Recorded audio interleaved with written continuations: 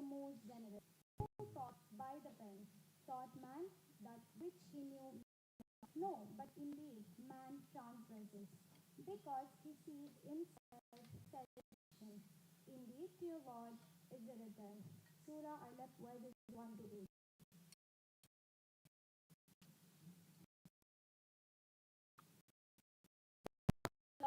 Said, the one who believes in Allah on the last day should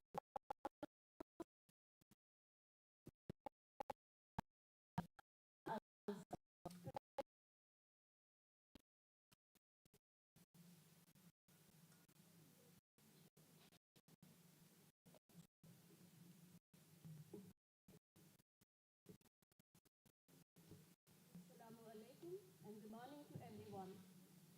It is my great pleasure to welcome you all to today's event, the International Seminar on Mathematics, the Gateway to the Emerging Trends of Technology. I quote, education is not the learning of facts, but the training of the mind to think, I unquote, by Albert Einstein. This learning process started with the Department of Mathematics being established in the year 1955, and the year 2025 will be our platinum jubilee year.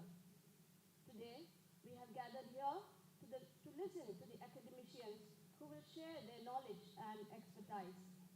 We are honored to have here with us our principal ma'am, our resource person, Dr. Shahina ma'am, and Dr. Jubilee sir.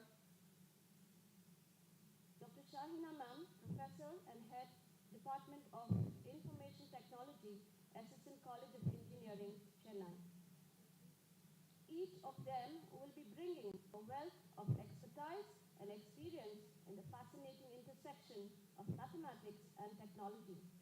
Their insights will guide us through the ever-evolving role that mathematics plays in shaping the future of technology.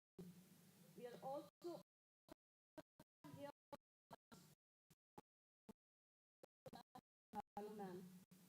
to our international seminar. Ma'am has academic performance. She joined in the Department of Zoology, Justice outside College for Women.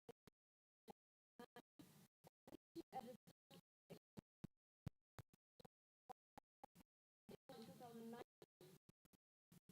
and the Department of Zoology and Vice Principal at Justice Women in June 2004.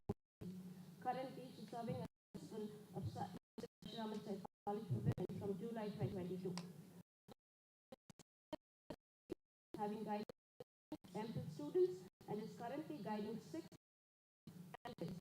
She is also a member of the Council Committee for other PhD.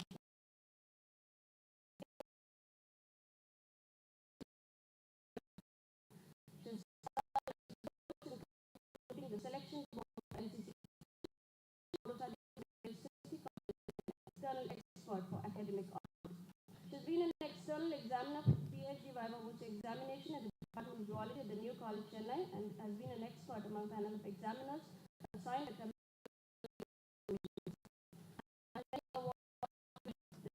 one MP's Special Jubilee National Award for Excellence in Education at the Institute.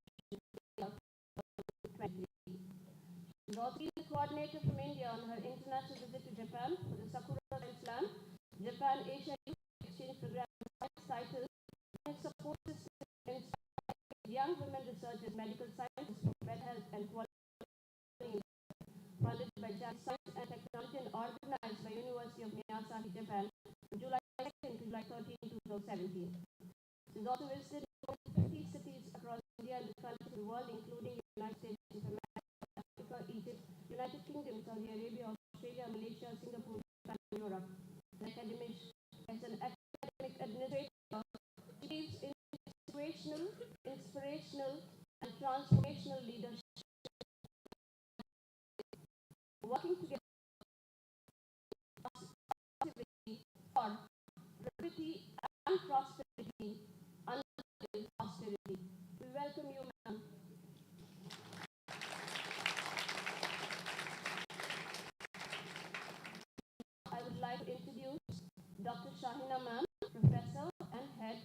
Department of Information Technology, SM College of Engineering. Ma'am's mission is to create artificial intelligence-based systems that better the lives of people and society. Towards this, she works on applying machine learning, deep learning, and reinforcement learning algorithms in the fields of healthcare and speech technology. She heads the Mission Intelligence Research Lab at Assistant College. She obtained her PhD in 2008 from the Department of Computer Science Engineering of IIT Madras. She also has MTech from IIT Madras. She has 25 years of teaching and research experience, which have begun with 5 research papers, working as an officer at IIT. Ma'am's detailed biodata will be again shared during her technical session 1, and Dr. Jubilee sir also will join us during another technical session. She has a number of, Dr. Shahina, of research publications and projects to her credit. We are immensely delighted to have such a personality as our resource person for our seminar. We welcome you, ma'am.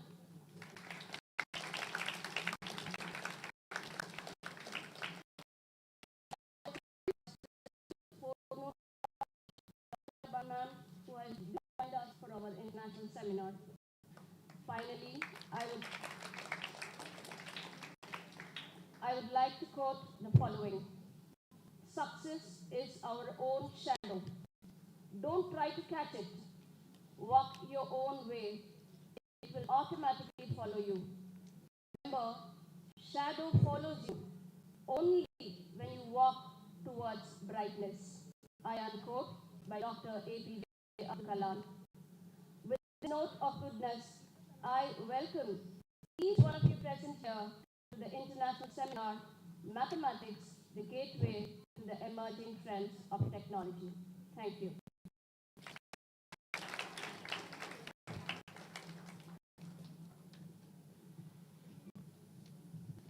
Thank you, ma'am, for that warm welcome. I now request our respected Madam Principal to welcome our chief guest, Dr. A. Shahina ma'am, with a box of dry fruits and a sapling.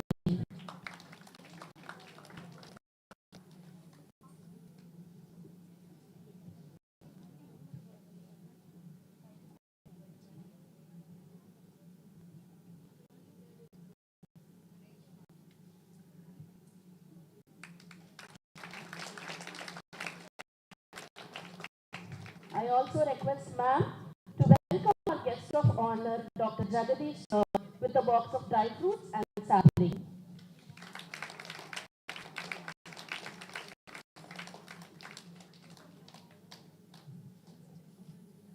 May I now request our department forenoon session, Madam Fatima Azhar, to honor our Madam Principal with a box of dry fruits and sapling.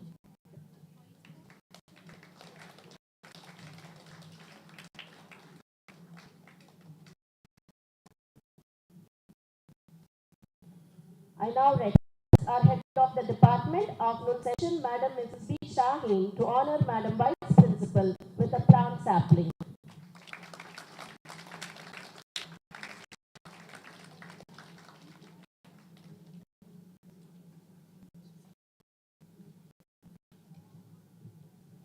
Thank you, everyone. I now request the head of the department afternoon session, Madam Mrs. B. Shaheen, to expound the dynamics of the seminar.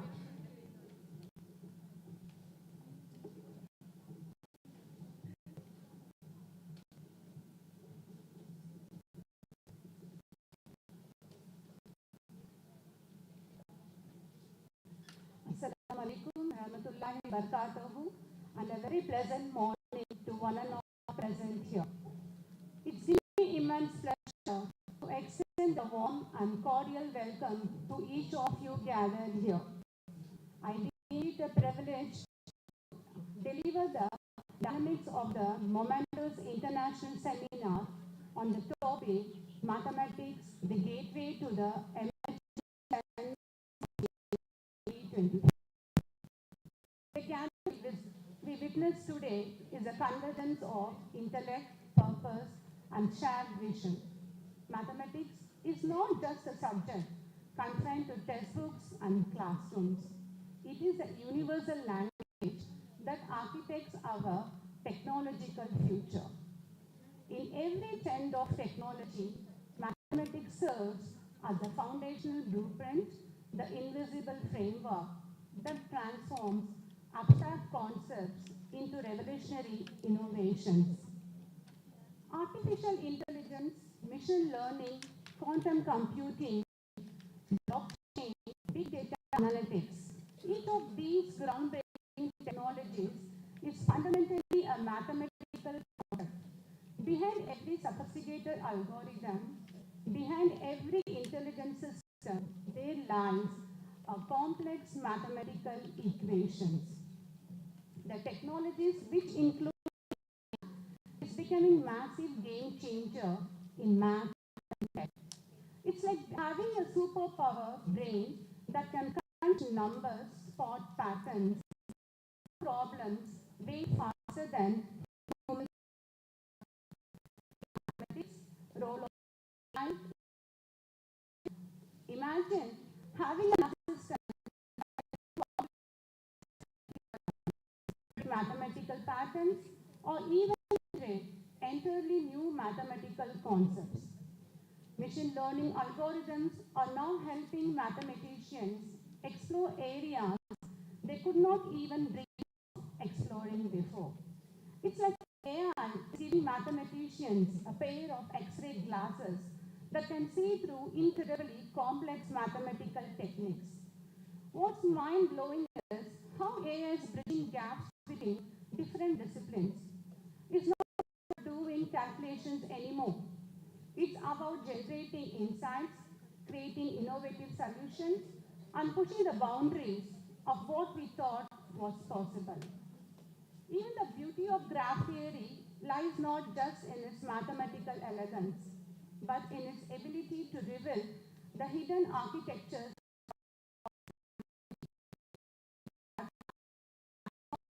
about calculation, but about principles that govern executions. Mathematicians working in graph theory are essentially explorers, mapping the integrated networks that underlie our understanding of the world. As we look to the future, graph theory promises to be a transformative mathematical discipline. Its potential to decode complex systems, predict emergent behaviors, and provide insights makes it a critical tool in our ongoing quest to understand the interconnected nature of our universe. From quantum computing to artificial intelligence, from biological networks to social systems, graph theory offers a universal language of connection. Moreover, mathematics teaches us logical reasoning, systematic problem solving, and the ability to see patterns. In an increasingly complex technological world, mathematical thinking is not just an advantage, it's a as it is a technological revolution, be it in artificial intelligence, quantum technologies, biotechnology, or domains we have not yet imagined. Mathematics will be our compass, our foundation, our gateway to unprecedented possibilities. It's not just about calculating numbers, it's about understanding the fundamental patterns that govern our universe. It is a bridge between human imagination and technological reality. Undoubtedly, our international seminar stands as a beacon of knowledge and generation to unlock their potential by witnessing the extraordinary energy between mathematical thinking and technological innovation. The inaugural address and the keynote address will be rendered by Dr. A. Shamina, Professor and Head, Department of Information Technology, SSN College of Engineering, Chennai, on the topic Borrowing from Nature, the Artificial Intelligence Way. Following this, she will also deliver her valuable Transforming the World, the Artificial Intelligence Way in Technical Session 1. In Technical Session 2, lecture will be delivered by Dr. Jagadish R., Associate Professor of Mathematics,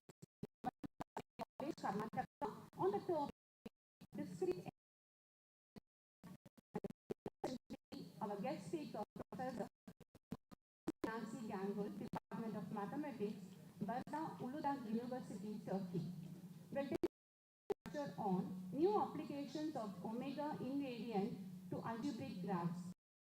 Analytical section will be delivered by Dr. K. Meenakshi on the topic fuzzy mathematics and its importance in modern technology. To the students gathered here today, I urge you to embrace mathematics not as a challenging subject, but as a powerful language of innovation. Every mathematical concept you learn is a key that can unlock future technological marvels. I wish everyone for a wonderful and beneficial session ahead. Thank you, one and all.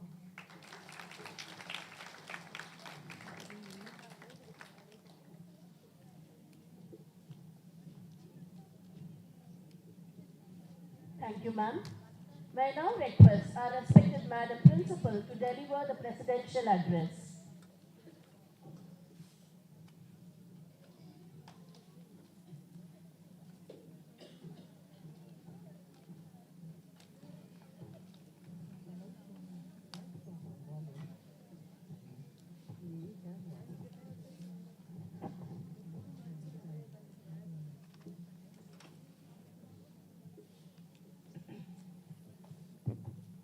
Bismillahirrahmanirrahim. I begin in the name of the Almighty, the Beneficent, the Merciful, and greet you all with the greetings of peace. Assalamu alaikum wa rahmatullahi wa barakatuhu.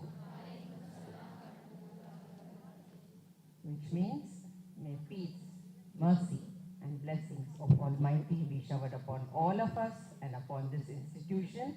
And a very good morning to all the audience gathered here, the members of the dais, the Vice Principal, Dr. Shahira Banu, the resource experts and the guests of the day who are China, and Dr. Jagdish. They have come from different academic institutions, and one of them has come across the state of Karnataka. The heads of the department, Mrs. Fatima Azhar and Shaheen, and all dear teaching faculty of the forenoon and afternoon session of the Department of Mathematics, and dear students. I'm so happy, glad that all of you are seated here, an array of mathematicians and academicians, and seated here by the grace of all.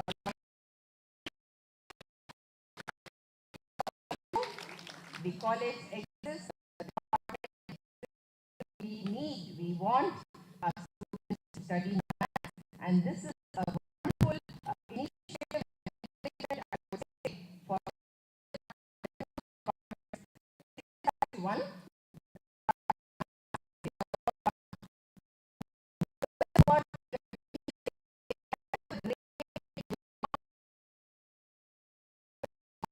For the maths program, that the management, the college had to start another session in the afternoon session because so many applications for mathematics, it was overloaded.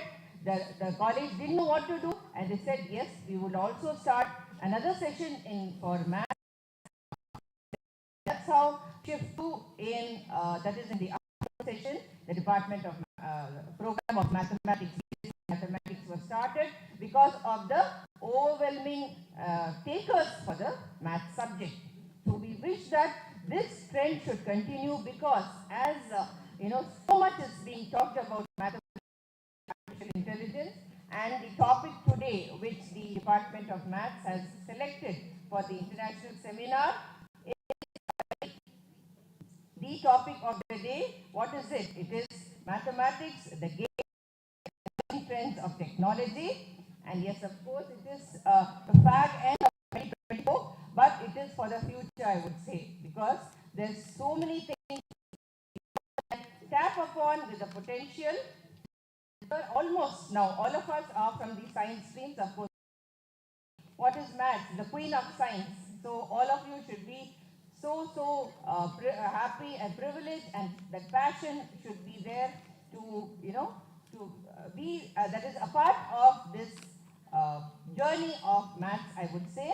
And we have so many experts over here, and especially Dr. Shaina is over here. I've been to SSN College some years ago. I had come there along with one of my other senior members for a presentation there at SSN College. And of course, Dr. Jubilee is also over here from he's from Department of Mathematics, Government First Grade College from Karnataka. Very happy to have both of you here with us for the beginning sessions. Of course, we'll be joining with few more people, that is resource experts, I think. And also, this is going to be a hybrid mode, an online mode where we have one professor who is Professor Ismail, who is going to come from the Bursa Uludağ University, Turkey. And very happy to say that I have also visited Turkey. It's a beautiful country, and so much of the intellectuals. Turkey is full of intellectuals and full of hospitable people. It's a very nice country. So definitely, if Sir was there in presence, I would have talked to him. Anyway, he's going to come online mode. So here I am to talk a few things about maths. Of course, I have been a biomath student in my 12th standard, but shifted on to zoology, and that's how I have got a zoology background. So basically, why are we here today is because we stand on a new era, which is defined as the head of the department has shared in her dynamics, that this is what is happening is groundbreaking technological advancements, and it is very essential that we recognize that maths today remains not only relevant but central to the emerging trends, and that is why this topic has been selected. So what is it? It is the language of the universe. There's nobody who cannot say that they don't know like maths. Everywhere maths is existing. It's a universal key that unlocks the secrets of the natural world, I would say. And it is connected to, it is an interdisciplinary subject because it is connected across. You can also, it is to almost all the subjects, and governing the cosmos to the intricate designs of modern technology. So it is a foundation for understanding as well as innovation. And when we talk about the innovations, we are talking so much about what is the current trend today.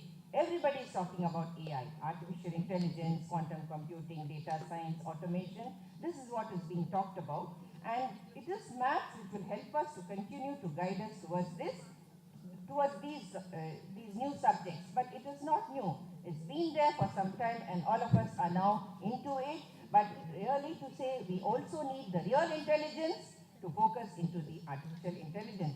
So taking the role of mathematics in this world of artificial intelligence, yes, you have mathematical models, algorithms, which are the building blocks of AI.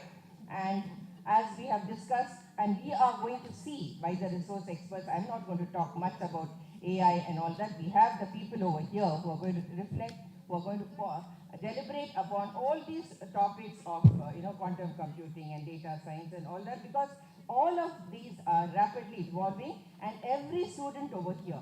So this is something, every student, it is a feast for you today to know about what is happening in the world, in the field of mathematics outside.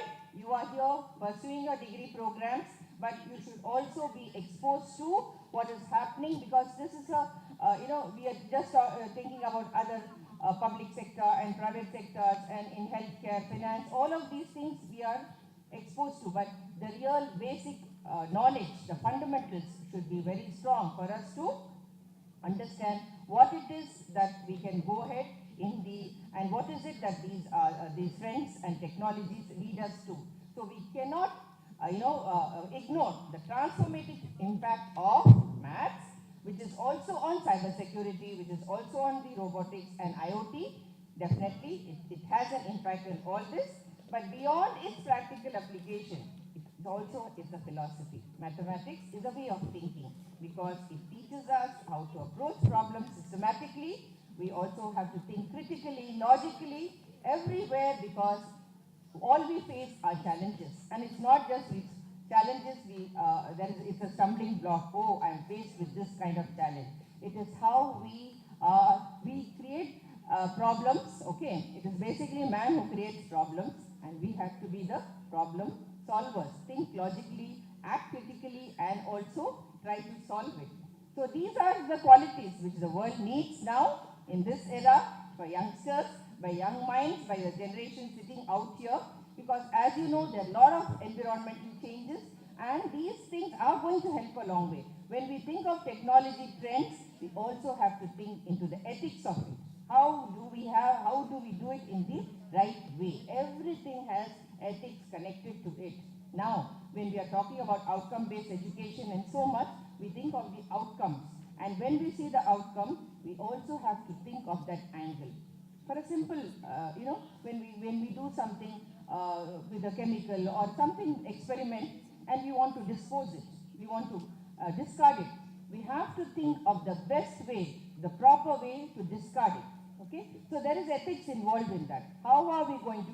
We cannot just throw away toxic. Same way we are talking about now plastic. Yesterday we had a no plastic drive, isn't it? So all these, why I am saying this is we have to have the ability to think, is it right? Are we doing things in the right way? So also when we think of all this, the relationship between maths and technology in future will only deepen. It will not be superficial. We have to think otherwise. And it is also that what are we going to do about these trends and these technologies? So the next generation which is coming up, which will be mathematicians and scientists, I hope, and all of us will be with these tasks of how are we going to solve the problems, because, and one takeaway message from my side is, do not treat maths just as a mere subject. Oh, this is a subject of maths, I have to study maths, I have to do well in maths. It's not like that.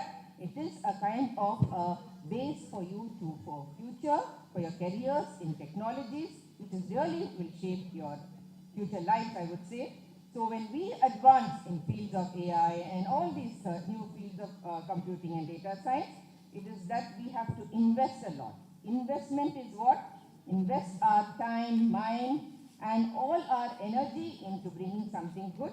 So the next leap is going to be forward in human innovation, fueled by the mathematical thinking, I would say, which drives progress and with technology. So whether it's all of you here, the academicians, my dear teachers, faculty members, the resource experts, public sector, private sector, all of them, we have to recognize the power of mathematics and to ensure that it remains at the heart of our technological future. So let us foster a new generation of thinkers who will harness the full potential of mathematics to solve the challenges of today and tomorrow. So with these words, my best wishes to the department for a successful and fruitful seminar, deliberations today. Thank you one and all.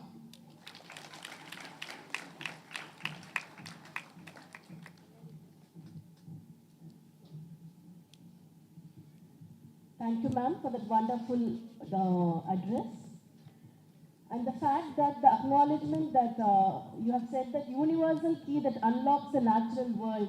So mathematics is the universal key that unlocks the natural world. It's really very appreciable, ma'am. Thank you so much.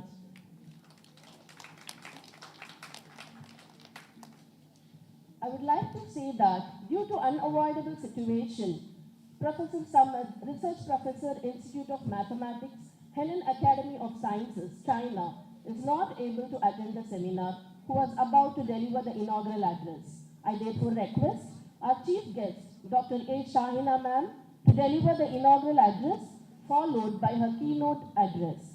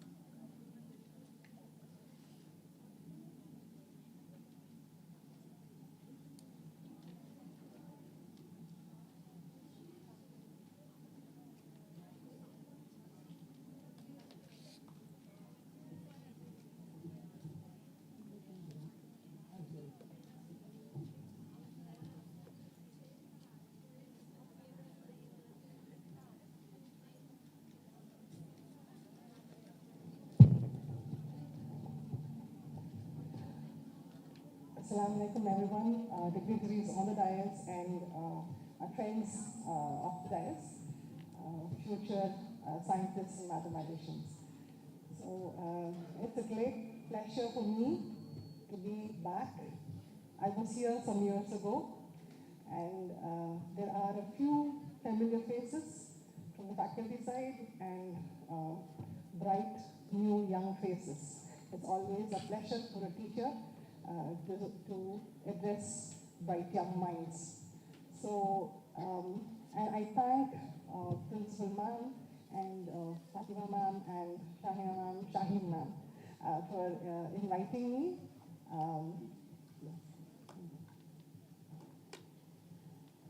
And some certain things that I'm going to say so resonates with the bottom line that your Principal Ma'am has said, that working together, you prosper.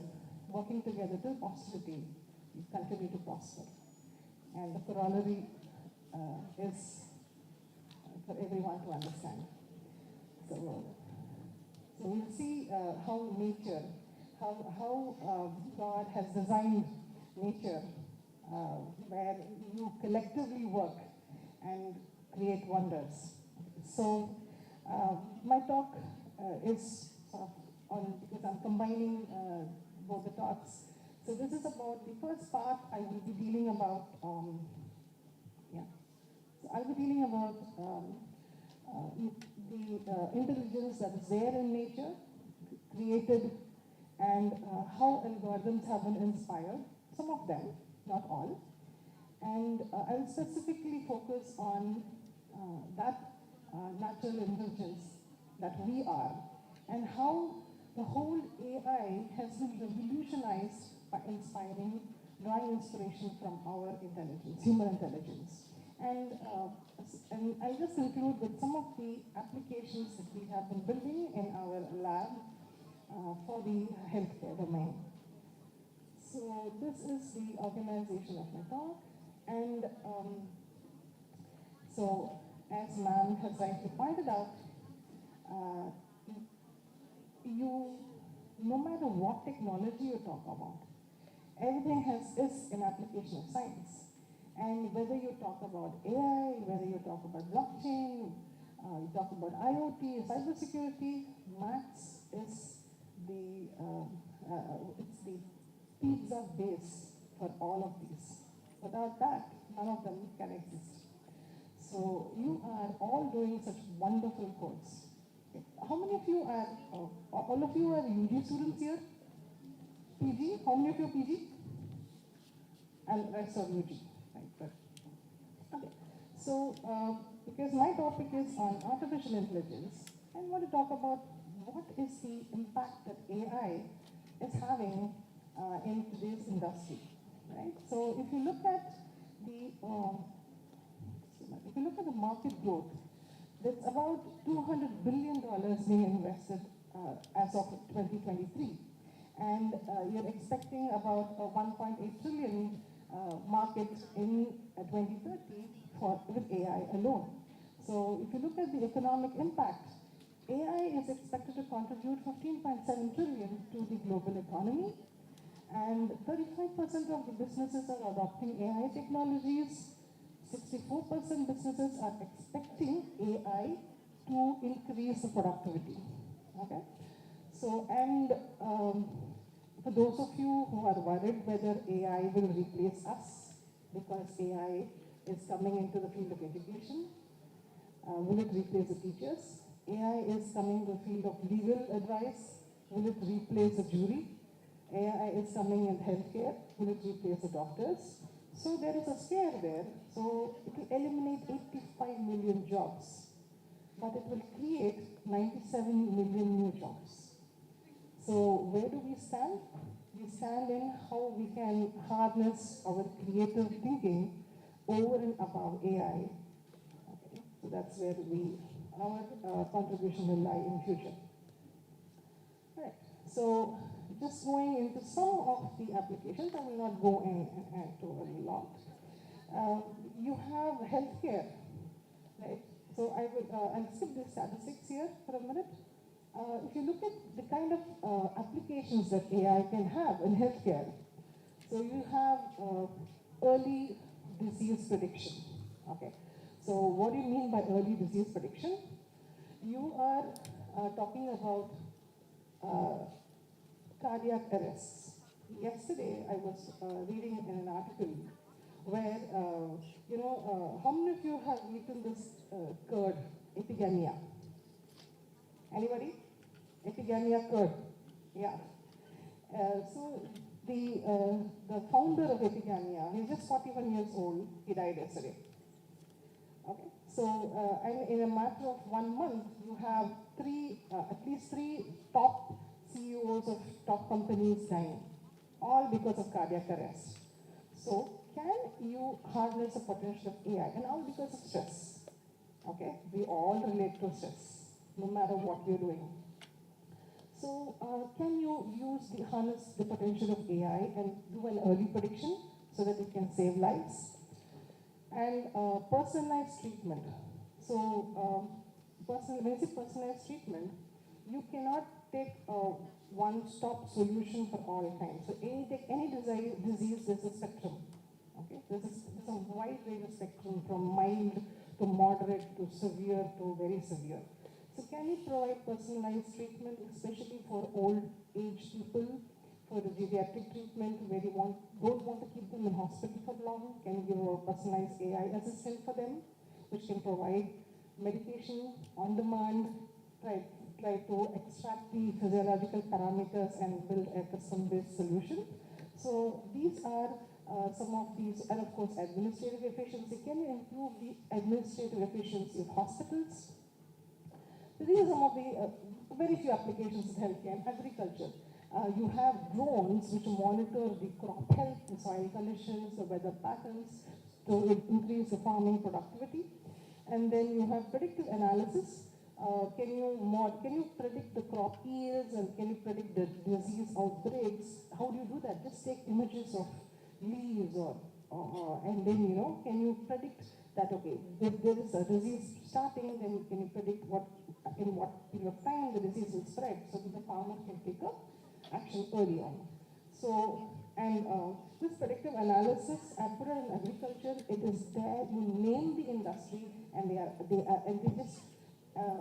want the AI engineers to give them solutions for predictive analysis. So, all right. So we've seen, in a very quick nutshell, we've seen where AI can be used. This is just a small glimpse. You name the field. You talk of finance, you have AI. You name whatever field, you have AI sitting there. And AI cannot do by itself great. It needs IoT, it needs cybersecurity, so that you go to the environment and sense the data, and you're able to communicate it and securely. So they all work in tandem.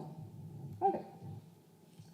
So all the AI technologies that we are building, many of them are coming from we're talking about artificial intelligence. Okay. And the artificial intelligence, for most part, is derived from natural intelligence. Okay. So what are the natural intelligence that is there? Okay. So how many of you have seen the ants going by? You leave your food. That's all you know about. That's all we know about ants, right? You don't even care about them. They'll just be going in a line, and if you're a little naughty, you just go and scuttle that. That's all is our relationship with ants. And if you're a little violent, you go and stamp it. Right? But that small creatures are simply an amazing bunch of people who are following exactly what a principal man has advised. Work together till posterity. They do it so amazingly well. Okay, so that is the collective intelligence that these guys exhibit. We just see these guys going along, but they know that there is a path here. They see that path which we don't see. Okay, and what we do in artificial intelligence is we use the intelligence exhibited by ants and come up with an algorithm called as ant colony optimization. It's again a technique for optimization. Right? We all know what optimization is, being mathematicians. So we have the AI agent in an environment. So what do the ants do, by the way? They have a nest here, there is some food somewhere here, and the lead guy, he or she, or not she, it's a he. So they will put the pheromone chemical, and these guys follow that pheromone, and it's so important and so critical for their survival and getting food and coming back. Okay, so I'm not going to go into details, no? So you have the nest here, you have the food here, there's the pheromone part, they go and come back. So what do we do as AI people? We have the AI agent. Agent can be a hardware, software combined guy. Then you have the environment. So the action is taken there, and then based upon the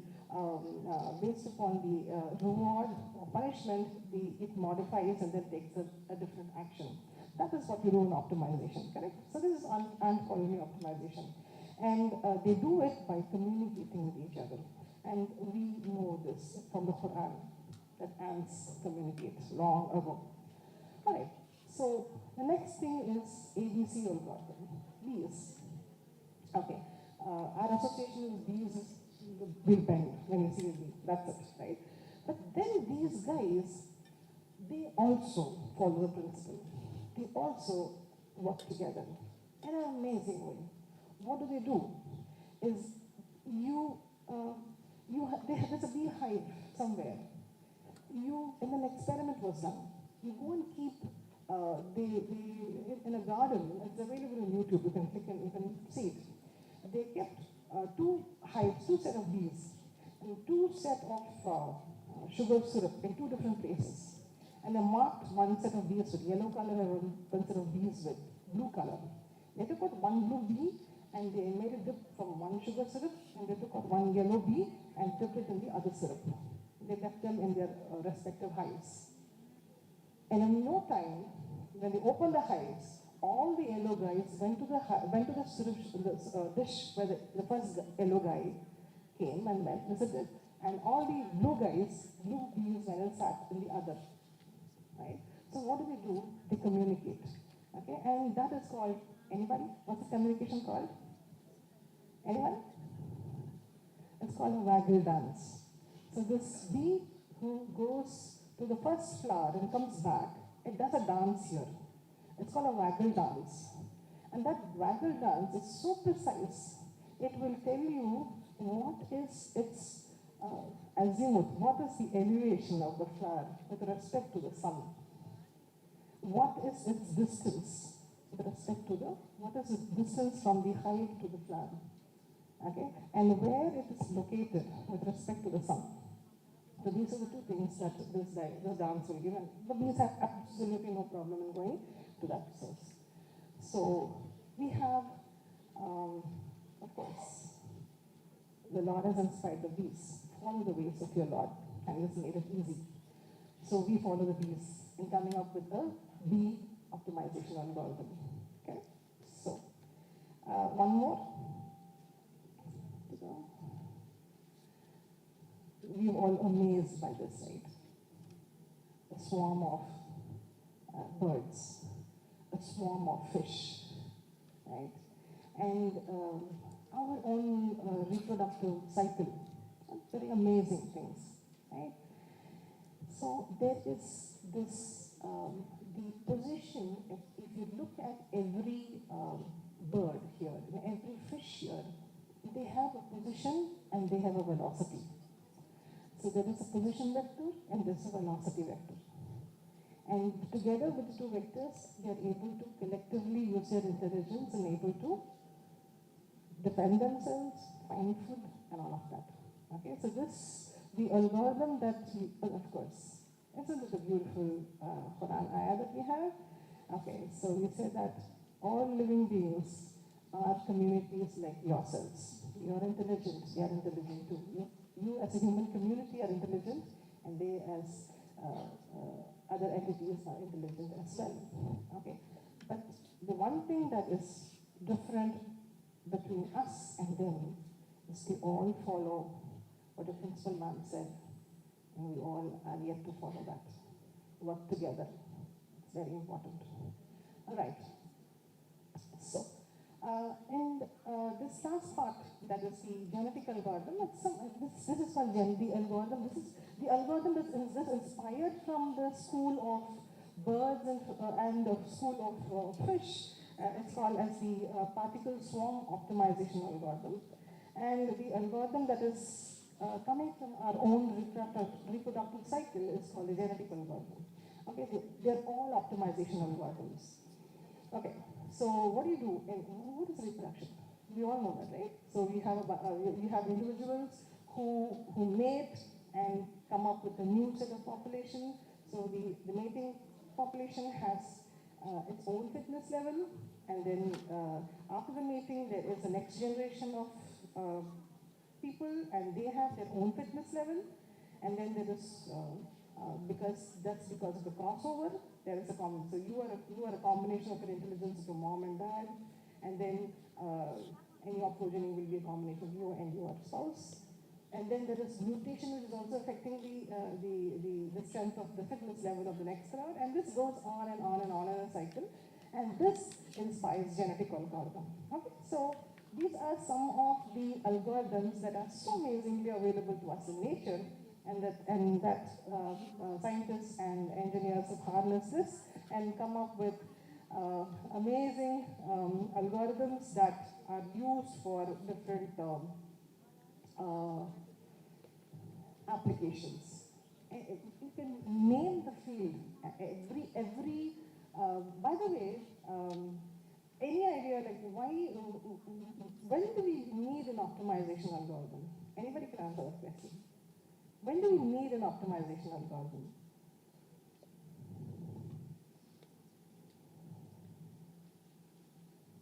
I have a problem. In all problems, we solve with Newton-Raphson method. When do we go for optimization algorithms?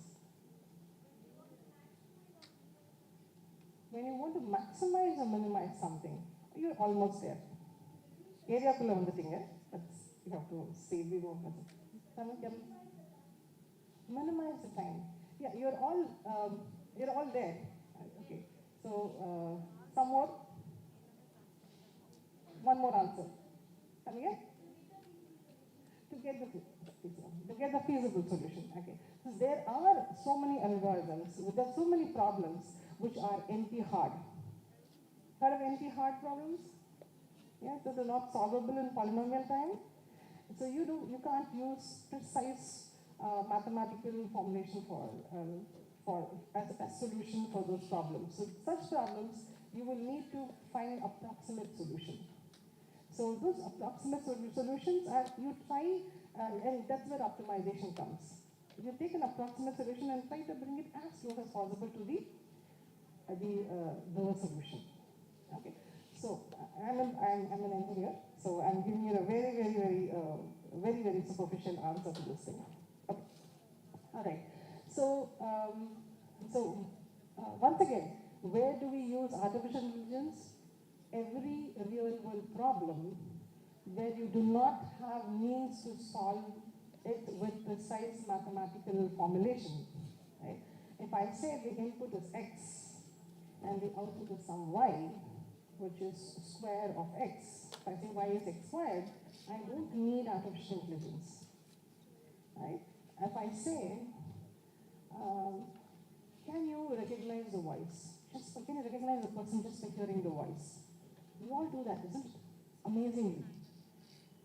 Yes? You see your kid, walking far away, and you know who the student is. You call back. So we are able to identify the voices. Is there any mathematical formula which can identify the voice of the person? No. So, and face recognition, emotion recognition. Right? So for example, if I'm able to call somebody some name, okay, some Shahida or somebody, you can say, I say Shahida, I say Shahida. You get the emotion, right? So you can identify that. Can I build? And in order to build a text-to-speech system, I need to incorporate emotions. There's a text I want to convert it to speech. If I don't incorporate emotion, it will be like I am China coming from monopolies. And I have to bring us, and so you're able to relate to what I'm saying because there are intonations in my voice. So that, how do we bring that into the system? So I'm just giving you one or two examples. There's so many real-world examples where you will have to use artificial intelligence. And by the way, artificial intelligence didn't come today, yesterday, day before yesterday. It's been there from 1950s. It has been rolled out, rolled back, hibernated, then rolled out. Today, we're talking about AI. AI is a buzzword, but it's not the classical AI that was there 50 years ago, 10 years ago. Today, when we talk about AI, we're specifically referring to machine learning algorithms. We're specifically, even further, we're specifically referring to deep learning algorithms. Today, if you have your ChatGPT, how many of you are using ChatGPT? Such honest teachers, just look back. All your assignments are coming from there. Okay, so we all use ChatGPT, and we're all, Alexa. How many of you have spoken and interacted with Alexa? Yes. All that is coming from deep learning algorithms. Okay, so what inspires deep learning algorithm? Us. Because our human intelligence is what inspires every single application. You take a phone. And you use Google Speak to communicate with the thing. You ask, okay, find out where is the restaurant on this road. It will give you. Correct? So all of that is the AI word that we're using is coming from deep neural networks. And deep neural networks started with artificial neural networks. And artificial neural network is inspired by the biological neural network. Okay? So I was speaking about natural intelligence. I'm going to focus the next part of my talk on the super most intelligent machines walking on Earth. Us. Okay? Nothing to be feeling superior about. It's just that we have to be more responsible in our actions. All right. So we just have to thank these guys, Warren, McCullough, and Pitts, because before these guys came, everybody was thinking about, they talk about neurons, they talk biology. And so these two guys have said that, let's take the neural tissue. It's just a circuitry performing mathematical computations. You guys are there as well. Okay?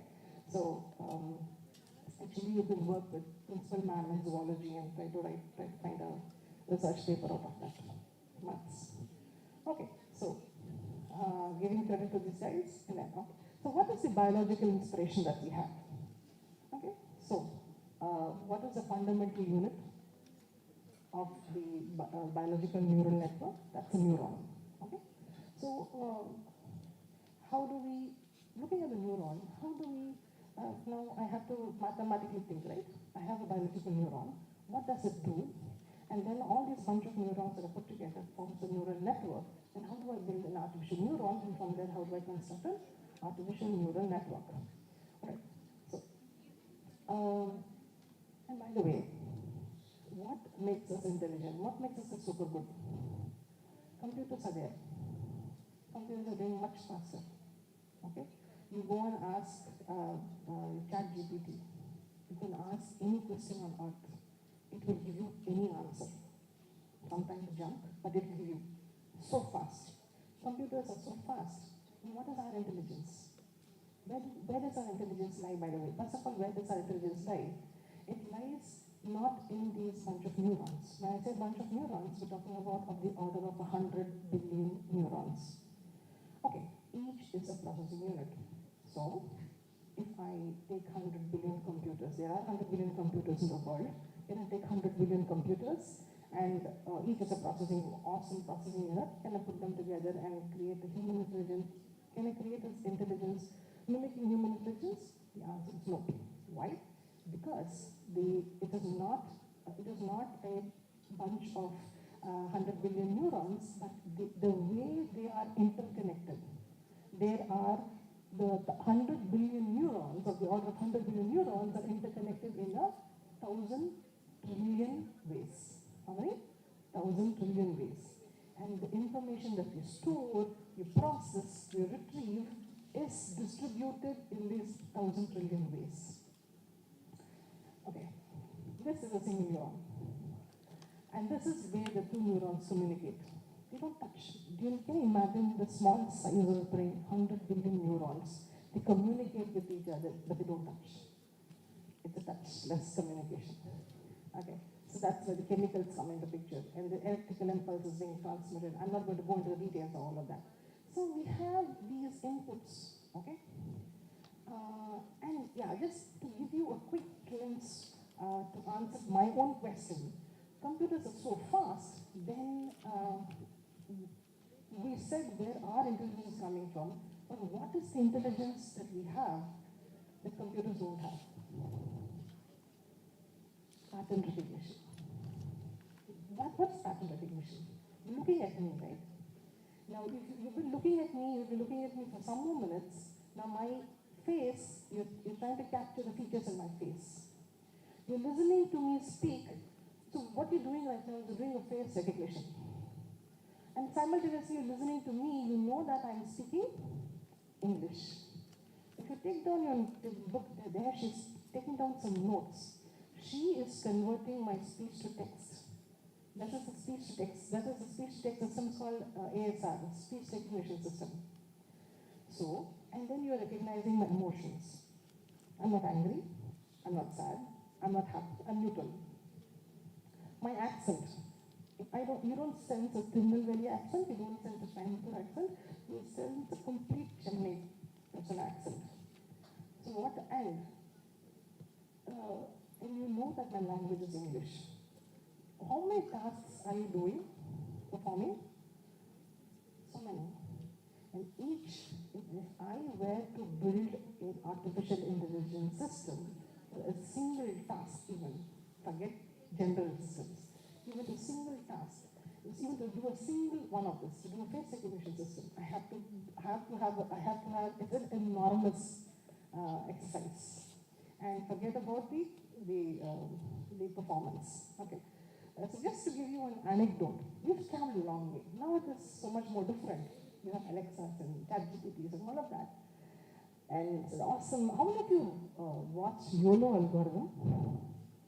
YOLO algorithms. If you after this session, if you're taking a break, take your mobile and watch YOLO, YOLO, YOLO. Watch YOLO algorithm. And that is about how on the fly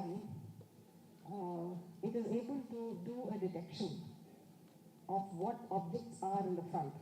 You watch YOLO algorithm for James Bond movie. It's so amazing. Okay? So why do you need that? It's because when you want to build an autonomous car, you have to have a camera which is doing the job of your eyes and detect where the objects are in the front. You should tell that this is a pedestrian here, this is the cycle here, and this guy is trying to overtake me, and that guy is walking over there. And then there is some tree out there. It should be happening on the fly, okay, on the move, so fast. And then you have so many algorithms that are coming up.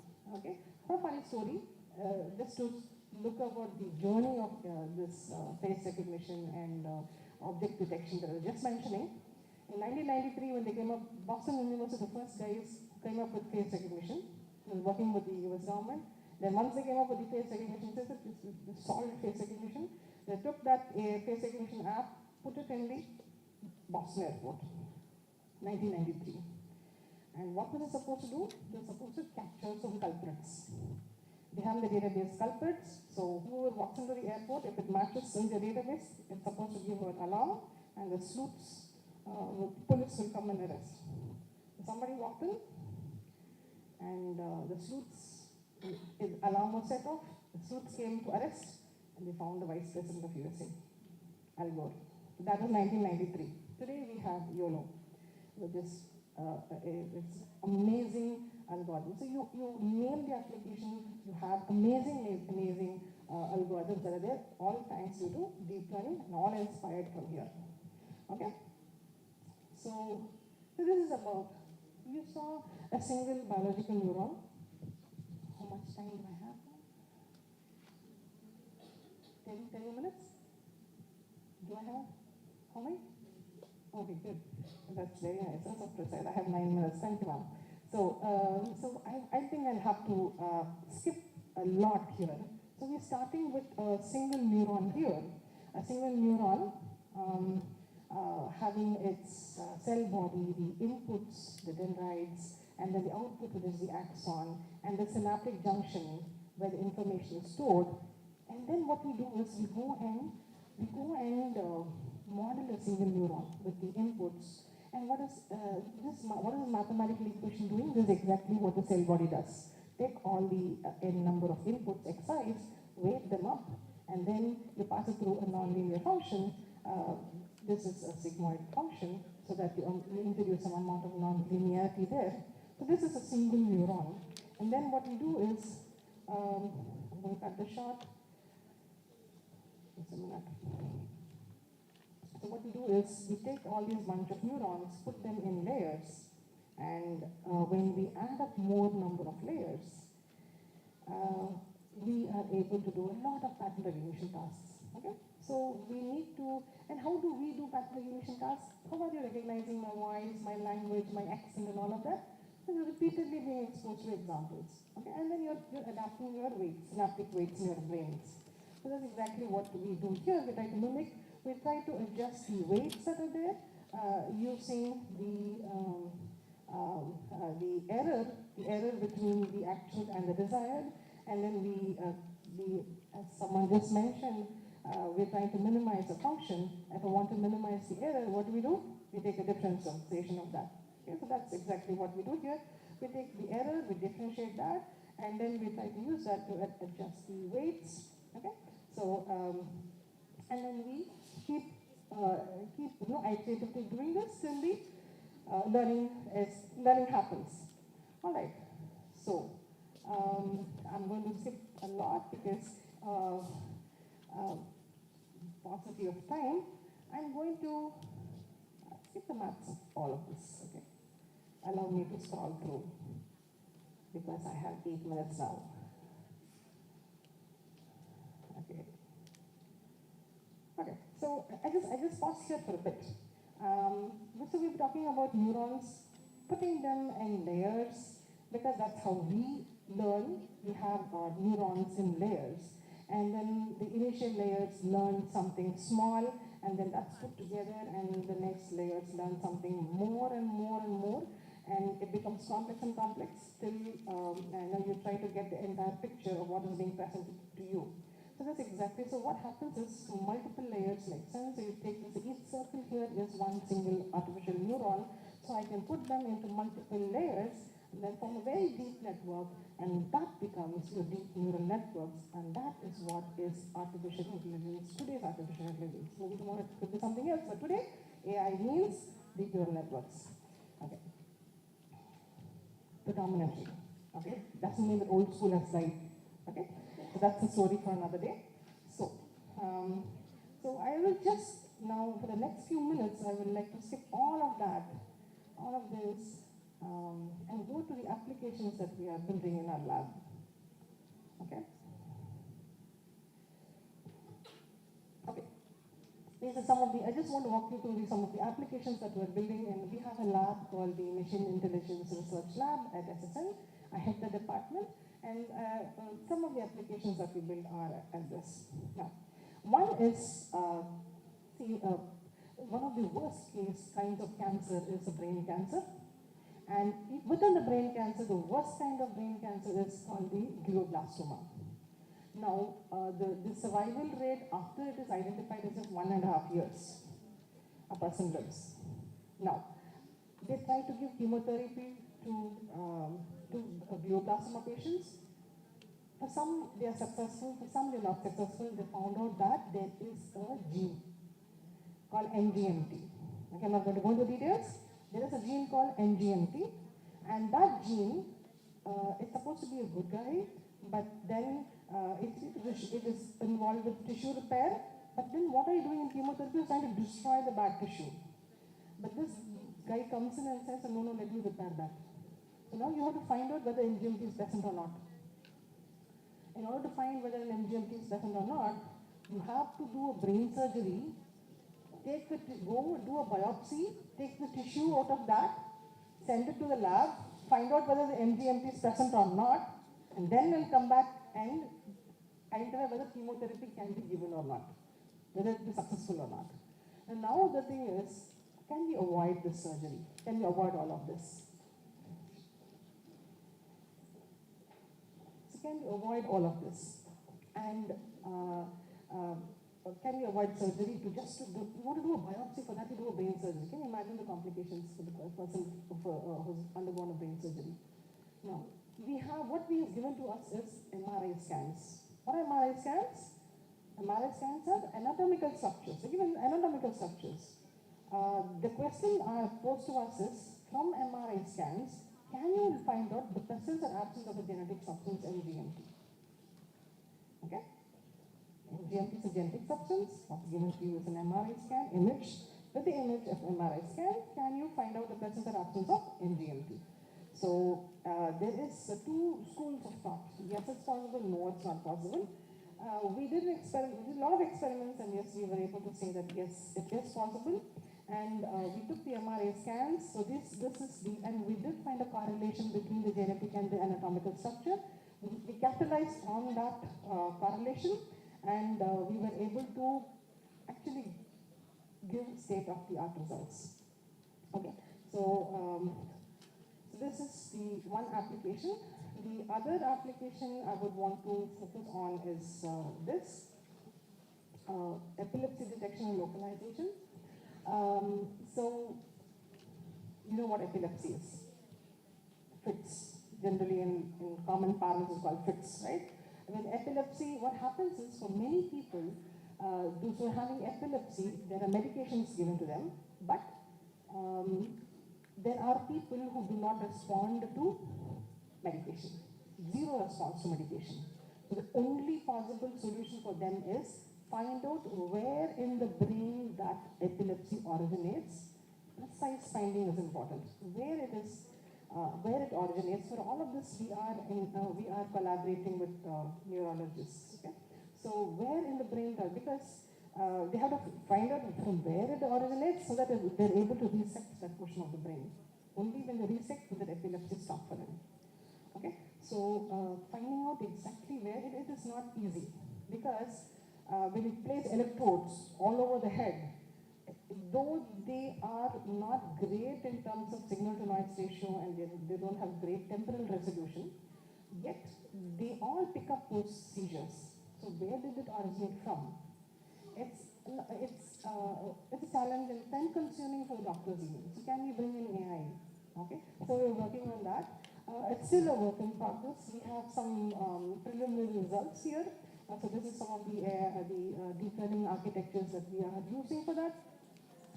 The other application is you have neurodegenerative diseases, Alzheimer's, Parkinson's, and PSP, and palsy. Okay, so many neurodegenerative diseases which are associated with tremors. Okay, have you seen the boxing person, Muhammad Ali Clay? Have you seen his videos, old age videos? You see the tremor in him, you see the rigidity with which he walks. So what is important is for such people, when you say neurodegenerative disease, you're talking about a disease which cannot be turned around. It is progressive. But can you improve the quality of life of such people? So there again, we're working with another doctor, and we're trying to. This again a work in progress. This is what we're doing in our lab. So why it becomes important is you'll say that what's the purpose in trying to find out. It's important because you have to find out at what stage it is so that the medication becomes proper. Okay, so we're looking at the gait of the person. We're looking at the tremor in his hand. And then we are, okay, just a minute. The other thing that we're doing is we're looking at the slowness in their motion. So we're trying to come up with a quantitative measure and try to predict the stage of Parkinson's disease that the person has. So this is just some of the applications that we are building. There's a lot more. This is a project actually funded by DSC, Government of India. And what we are trying to do is build a brain-computer interface for persons like, for example, who are having stroke and things, have lost their ability to speak, but their cognition is intact. So can we convert their thoughts to action? Okay, so for navigation purposes. So this is another work that we're doing. So there are so many applications I would like to talk. This is, and I'll just include this should be my third last slide. And yeah, so this is glaucoma detection. So many people are doing. Google is doing this for Sankar Netralaya. So this is, if a person has diabetes, then the person, if not treated properly, the person is going to go blind. That's because of glaucoma. You can detect glaucoma using iFundus. So we just came up with some deep learning algorithm architecture here. And what we were able to do is we were able to show that ours is giving better than state-of-the-art performance. So this is something like that. So we have so many problems in the world, and for so many problems, AI can be a solution. But we are still not there. Okay, we are still not there because it's not there. Only we're doing research, right? So we're still not there. So then the question comes: is what can we do to have a more efficient AI system, a system which is scalable, a system which is reliable? Okay, so I take the solution from the Quran. It says, look again, then look again and again. Okay, go back, look at nature, study, do research, look and look again. And that's where the solution lies. Okay, so with that, I would like to conclude. Thank you all so much for the opportunity.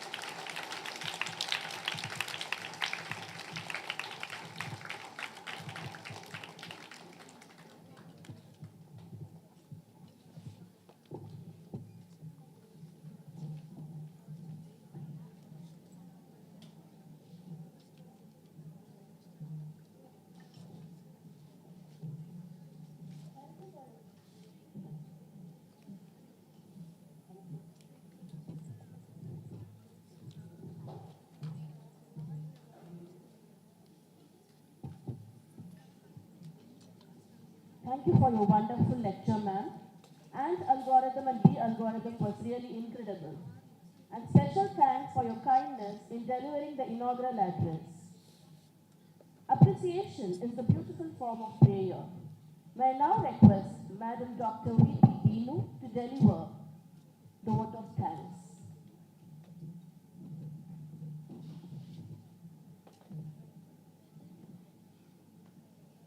Good day to the august gathering present here, connected online and offline for the international seminar on Mathematics, the Gateway to the Emerging Science of Technology 2024. I begin with a quote: learning gives creativity, creativity leads to thinking, thinking provides knowledge, and knowledge makes you grow. I unquote from Dr. APJ Abdul Kalam. On behalf of the students, on behalf of the management, principal, correspondent, staff, students, and on my own behalf, I am honored to present the oath of thanks. I thank our Madam Principal and Correspondent, Dr. Mrs. Abdul Aziz Ma'am, for being a constant support to conduct the international seminar. Ma'am's intellect on how mathematics plays a crucial role from laws governing the cosmos to the integrated designs of modern technology explains the earth of mathematics in every field of modern era. I take this opportunity to thank Dr. Saira Banu, Devi Ma'am, for joining our inaugural session. I thank Dr. Jagadish for joining our inaugural session. I thank Dr. A. China, Professor, Head, Department of Information Technology, Assistant College of Engineering, Chennai, for her inaugural and keynote address on borrowing from nature, the artificial intelligence way, and impacts of AI in industry. Ma'am, your unwavering knowledge on numerous topics such as artificial neural networks, genetic algorithms, particle SRAM optimization, and colony optimization, and artificial immune system fascinate us that how nature is deeply rooted in each and every aspect of learning. Thank you, ma'am, for sharing your calibrated insights and sparing your precious time on your busy schedule. I profusely thank Mrs. Fatima Azhar, ma'am, Head Department of Mathematics, for her welcome note which commenced the international seminar. I also take this opportunity to thank Dr. Mrs. V. Shaheen, ma'am, Head Department of Mathematics, for her highlighted key aspects on the international seminar through dynamics of the seminar. A special thanks to our participants and attendees for your active engagement and enthusiasm. Thank you all for being here. Have a great day.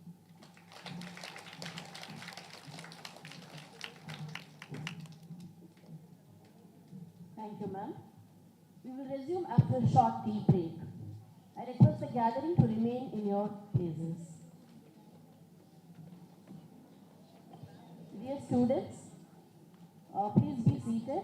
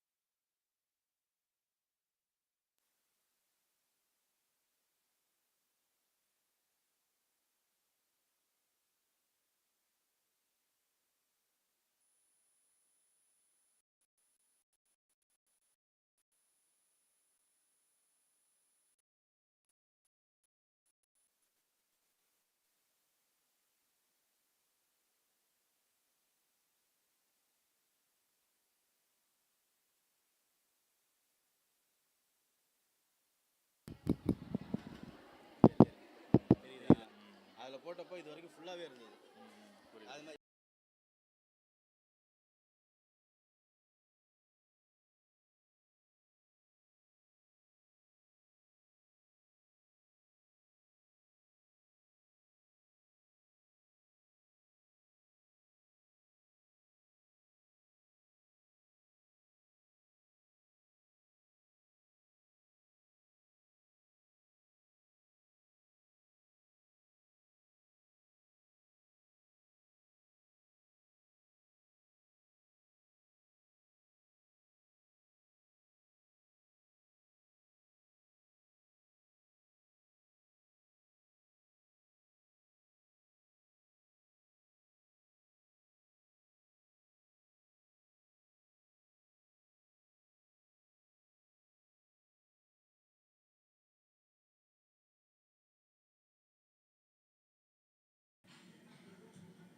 Assalamu alaikum and good morning, respected dignitaries, esteemed faculty, distinguished guests and dear students. It is my absolute honor and privilege for me to stand before you today as we embark on this enlightening journey through our international seminar. On behalf of the Department of Mathematics, Justice Bashir Ahmad Syed College for Women, I extend a warm welcome to all of you to this highly anticipated international seminar on mathematics, the gateway to the emerging trends of technology. As we gather here to expand our horizons and deepen our understanding in this field, we are fortunate to have with us an esteemed expert who had made significant contributions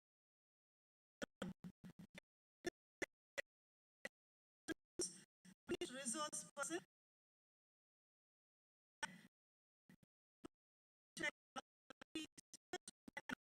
College of Engineering, who has graciously accepted our invitation to share her expertise with us. As our head of the Department of Mathematics, Ms. Fatima Azhar has already given a small introduction about Dr. Shahina, I would like to add on her credentials. Dr. Shahina, a renowned academician, specializes in the field of artificial intelligence, machine learning, and computational intelligence. Dr. Shahina's research group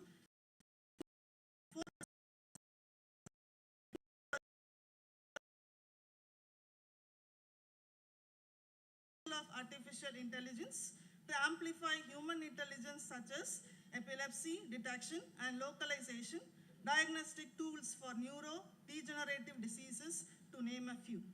Under her able guidance, 3 scholars had completed their doctoral program.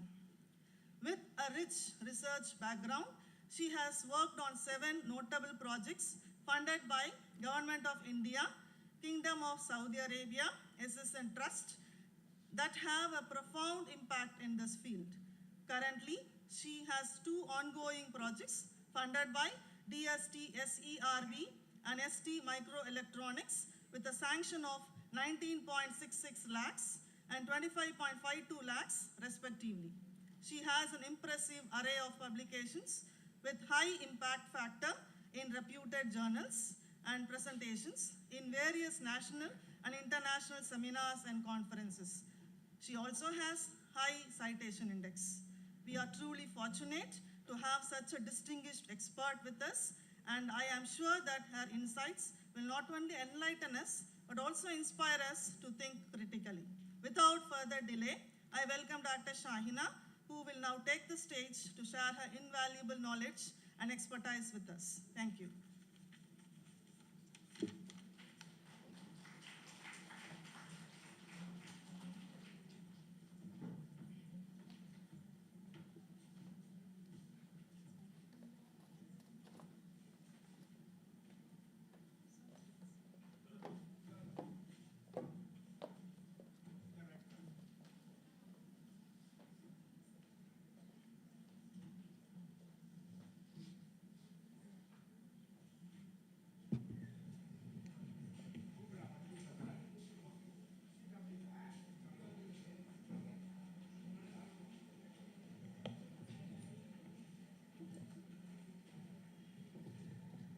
Hope you all had a nice break outside.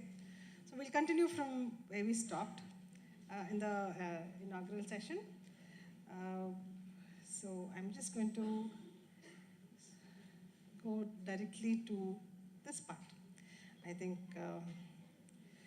we skipped this and we will start from here. Okay? So this session will make it a little more technical, and we will see, we will build a deep neural network model, okay? And we'll see with my mic and my pointer, I'll see how much best of math I can put in at appropriate places. All right, so we said that we are inspired, the deep neural network, which is today's AI, is inspired by our own biological neural network, And the whole story starts with the 1,000 trillion interconnections of 100 billion neurons, and it's this massively parallelly distributed computing units in our brain, which is gives us the complex pattern recognition system that we are today. And if we want to build an artificial intelligence system which does even one task that we do so seamlessly throughout our day, it's a very, very humongous task. It's tough and challenging task. Okay, and by the way, a few points on PR, pattern recognition, how we are and how machines are. Though we are fast like computers, we said that. No, we established, we all know that we are slow. We deal in milliseconds at best. And computers, you can 10 power, whatever. You can keep on adding. It just, as the years go by, it just goes on and on and on. Okay, so the speed, we are a mismatch. Okay, but then we said that, we are, because the world is filled with patterns, and we are so good at recognizing them. Right? If I want to know if my phone is there, I just have to put my hand here and feel for my phone. That's pattern recognition. Okay, you enter your home, your mom is making a samosa, you smell that samosa from the entrance. That is pattern recognition. Right? You are sensing your teacher, your dad is angry with you. That is pattern recognition. It's so seamless. Okay. If you look at the way what we are easy at and what's difficult for us, let us walk through. And when we were so small, how did we learn speech? Everything comes with examples. You've been looking at your mom or dad speaking when you were babies, and they will start babbling. And as you keep babbling over a period of time, it becomes into intelligible speech. You've been trained with enough amount of examples. It's easy. We easily talk, we easily understand, right? And then we went to school. 1 + 1 is equal to 2, they taught us. That also became easy, or we were trained. Okay? So with a lot of examples, we know how to add. If I give you 2 numbers which you've never seen in life, you can easily add them because you've generalized the idea of addition, right? So all this is very, very easy for us. Me recognizing you, you recognizing your friends, it's easy for us.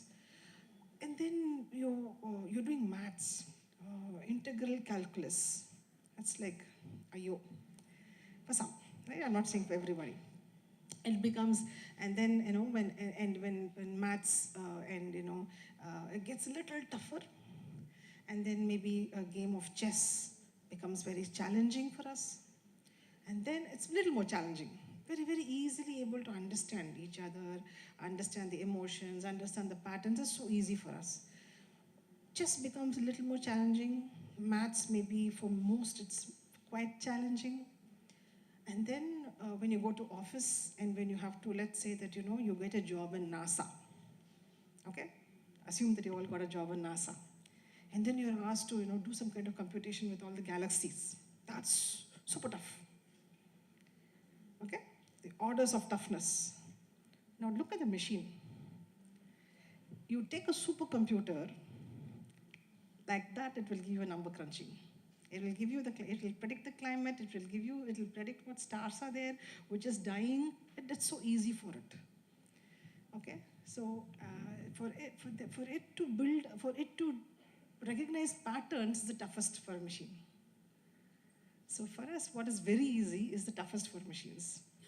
Okay, so where does this thing come from for us?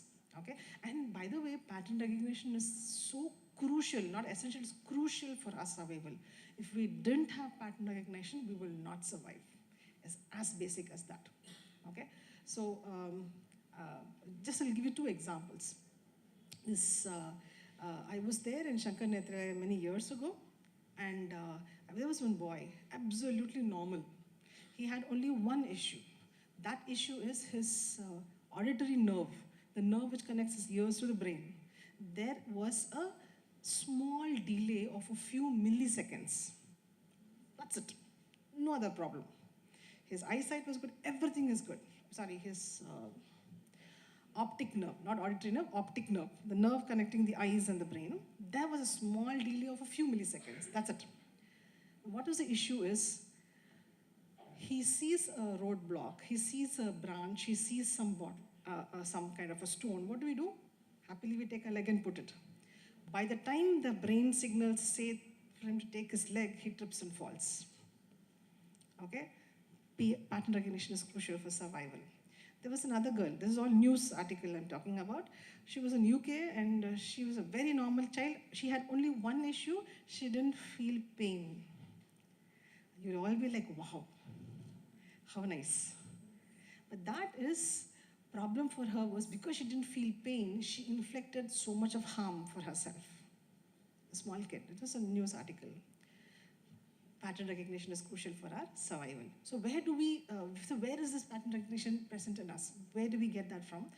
We have established that the 100 billion neurons, each one is a processing unit. That's why it's a fundamental unit. Each is a processing unit, but does it mean because we have 100 billion of processing units, are we getting the computational power? The answer is no. Then where is the processing power coming from? It is the 100 trillion ways in which they are interconnected. One neuron is feeding into hundreds or thousands of other neurons. Okay, and where is the information stored? Because this is massively parallelly distributed system, the information is stored here. Can you see this? Can you see this portion? That's called the synaptic junction. It's called the synaptic junction, which between two neurons. They don't touch each other. Can you imagine? 100 billion neurons communicating and not touching each other. It's a touchless communication. Okay? So it is that because they're massively distributed, anything that you're learning, let's say that you're learning artificial neural networks the first time now in your life, you're listening to me and your neurons are processing it. And the information that you're gathering is getting stored in this distributed synaptic junctions. Their neurons are getting trained there. And what is amazing is, unlike computers, if the memory of a computer becomes full and you want to store something new, what should you do? Delete. But because you're learning something new, you don't forget your fundamentals. You know, you remember what you studied, you understand what you studied earlier. That is also there, this also gets added on. Where does it come from? Because of the adaptive nature in which the data is getting stored, a massively parallel distributed system. So that synaptic junction becomes crucial for us. All right, so with this little bit of understanding, so now what is my goal? My goal is to build an AI system to solve, that's my goal. Build an AI system to solve a real world problem. It could be anything.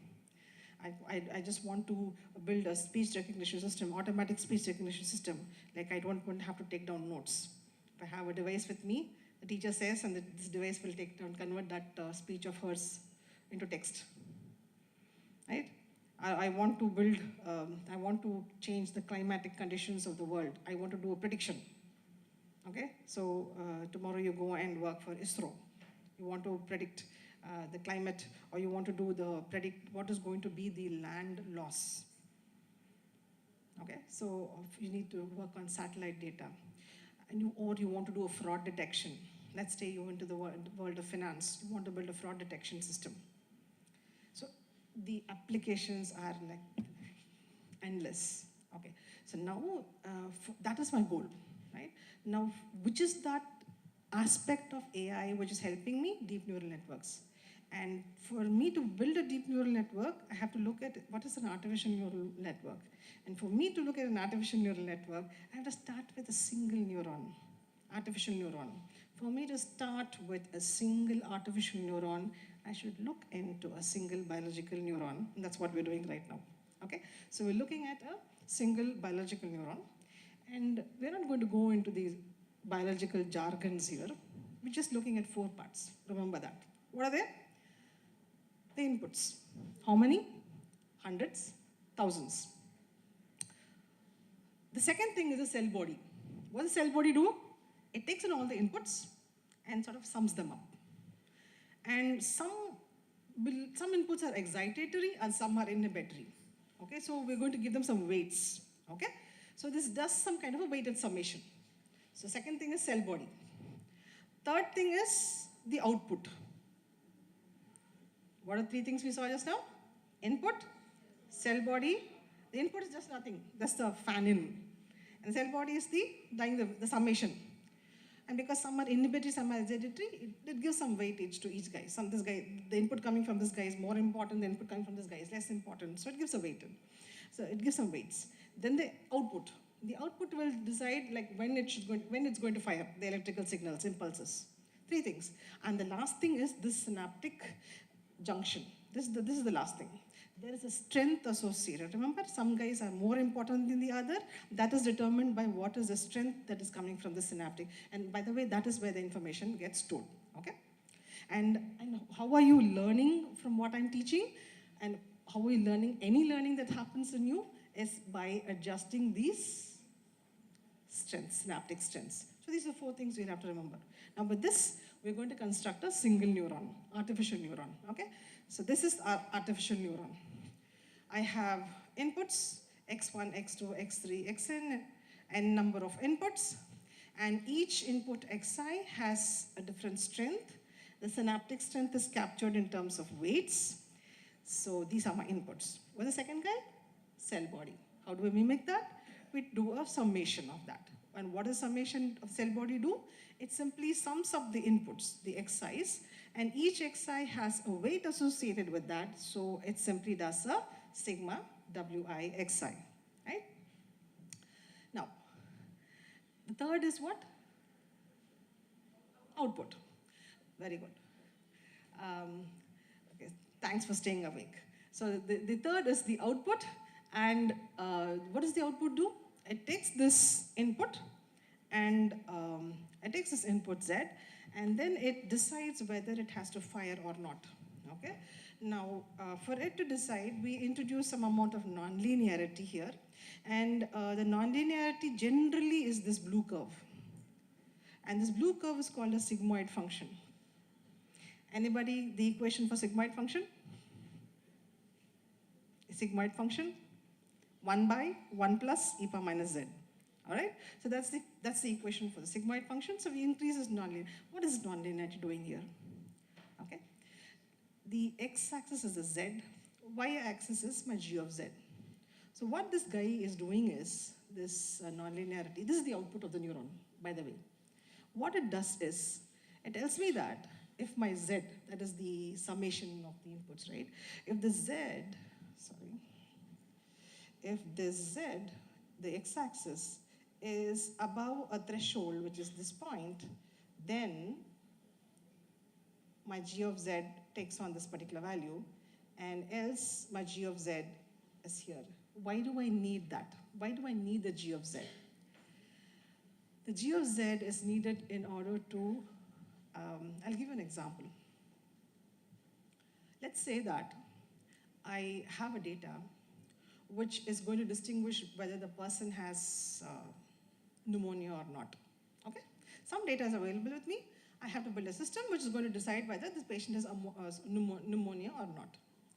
How many classes are there? 2 classes. Yes, pneumonia, no pneumonia, right? It's a 2-class problem. Then what you do is, in that case, what I'll do is my x is my input and y is the desired output. My y takes on a yes or a no. If my y takes a yes or a no, I'll generally associate a yes with a 1 and a no with a 0. Okay. And this is an optimization problem. So my goal is somehow, whatever output I'm getting, I have to bring it close to my y. If the guy has a pneumonia, my y is 1. If the guy doesn't have a pneumonia, my y is 0. And somehow, if I say the output of the network, if I'm going to call it y hat, I somehow want the y hat to be equal to y, whether it is a yes or a no, correct? Now, what is y for this particular task? 0 or 1. Now, if I didn't have this guy, and this one happened to be my y hat, what values can this guy take? Sigma Wxi? Small positive number, large positive number, small negative number, large negative number, anything, right? How will this talk with y? I need a y hat which talks with y. It should be in talking terms, should be similar to y hat, correct? Y hat and y should be similar, correct? So then what we do is, we take this sigmoid function. Can you now tell me what sigmoid function is doing to that? It squishes this z between 0 and 1. See here? I didn't say that. This is 0 and this is 1. You can see it here. So it takes the z and it squishes it between 0 and 1. Now y hat is in talking terms with y. Right? Now then I can compute the error between y and y hat and iteratively optimize the solution. Right? So now we have built what have we done now so far? Single neuron. We've built a single neuron, correct? Good. Right. So I'm not going to go into this. This is generally how we go about a single neuron. You have the inputs x1, x2, x3. You have the weights w1, w2, w3. And then you have your sigmoid function, and you compute this. So this is simple, basic mathematics happens here. Nothing big. Okay. So a neuron is a fundamental unit. Why do you say anything is a fundamental unit? Because it does the same task as the entire organization at a very rudimentary level. Correct? Are we on the same page, guys? Yeah? Yeah. So, so we're talking about a single neuron here.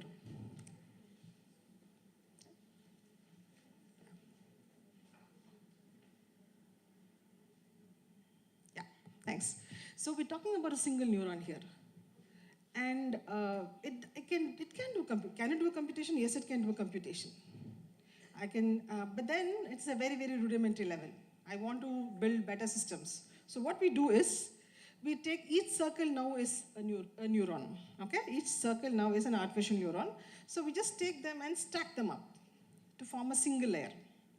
This is just, you can ignore these circles. This is just the input layer. This is just the inputs coming in. And this is just, we stack them up. This is called a single layer perceptron, okay? So, so what does this guy tell me? By the way, what does this give me? What kind of an output do you think this will give me? Come again? Linear output. So yeah, so it will give me, basically we're having some amount of nonlinearity here. So up to this point, it is linear. Here we're introducing a bit of nonlinearity. What we say is, what does it say? It will tell me that because we have this is, what equation is this? It's linear, so it is a straight line equation, correct? So this is a straight line equation. So you are giving me, this neuron gives me a straight line equation, and it tells that if that straight line equation is beyond, this is 0.5, it's beyond 0.5, it belongs to the class yes, pneumonia, and if it is less than 0.5, it belongs to the class no pneumonia. That's it, very simple. So what does it give me, a neuron give me? It gives me a straight line. It helps me to make decision, right? So I'm going to call it a straight line decision boundary. That's what it gives me, right? Okay. So now I'm going to this single layer perceptron. So because this single layer perceptron has two neurons, what will this give me? Two decision boundaries. This neuron will give me a decision boundary, a straight line decision boundary. This will give me another decision boundary. All right. Please note that each line is an interconnection which has a weight associated with that. And what does that weight relate to? Synaptic strength. It relates to the W, the synaptic strength, okay? All right. So far we have seen the forward direction. What are we doing? Take the input, do the weighted computation, weighted summation, that's the linear part, then give it to the sigmoid function, that's the nonlinear part, then you take the output. How does the learning happen? You have to present it repeatedly, right? Then how does learning happen? For the learning to happen, you have to adjust the parameters. What does a parameter relate to our nervous system? Specifically, within the neuron. There are 4 things, remember. I asked you to remember. Which thing should be adjusted? Very good. The synaptic strength. That is what needs to be adjusted, right? Good. So you present the example, the network learns, you compute the error between y and y hat, then you adjust the parameters, right? That's where the optimization comes. And that's where I think the sister there, she said, we have to minimize. So our goal would be to minimize this error. And that's where optimization comes. Right. So we're not going to go into all of this.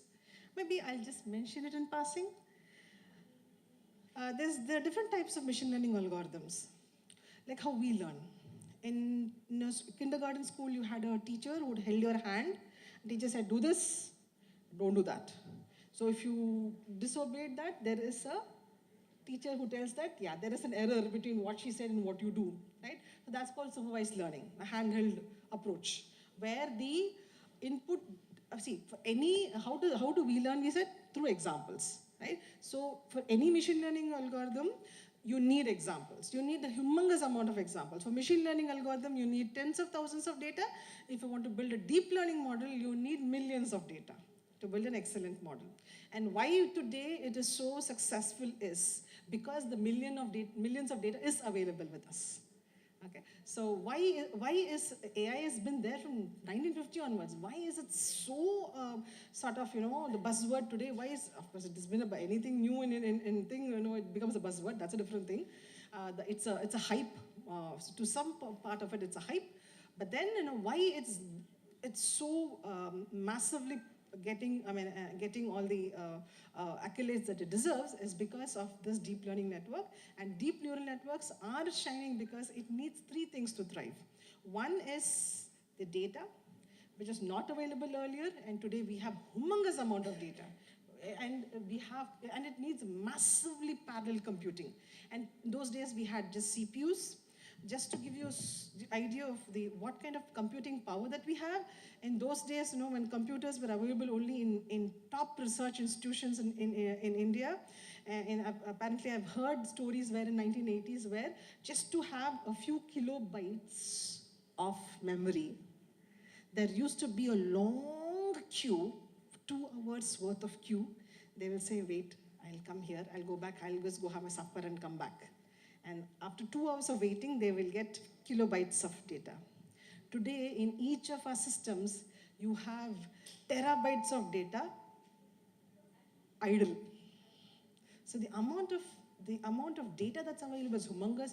The amount of computing facilities now we need to do all of this. We don't need more than CPU. We need something called GPUs, graphical processing units, and that is available with us. Computing power is available with us, and the clever tricks that was not available earlier is available with us. The same machine, because machine learning is new bottle in which there's old wine.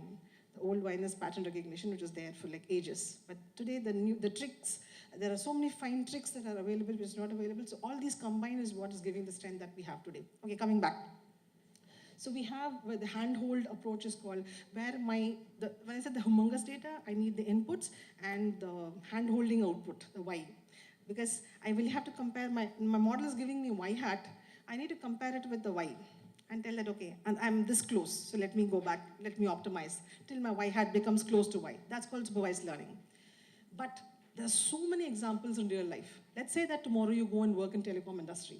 In telecom industry, let's say that you are getting a job, say in Jio. So suddenly Jio is coming down. And let's say that Reliance has picked up. Oh, sorry, it's Reliance is Jio, sorry, that's not wrong example.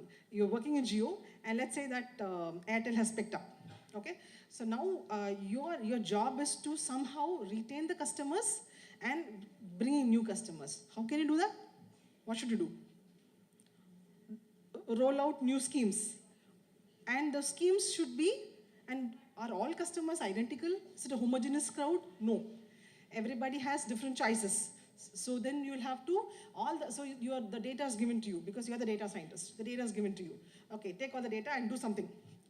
But what is available to you is only the customer preferences. You don't have a Y there. You have only the X. You have only the inputs. You have no hand holding. You're supposed to figure out what kind of similarity are there in the customer preferences, group them together, and then tell, for this group, let me give this scheme. For this group, let me give this scheme. Okay, real world application. In that real world scenario, you don't have a why. So that becomes unsupervised learning, right? And then reinforcement learning. Reinforcement learning is coming up in a huge way. I'll give you a typical example in natural intelligence where reinforcement learning is in place. We all know crows, right? Have you seen how crows keep on, every crow is intelligent, pigeon is, everybody's intelligent. Have you observed the intelligence of, I don't know how many of you have seen the video where this, the crow takes this nut, apparently walnut or something, and how does it break the walnut? It drops it from a height. It's supposed to fall, break, and then it'll go and pick up the inside content and eat. Now, what it has observed over a period of time is that the nuts sometimes break, sometimes don't break. So next, what the crows do is, they take it to the traffic, okay? They drop it on the road. The buses and the cars will go over it, break them, and then they'll go and pick and eat. Guess what they found out? Their life is in jeopardy.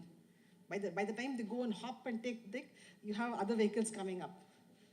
Guess what they have done? That video is also available. You know what they have done? Such smart guys. They go to the, where? What will you do in that place? They go to they sit in the traffic signal. They wait for the red, they wait for the red light, drop it. Then the green light comes, the vehicles come and crush it. They still don't move. Then the red light comes, no vehicles come, they go and eat it. That's called reinforcement learning, okay? So what you do is you do something, there is a reward when you're going the right direction, and there is a punishment when you go in the wrong direction. It's different from supervised learning. You don't have a why there. You don't have a teacher which is correct, which is hand-holding you. You just say, you do this, that's wrong. You will be punished. You do this, oh, that's right, keep going. So that is called a reward punishment scheme, and that is called reinforcement learning. It's, you've had systems which have bet top chess players. But there is a game called Go. Have you heard of Go? G-O. It is like a million zillion times more complicated than chess. And when reinforcement learning came, it was the first time that it is such a complicated game, but the first time the computer was able to beat a Go champion, world Go champion. Okay, so it has a lot of power. The other thing is, of course, called recommender systems. We all know recommender systems. Open your mobile phone, go to your YouTube videos. Your feed is different from your neighbor's feed. That's because it is recommending what it's sort of pandering to your interest, right? So if you are a moviegoer, movie buff, that's what happens in Netflix. Right? So this is called recommender system. So you have different types of machine learning algorithms that are there. So what we are looking at is just supervised learning. So we said that the learning happens where? First of all is we need data. That's how we learn from examples. So we need data. We established that we need our X and our Y's to train the model. And where does the learning happen, I said? It is by adjusting the synaptic weights. So this is how the learning happens. The synaptic weights are captured by this W. So what do? You have to start somewhere. So you will initialize the W's to some random. You remember the network structure that we drew? Every line having a different W. So you're randomized with some, I'm just talking about how we implement it. You start with some random values of W, all right? And then you repeatedly, you adjust this W. How do you do that? Pick up some input X, give that input to X, and then you, what you do is you compute the error between the Y hat that is produced by the network and the actual Y that's available. So you compute the error between Y and Y hat. There are different ways in which you can compute the error. You can use Euclidean distance, Manhattan distance, whatever. You compute the error. Once you compute the error, that is the E there. Now what is my goal? What is my aim? To reduce the error between Y hat and Y. So how do you minimize, that's a error is a function. How do you minimize a function? How do you minimize a function? Take the derivative, correct? And equate it to 0. That's what we're doing here. You take the error, you take the derivative of error, you differentiate the error with respect to the weights. And if you want to imagine that error surface, okay? I just want you to imagine a bit. That error surface, ideally what should happen iteratively? The error should reduce. So ideally I'll want a surface, it's a hilly terrain, imagine a hilly terrain, 3D hilly terrain, where I am standing on the rim of some valley, on the periphery, and I'll have to keep sliding down and down and down the error surface till I reach the end, the deepest part of the valley. So I should have only one valley. That's very important. Only then I will be able to reach. So that is and then what actually happening here is, if I were to tie your eyes, okay, and you don't even have an idea of the hilly terrain, I'm going to blindfold you and I'm going to leave you there. And I'm asking you to go and reach the bottommost. What would you do? What will you do? Imagine yourself blindfolded. What will you do? Where will you keep? You'll keep a leg forward? Where will you keep? What will you look for? Looking for I'm getting the answer. Okay, hindrance and obstacles, okay. What else will you look for? When will you take a step forward? What will you feel? You're trying to reach the bottommost. You're looking for a slope. Exact. That's what I'm waiting for. I'm looking for a slope. And that, yeah, exactly. I'm looking for an upward slope or downward slope? Downward slope. Very good. Thank you so much. I'm now happy that more people are participating. Yeah. Okay, you're also live. Okay, so we're looking for a downward slope, right? So now, when I'm looking for a downward slope, how do you capture that slope?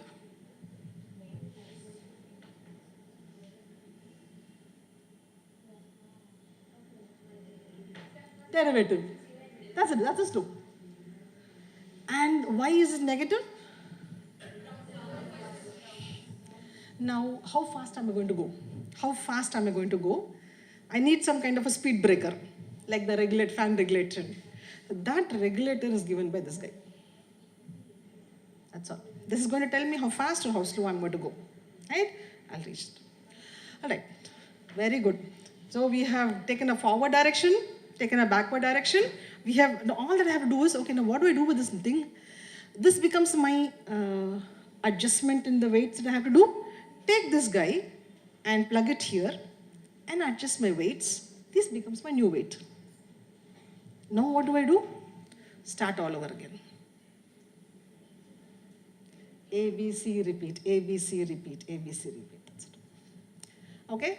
Now you have trained one neuron, or one layer of neurons. But you're stuck here because there's a problem. What does a neuron give me? Straight line decision boundary. If I have 2 neurons, I get 2 straight line decision boundaries. And that becomes my limitation. Why does it become my limitation? Because my real world problems are not linearly separable. How many of you know digital XOR gate, AND gate by any idea? Anybody? OR gate, AND gate, you're aware of that, right?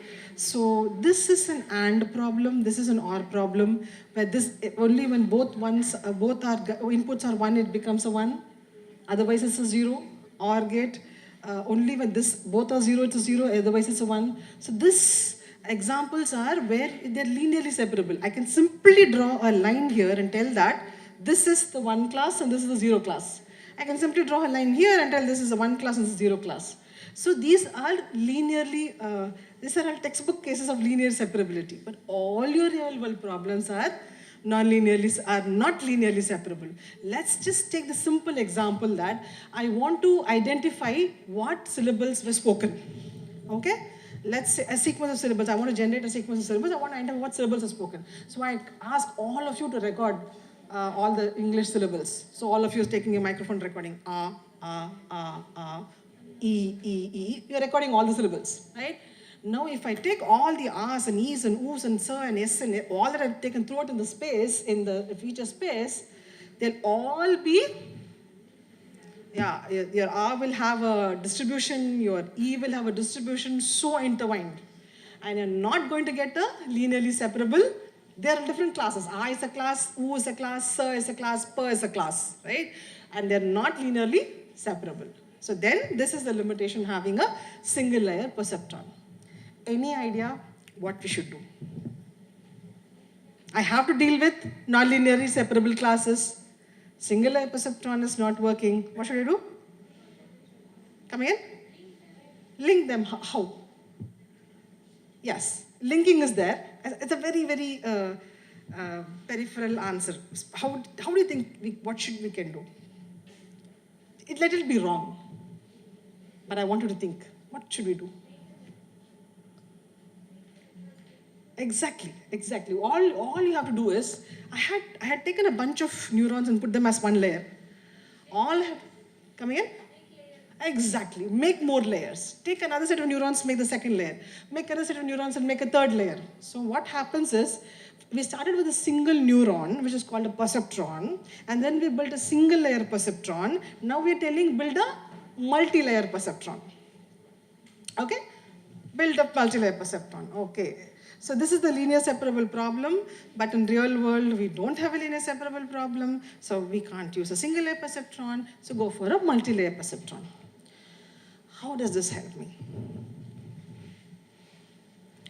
Forget this input layer. This is just the input layer, X, Y, and X2, X3. This is one layer, this is another layer, right? What does it do? I'm going to skip all the computation. You know by now what happens. Okay. So what happens is, what does each neuron give me? In the first layer, a straight line decision boundary. Okay? Let's assume that I have 3 neurons in layer 1. What does each neuron give me? Straight line decision boundary. Let's assume that I have 1 neuron in the second layer. What is the input to that neuron? 3 straight line decision boundaries. What was the decision that the neuron in the first layer made? This is my straight line decision boundary. This is my class. That is not my class. What the other guy say? I have this straight line decision boundary. This is my class. That side is not my class. Now all of this becomes input to the neuron in the next layer. So now what will that guy tell me? Look at the region, convex or non-convex. Inside this region is my class, outside is not my class. Now what is happening? We are starting to get complex decision boundaries, and that's what we want. Why? Because remember, all our R's and O's and all of them are having a distribution such a way that you cannot come up with a straight line. So what kind of decision boundary we need? We need some higher order polynomial curve. Okay, who's going to give me that? third layer, fourth layer, good. So this is how, and what are we training? We iteratively train. You know what happens in a training. So now, this is a 2-class problem. So after first iteration, we have this decision boundary, then second iteration, third iteration, fourth iteration. So you keep on iterating. And now we get a higher order polynomial curve. We get a decision boundary, right? Okay. I'll skip certain points here. I'll skip these slides. I just want you to remember one thing. What I want you to remember is, we said that we learn, and we want the neural network also to learn. And what is it learning? What is it learning? Come again? Very good. Ultimately, it gives me a decision. Okay, intermittently, what is it learning? Okay, so what it is learning is the following. This is the neurons in the first layer, neurons in the second layer, neurons in the third layer, and so on. Okay, what happens is, these guys learn the very rudimentary features. Okay, what do you mean by rudimentary features? If suppose this is the image, the screen is the image that is captured and given to the network, it will capture the edges. The edge where the wall has ended and the projector has started. The edge where there is a brightness level on the screen and the dim ends. So these are the edges that you are perceiving, you don't realize it, but that is the edge information which is captured here. These layers. And all these edges, remember straight lines. That is what these guys are capturing. The straight lines are edges. So these edges are given to these guys and they capture the a little better but still rudimentary features. Finally, it is these guys in the final output layer who capture the entire picture. Okay? So let me skip through all of this. All right. So we've established that one layer will not do a job, one neuron is not enough, one layer is not enough, we need multiple layers. And how many multiple layers? More the merry. Okay, we've established that. And that is how a biological system is. If you look at, I'm not going to go into this. For example, just quickly I'll walk through. You start off with simple cells. If you look at our eye structure, we start off with simple cells which respond to light, and then inner layers, they're complex, they will respond to light, orientation, movement. So they start learning more and more and more as they keep going towards the brain. So multiple layers make a lot of sense. All right. This is the story in 1980s. So huge, in 1950s when talk about AI, I'm talking about predicate logic and all of that, Socrates, he's coming up with his logic and all that, syllogism and all of that. That was a huge, wave there. I'm talking about 1980s, when they said that our solution will, when they came up with the artificial neural network, inniki whatever hype is there for AI, the same hype was there. Yes, artificial neural network has arrived. Yes, the solution has arrived. But then they realized that they're stuck with linear separability issue, and the solution to that lies in having more layers. The problem was, how do we adjust the weights? I can adjust the weights. You saw the weight adjustment, right? Take the error, do the differentiation, and adjust the weights. You can adjust the weights for one layer when you're going backwards. What do I do to the inner layer and inner layer, inner layer? And they had no solution for that. Artificial neural networks was put into the lock and key, locked away, for how many years? Not 1 year, not 2 years, for 20 years. It was locked because they didn't have a solution. Okay, that's old story. Then, this is why you guys have to do research. A PhD scholar in Germany named is Rumelhart, he came up with an algorithm and said that there is an algorithm. This was his PhD thesis. He came up with an algorithm called backpropagation algorithm. And he said that this is the way you adjust weights going backwards. And what is backpropagation algorithm? It's nothing but, you know, chain rule and differentiation. All of you know chain rule. He simply used chain rule and differentiation and came up with an algorithm which revived the entire industry of artificial neural networks. And today, the topmost algorithms still use backpropagation to adjust the weights. And that is how incredible one student's research can make a change. Okay, so I exhort each and every one of you to don't just stop with your UG, don't stop with your PG. You just go ahead and, you know, equip yourself, go and do a PhD and go ahead and contribute. Okay, so that should not interfere with any activity, mundane activity of yours. You should be able to manage. Because, you know, I'm digressing from a bit, because when I did my master's in IIT and I said, I'm not doing my PhD anymore. And my professor asked, I should give him a credit, he's from Punjab, he's from Mega Singh. Why you don't want to do? I said, no sir, I have got 2 kids. I don't want to do. He said, look at Marie Curie. Her kid, she did research, her kid grew up along with her. I checked up Marie Curie. Now, you know, we see a family of educated people. They can say they're a family of Nobel laureates. Marie Curie is a Nobel laureate, her husband is a Nobel laureate. The kid who grew up when she was doing research is also a Nobel laureate. Okay, so that is the contribution that, so don't give up your studies, go ahead and do it. Okay, so multi-layers make a lot of sense.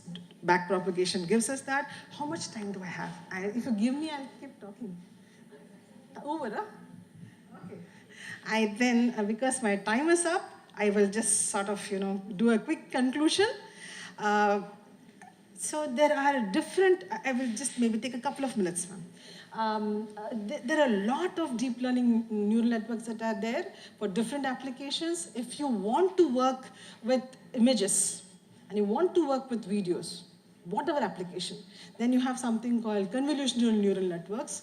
So much applications. You want to do an image recognition, or you want to build an autonomous car where you want to identify where the object is lying in front of you.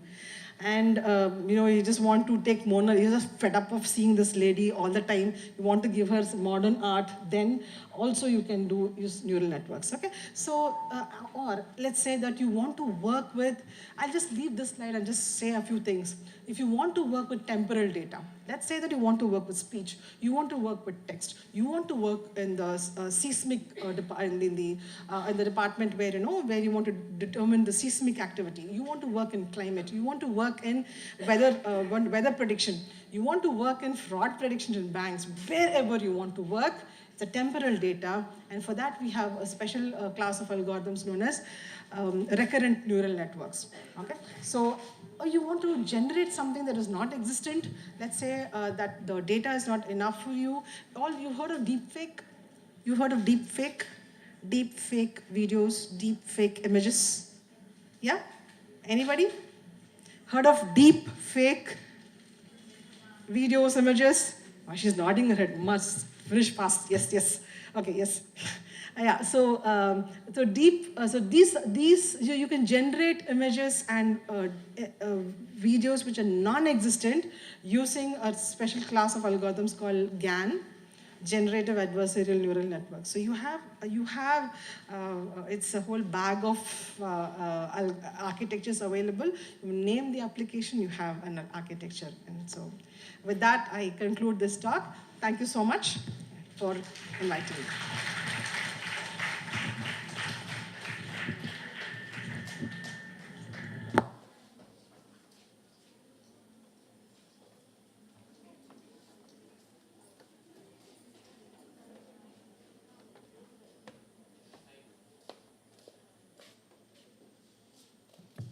I request all the dignitaries to take their seats on the dais.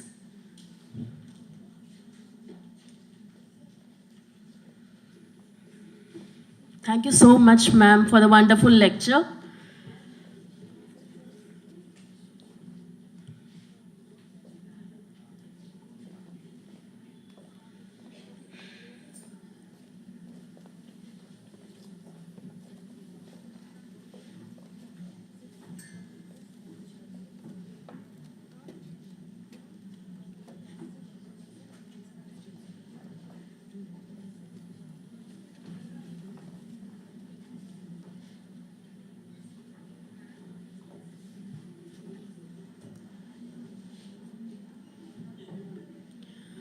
May I now request Madam Dr. Rihana Parveen to hand over the memento and certificate of appreciation to our guest of honor, Dr. A. Shahina Ma'am, as a token of appreciation and gratitude.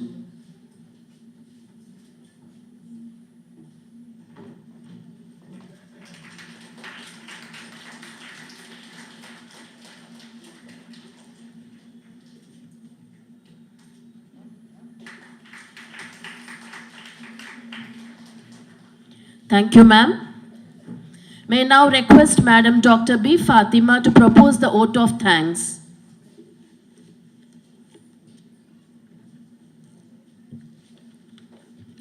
Assalamu alaikum wa rahmatullahi wa barakatuhu. Good afternoon to one and all present here.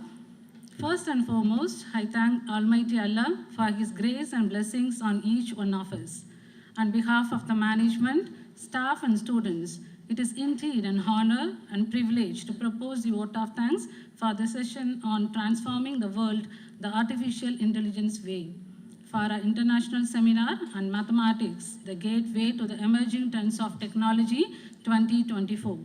I quote, "The future of AI is the future of humanity. It holds the power to transform every aspect of life on earth." By Demis Hassabis, I unquote. I would like to extend our heartfelt gratitude to our esteemed resource person, Dr. A. Shaina Ma'am, Professor and Head, Department of Information Technology, SSN College of Engineering, Chennai. Ma'am, your insights into the transformative potential of artificial intelligence has truly broadened our understanding of its role in shaping the future, from highlighting its application across a diverse sector to addressing the ethical challenges such as pattern recognition. You have provided us a comprehensive overview of how AI will transform the way we live, work, and innovate. Ma'am, your examples on supervised, reinforced, and unsupervised learning was remarkable. Ma'am, your expertise and thought-provoking insights has enriched our understanding and have provided us with actionable takeaways that we can implement in our respective domains. The way you address the challenges, opportunities, and future directions has truly made the seminar a transformative learning experience. Thank you, ma'am. I would also like to take this opportunity to thank all the organizers, participants, and technical support teams whose efforts have made this session successful. Thank you all.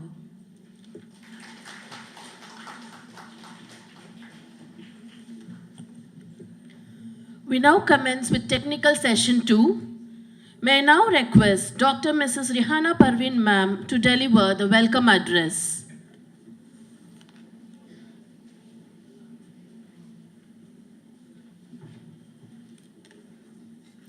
Good afternoon to one and all present here.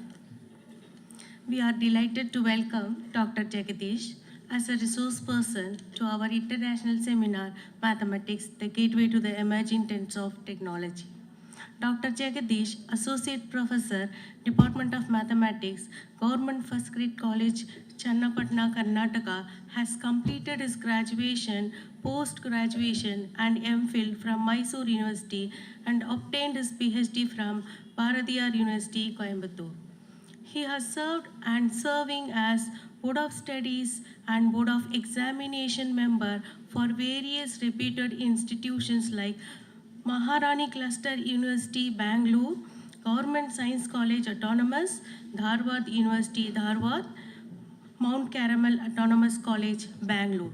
He has guided 20 MSc projects. He is serving as life member of many professional bodies. In his credit, he has attended 27 seminars and workshops, presented papers in 19 conferences, and published nearly 40 papers in national and international journals. He has worked as a reviewer for journal International Journal of Engineering and Technology of Science Publishing Corporation and for the journal Asian Basic and Applied Research Journal.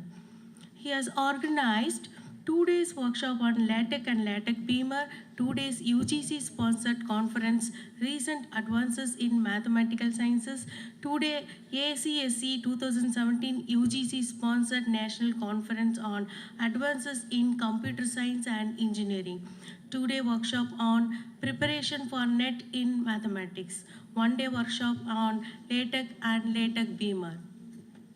UGC sponsored one-day national conference on student and faculty research in mathematical sciences. As a resource person, he has chairperson for faculty research program in St. Anne's Degree College for Women, Bangalore, organized by IQAC. Judge for the Mathematics Intercollegiate Contest on speaking on science subjects for degree students in National College, Basavangudi, Bangalore, under the auspices of the Bangalore Science Forum. Invited speaker for one-day workshop, faculty development program held at Government Science College, Autonomous, NT Road, Bangalore. Invited speaker as a resource person in the workshop on calculus and real analysis, Department of Mathematics, Jindal First Grade College for Women, Bangalore. Delivered special lecture for second semester students MSc Mathematics for course Complex Analysis 1 at Karnataka State Open University, Mysore. Delivered special lecture for MSc Mathematics students Complex Analysis 2 at Karnataka State Open University, Mysore. And also for the course Fluid Mechanics at Karnataka State Open University, Mysore. Delivered special lecture for MSc Mathematics students for the course Complex Analysis 1 at Karnataka State Open University. Invited speaker as a resource person in the workshop on career and course options after 10th and 12th standard held at SOS Children's Village, Bangalore. And in a national seminar on graph theory, modern research methodological analysis at GIS College, Karnataka recently. He has many more in his credit which has not been mentioned here. Your presence today is our knowledgeable memory for tomorrow, sir. We welcome you.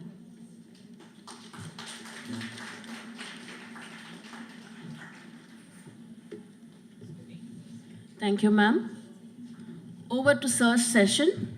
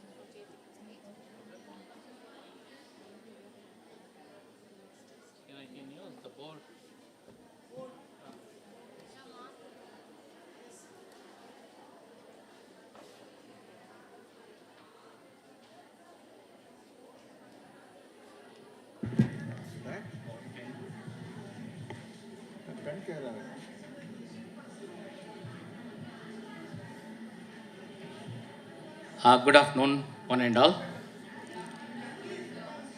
My name is Dr. Jagdish from Karnataka. Today, I deliver a topic, distinct energies of graphs.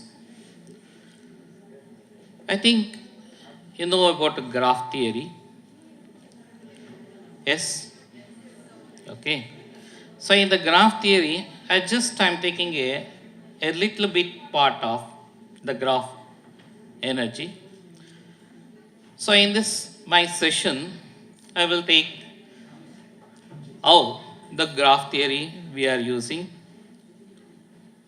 without, now we are, maybe we are studying that graph theory, maybe vertices and edges. Before that, they are using that as a game purpose, a graph theory. And next, the graph energy and the distinct graph energies and some of the results.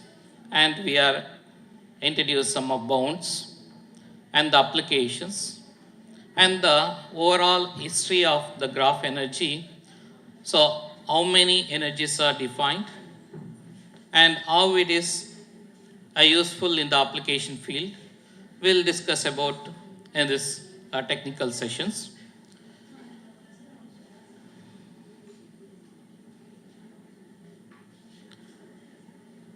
See, the development of graph theory is very much similar to development of probability theory. The probability theory means the all possible, so we can write. So I will take an example for a game theory. See, it's telling that, so it's a graph theory. Say later was motivated by effort to understand the changes in the game, while former was motivated by study of game and referential mathematics. See, I will take, now all are familiar with the cricket match. Yes, there is a team A, team B. So I will take, okay. So in team A, there are 4 teams is there. 1, A1, A2, A3, A4. So in a team, so that team A, each team will play each together. Means A1 will play with A2, A3, A4. Next A2 will play with A1 already and next A3, A4. Similarly A3 with A4. Okay. So I have the 2 teams is there, A and B, means A1, A2, A3, A4. And next to team B is B1, B2, B3, B4. So anyway, the 2 qualifier I will take that. Maybe A1, A2, B1, B2. So corresponding there is a match. A1 will play with B1, B2 and A2 play with B1, B2. That is an example for complete bipeptide graph. So that is, so K2, 2. Okay. So here is, when we can play the game, the 2 components will be there. So one is the object, another one is the connectivity. See, object is, we are treated as, so the points, and the connectivity is nothing about edge. This is the concept of the graph theory. Graph theory has the 2 component. One is the, what is that? Point, and point is nothing about vertex. The points is nothing about the vertices, and the connectivity is the edge, and more than that you can say that edges. Okay. So drawing a graph easier, understand we deal with only 2 entries, the vertices, edges, and vertices represent the object while edges represent the relation between the objects. The application of this theory can be found in diverse fields such as psychology, anthropology, and linguistic and communication network.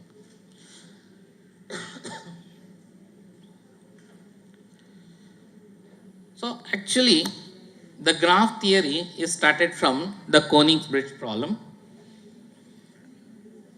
It's a, what is that? 7 bridges problems. There is a 4 cities there. So that is A and B, C, D. We can enter these 4 areas, there is 7 bridges. Actually, this is the graphical representation. Okay. So city A, and next to it is D, and this part is the B and the C. So this is Their changes A, B, C, D is the 4 vertices, and the bridges that we can make it as edges. So there is an one, when we can start the graph theory, we are telling that, what is that? You can start any vertices or any point, you cross all the lines and reach the same place, but it is unsolved problem. It left the one edge. Okay, so based on that, graph theory is nothing. Königsberg is formerly in Germany. Now it's formerly in Germany. Now it's part of Russia. So now the graph theory, energy, we are just maybe changing the graph theory to and chemical graph. There is a one-to-one relations. This is by paraffin C12H6. This is the chemical graph. We are converting all chemical graph to the graph theory graph. So while we are writing the graph theory, maybe in graph, we can remove all hydrogen atoms in graph theory. So H is, so we can say that it is, what do we can say that in graph, in chemistry? Two things, atoms and bonds. So this is nothing about the bonds. Say single bond, double bond is there. Okay. While we can write the graph, we can remove that hydrogen atom, and if it is double bond, single bond, we can put an H. So we can see that. So the chemical graph, so we can maybe, what is that? The chemical graph we can write, so by deleting the hydrogen atom, so we can write. So molecular graph, there is the graph technology and the chemical technology. So the structural formula in chemical technology, in graph terminology, it's a molecular. So we can replace in the chemical technology atom by the vertex, and the covalent chemical bond, either a single bond, double bond, we can compress, we can write the edge.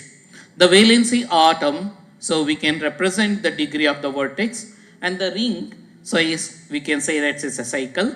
Acyclic hydrocarbons is nothing about tree, and topological matrix is adjacency matrix. Molecular orbital energy level is eigenvalue matrix, and topological molecular orbital is eigenvector matrix. Secular determinant is nothing about characteristic polynomial. This is the, so how the graph we can write the chemical to and graphical terminology. So when we can find in this graph theory, we'll use that the graph should be a finite and simple and undirected graph with n vertices and m number of edges. Therefore, we can take the vertex set. So vertex set is V, V1 having V12, Vn, and the edge set, so E12, Em, and now we have to write the adjacency matrix for n cross n matrix. How we can write? See, so adjacency matrix we can write Aij. So if Aij is 1, means when the vertices are adjacent 1, otherwise it is 0.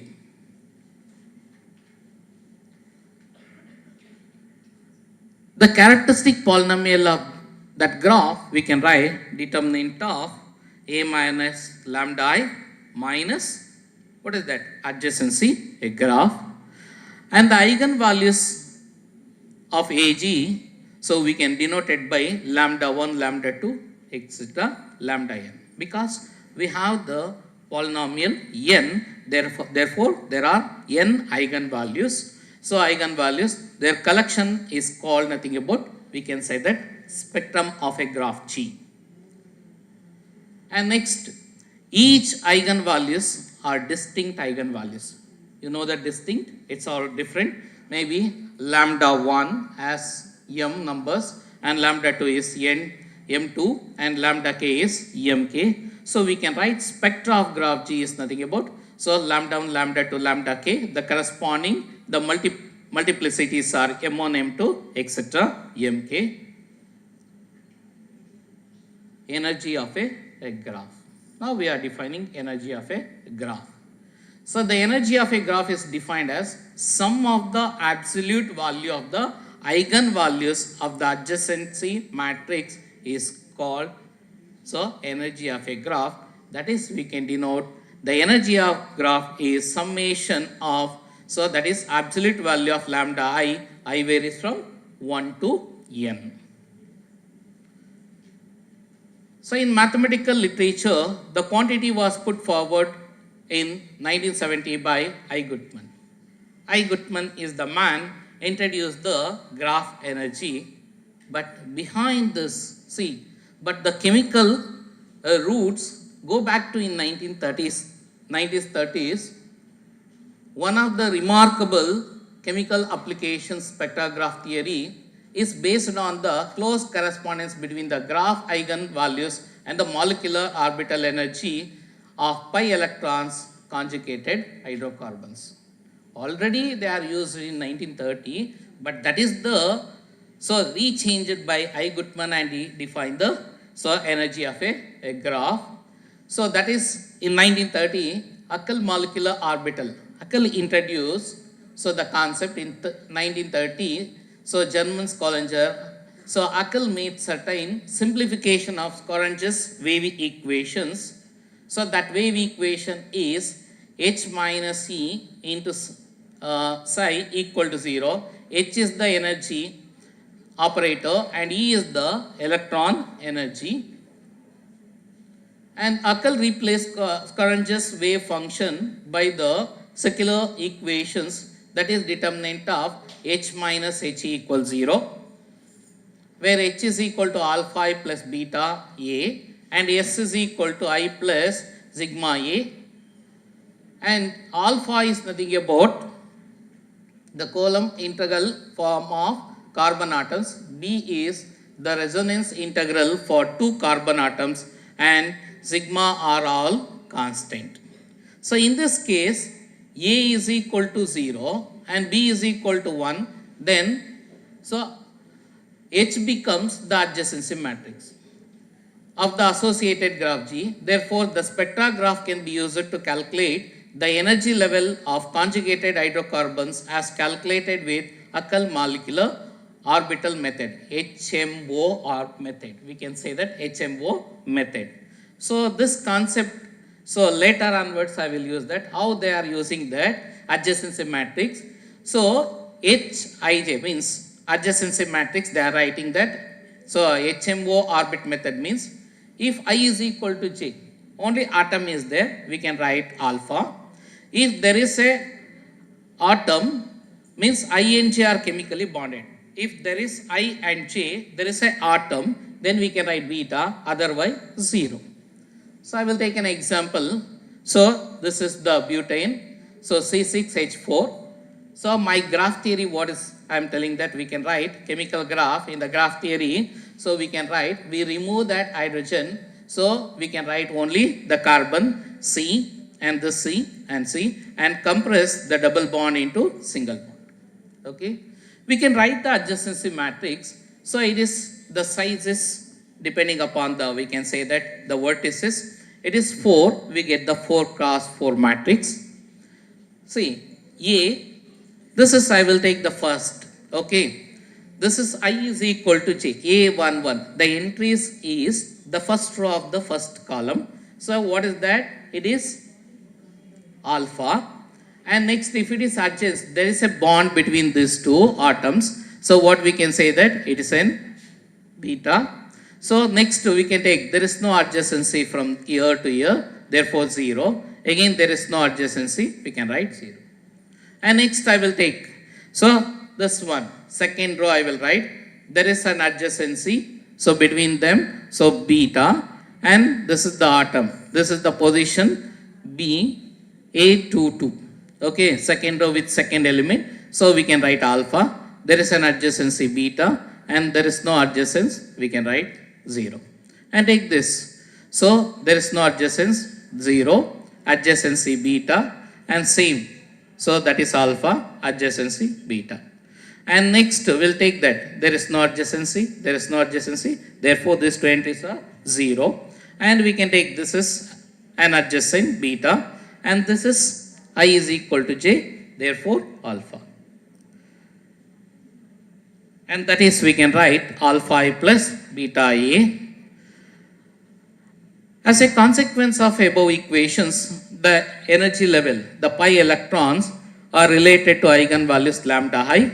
That is, energy Ei is equal to alpha plus beta lambda I. I varies from the 1 to n. So in the Huckel molecular orbit approximation of total energy of pi electron is, we can write, so energy pi equals summation I varies from 1 to n gi epsilon I, where gi is the count of pi electrons with energy Ei is called occupation number. Therefore we can write, so electron E pi is equal to n alpha plus beta summation I is equal to 1 to n. So gi lambda I varies from 1 to n. The total number of pi electron is equal to number of vertices associated with the molecular graph.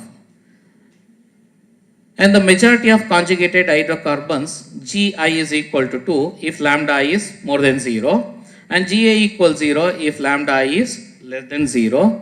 Therefore, so E pi we can write n alpha plus 2 beta into summation alpha I. So therefore, this can be we can write, so n alpha plus beta is equal to 2 times alpha is nothing about modulus of lambda I we can take 1 to n.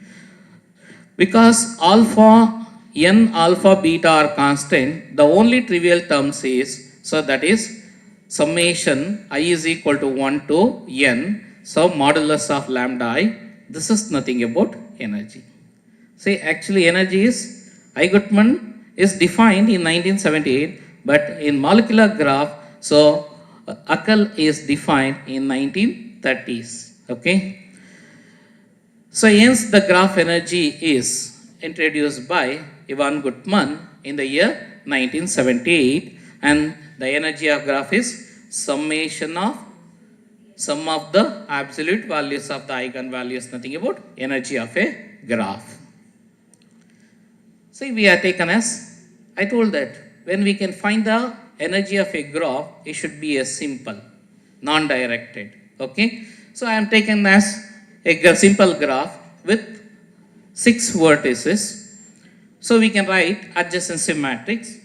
See V1, so V1, it is not adjacent to itself, therefore we can cite 0. V1 adjacent with V2, 1. So V1 is not adjacent with V3, 0. With V4 adjacent, 1. V5, that's not adjacent, 0. V6, so that is adjacent, 1. It's a symmetric graph, okay. Row wise, we can write the column wise. Next, we can take the V2, already V1 over, and next to V3 adjacent, and next to V4 and V5 not adjacent, 0, and V6 adjacent. So we can write, so this is the adjacency matrix of size 6. So we can write the characteristic polynomial, and we can write the eigenvalue is nothing about spectra of a graph. So when we can solve that, what we get, so 3, lambda equals 3, it's an 1 times, and lambda is 1, so 1 times, lambda equals 0, 2 times.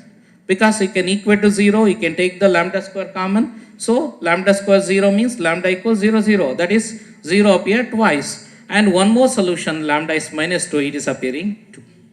What we can definition is, so sum of the absolute values of eigenvalues is nothing about energy. Modulus of 3 into 1, modulus of 1 into 1, modulus of 0 into 2, modulus of minus 2 into 2. So 3 into 1, 3. So 1 into 1, 1, 3 plus 1, 4, plus 0. So modulus of minus 2 is 2, 2 into 2, 4, 4 plus 4 is 8. Energy of this graph is 8. So we'll take some standard graph. So it is a complete graph for n vertices. So this is the characteristic polynomial. We can find the root lambda minus n plus 1 equal to 0. We get lambda is equal to n minus 1. So that is only 1 times we get. And next lambda plus 1 equal to lambda plus 1 whole power n minus 1 equal to 0. I get lambda plus 1 equals 0. Lambda is equal to minus 1. There is how many times? N minus 1 times. Then we can apply the energy definition. It is 2 times n minus 1. And next, complete bipartite graph. So characteristic polynomial lambda power p plus q minus 2 into lambda square minus pq. And we can write the spectra, and the energy is 2 into root of pq. Next, I am taking some more examples. So minimum covering Seidel energy. We had to define the adjacency matrix. How we can write if two vertices are adjacent, okay, two vertices are adjacent, then minus 1. If they are not adjacent, then 1. So if it is so covering, then 1. It is not covering, so it is equal to 0. The possible of minimum covering. So covering means it's an edge. Dominating means it's an vertex. So here I am taking that the covering. So this is the a simple graph V1, V2, V3, V4, V5, V6. I am taking that V1. So that is covers. So what is that? V1 and next to V4 and V3. And next I need the cover of this two. I will take them as V2, 1, 2. Next I will take the V5. It covers the all the edges. I am taking this one case and another case again V2 and next to V4 and next to V5. So all these three minimum vertices, the covers the remaining edges. Therefore, this is the minimum covering set. So we can write minimum covering for first covering set is, so V1 1, V2 is 1 and V5 is 1. Same adjacent 1, non-adjacent we can write 1. We can write repeated characteristic equation and the eigenvalues, and we can take the absolute sum of the absolute values.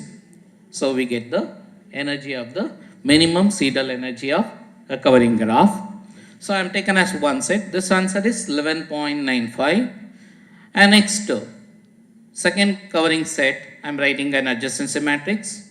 And next, characteristic equations and the minimum covering Seidel eigenvalues and the minimum covering Seidel energy. So previous is 11 point something, 12 point. So the energy changes depending upon what is that? The covering set. So the minimum covering Seidel energy is depends on the covering set. I am taken as the covering. Next I will take so minimum dominating Seidel energy. So what is that? So same, if the two vertices are adjacent minus 1 and next non-adjacent 1, if it is a dominating set 1, so otherwise it is 0. So the possibilities, the possible minimum dominating set for the following graph are D1, D2, D3. So I will take the V1. V1, so it is dominate to V2, and we can take V5, it is dominate to, means so V3, V4 and V6. And next V2 and V5, minimum dominating. Similarly V2 and next is V6. Now we can write so adjacency matrix for first dominating set. So I will take as the V1 and the V5. Same similar the characteristic equations. So eigenvalues and the energy 12.14. And the second set I am taken as dominating V2 and the V5 characteristic equation and next eigenvalue and the energy. See here also the energy changes both. It is varies depending upon the dominating set. the minimum dominating Seidel energy depends on the dominating site. Now, we take some bounds for the energy. McClelland in 1971 for M vertices and N edges. So, energy is more than or equal to root of 2m plus n minus n into n minus 1 into determinant whole power n by 2, and the energy is less than or equal to root of 2mn. So, we called as an upper bound and lower bound. Okay. So, this is called the lower bound and this is called the upper bound. You take that, you can stand left side and right side. So, the right is strong, that's upper bound, and left is the lower. This is the identifications. Okay, upper bound and lower bound. So, we can prove the lower bound. Lower bound means the left side part. So, we'll prove this one. So, we can use that geometric mean of a positive number is not greater than their arithmetic mean. So, we can write summation the modulus of lambda I lambda j if I not equal to j. So, 1 by n into n minus 1 we can greater than or equal to the product of this. So, whole power 1 by 1 over n into n minus 1. So, this can be we can write. So, product I is equal to 1 lambda I whole power 2 into power n minus 1. So, whole power 1 by n into n minus 1. I can cancel this n minus 1 and 1 by n minus 1. So, I get whole square. I get whole to the power of 2 by n. So, that is nothing about, it is the product of lambda is nothing about, it is determinant A, that is whole to the power of 2 by n. Therefore, the energy, that is whole square, we can define that summation I is equal to 1 to n lambda I whole square plus summation I not equal to j product of lambda I lambda j by substituting this value the previous slide. So, that is greater than or equal to 2m plus this is n into n minus 1 determinant a whole power 2 by n. So, if you take the square to root, then so energy is greater than or equal to root of 2m plus n into n minus 1 into determinant a whole power 2 by n. So, lower part is, so we prove that. Next, we can prove for upper bound. So, for that we can use that Cauchy's squash inequality. So, summation ai bi whole square, I varies from 1 to n, that is less than or equal to, we can write summation I equal to 1 ai square into summation I is equal to 1 to n bi whole square. If I will take ai equal to 1 and bi is equal to lambda I and I varies from 1 to n. So, if you take that I is equal to 1, totally this become, so n, and this is nothing about lambda I whole square. This value is nothing about 2m. This value is nothing about 2m. So, next we can take the square to right side, then energy of graph is less than or equal to root of 2mn. So, that is we prove that upper bound.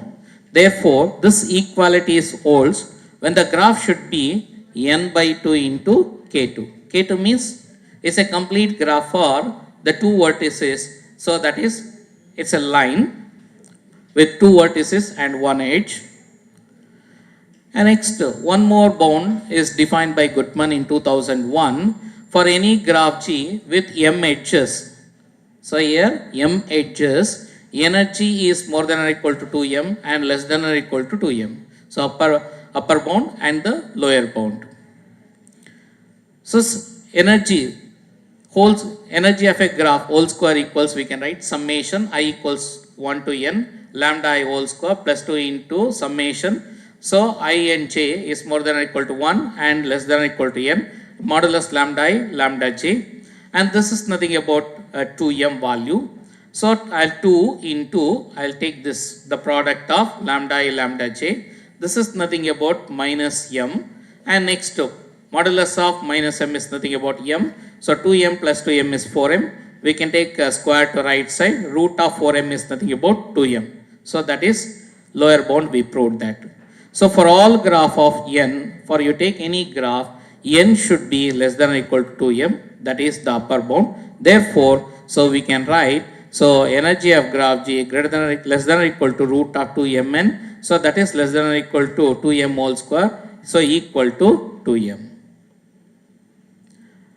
And next, another bound, the Coulomb molten bound was proved in 2001. Why I am taking this means, the extension of this result we are extended in next under the 4-5 slide. I will explain.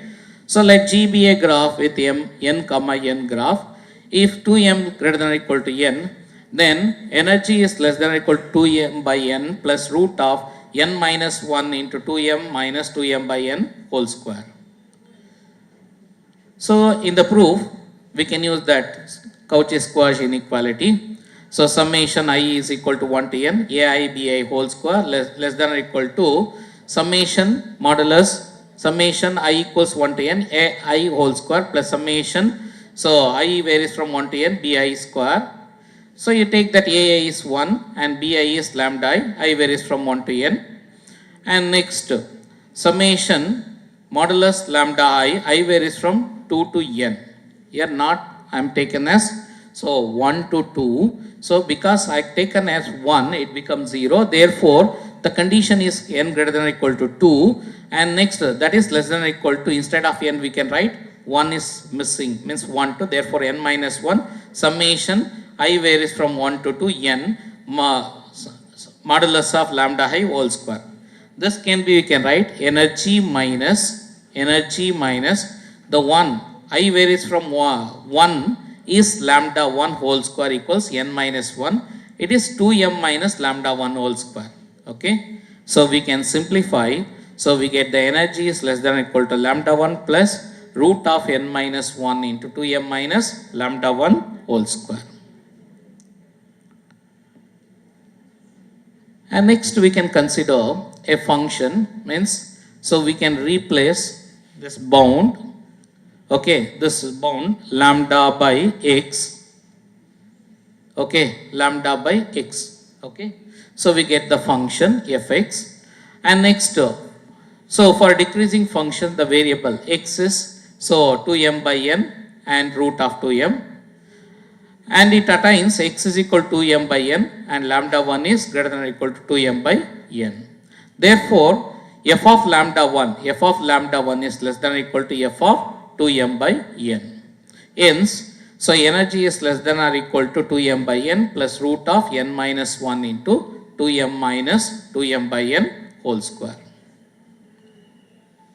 And the equality holds when the graph is, so n by 2 into k2, or graph is, so complete graph, or the graph is strongly regular graph with 2 non-trivial eigenvalues, so both having absolute value, that is equal to root of, so 2m minus 2m by n whole square by n minus 1. Okay. So by this intermediate consequence of above inequality, it follows that the Coulomb molten, so he has defined one more bounds, so that is energy less than or equal to n into root of n plus 1 by 2. This equality, if and only if holds, strongly regular graph with the parameters n plus root n by 2, comma n plus 2n 2 root n by 4, comma n plus 2 root n by 4. This is holds, equality holds when we can take n equals 64, 256, the 1024 and so on. Okay, this is one more bounds. I will skip this. Okay. So you see that the bounds, the previously they proved, but we are improved the same, the Coulomb molten bound. So before that we need some of the elementary result. So I am taking a graph with n greater than or equal to 3 vertices. Means n should be more than or equal to 3 vertices. So and m is an edge, the largest and smallest eigenvalue. See, I lambda 1, lambda 2, lambda n. So lambda 1 is the largest and lambda n is the smallest eigenvalue. then their sum is less than or equal to 2 into root of n into n minus 1 by 2. And next lemma 2 is, so again I am taken as n greater than or equal to 3 and m edges for largest and eigenvalue we are taken as sum. Now we can take the difference. So lambda 1 minus lambda n less than or equal to into root 2 into square root of n by 2 into n minus 2. So by solving this 2, I get lambda 1. So lambda 1 we can say that largest eigenvalue. Using this 2 above, we find that lambda 1 is less than or equal to 1 plus root 2 into root of m by n into n minus 2 for all n greater than or equal to 3, which is an upper bound for the largest eigenvalue. Upper bound for energy, the graph G with n vertices that is greater than or equal to 3 and m edges n square greater than or equal to 4m. So then we are getting a bound. So that is upper bound, and this is holds when the graph is n by 2 into k2. This is the Coulomb mountain upper bound, that is improved version. We find out this one, and I will skip the result. Proof is okay.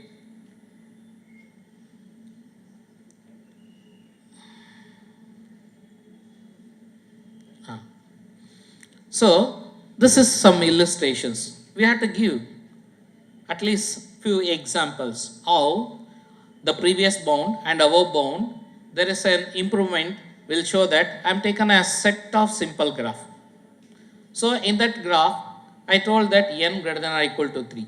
N greater than or equal to 3 means all the vertices more than 3 I am taken as simple graph. So for that we can calculate the energy. So in graph 1, 3 edges and 4 vertices. You can see this. So what is that? The 4 vertices and 3 edges. M comma n. M means edges, n means vertices.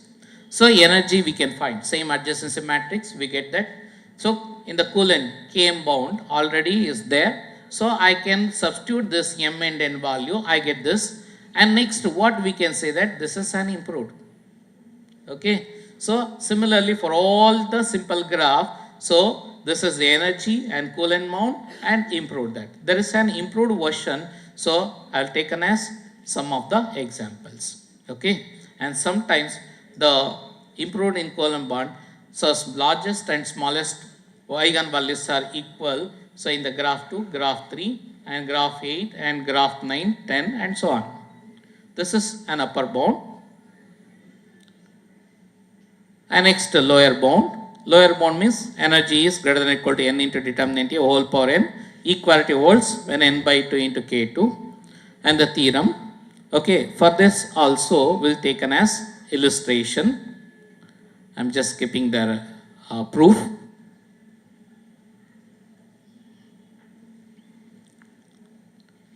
For the same graph. So we are finding energy. So McClelland bound and improved. This is our result. See, this is the improved bound for our result. So we are finding. And next, you can see that alpha beta there is a resemble is there.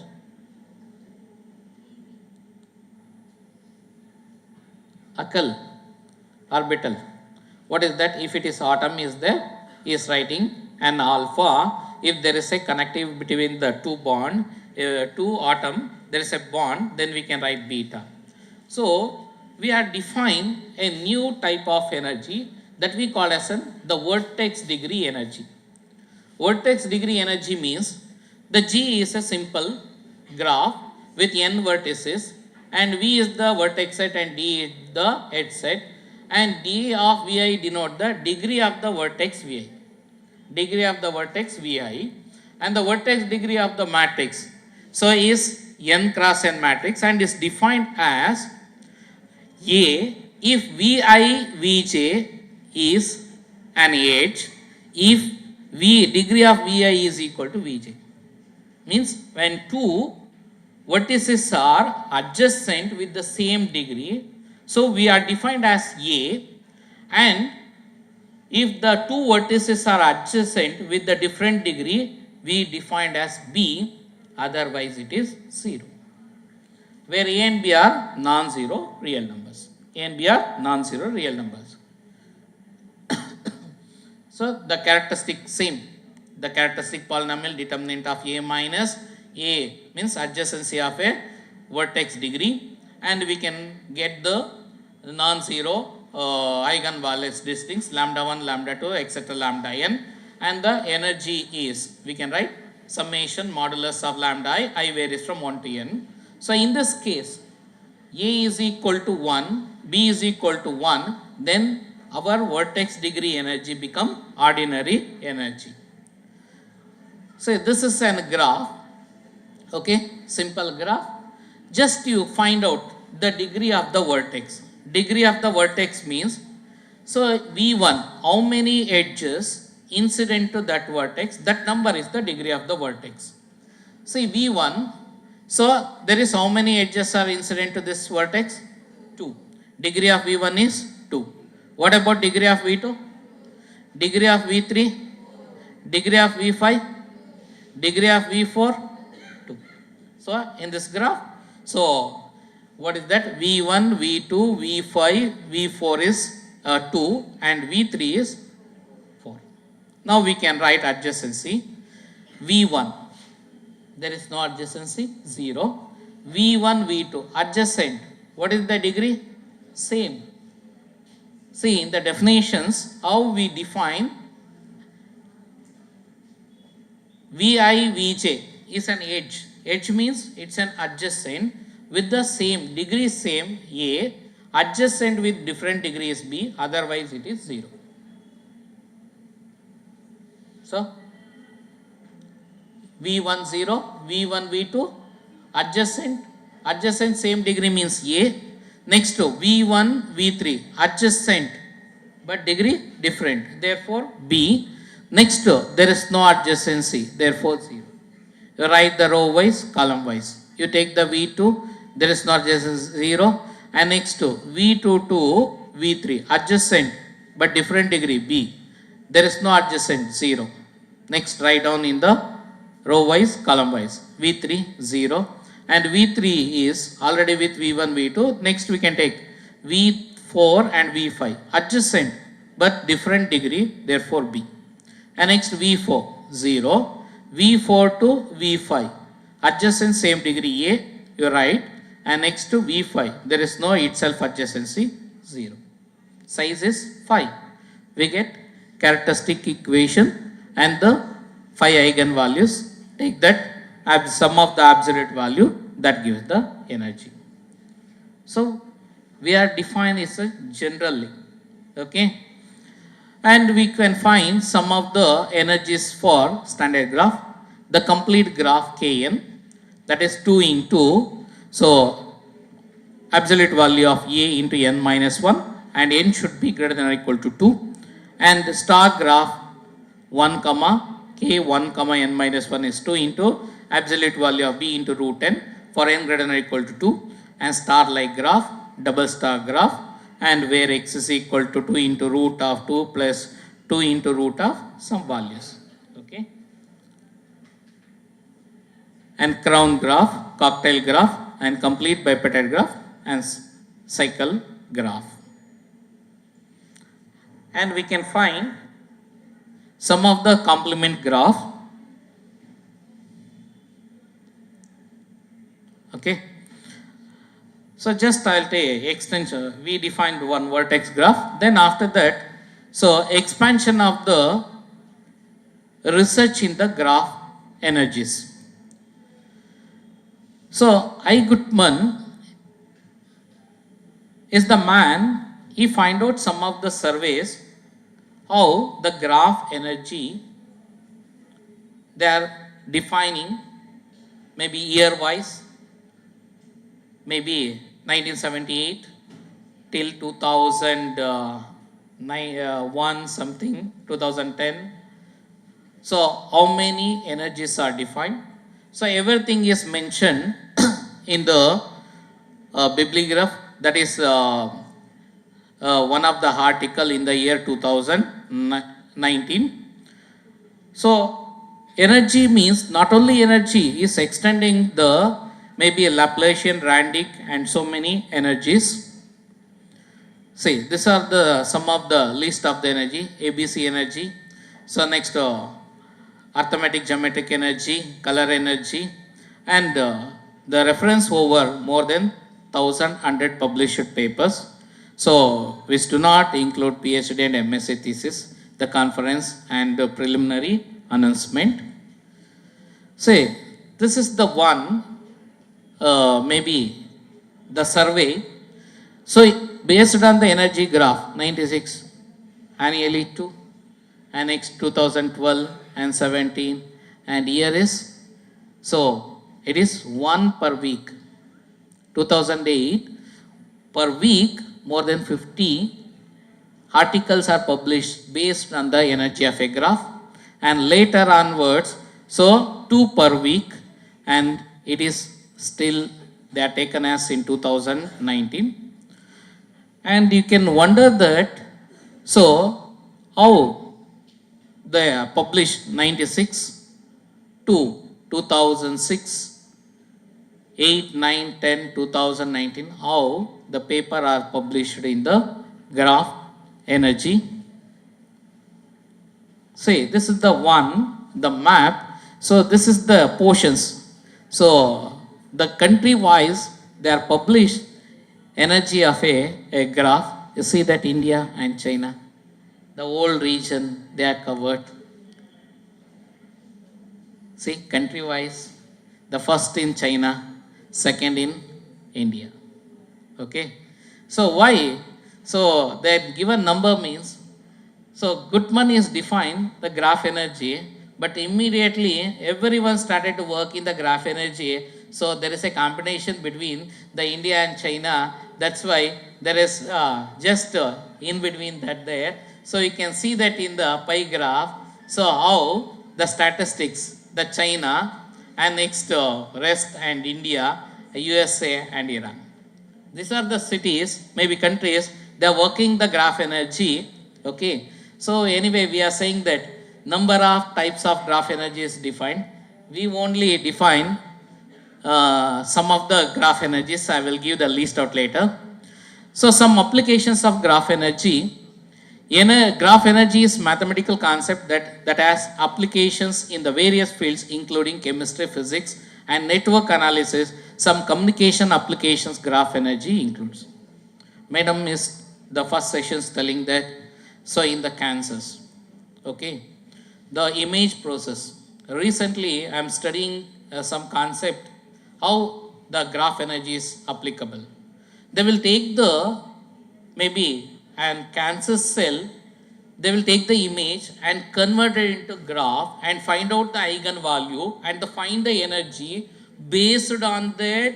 So how many cells, the stage count they will finding by using the concept of the graph energy.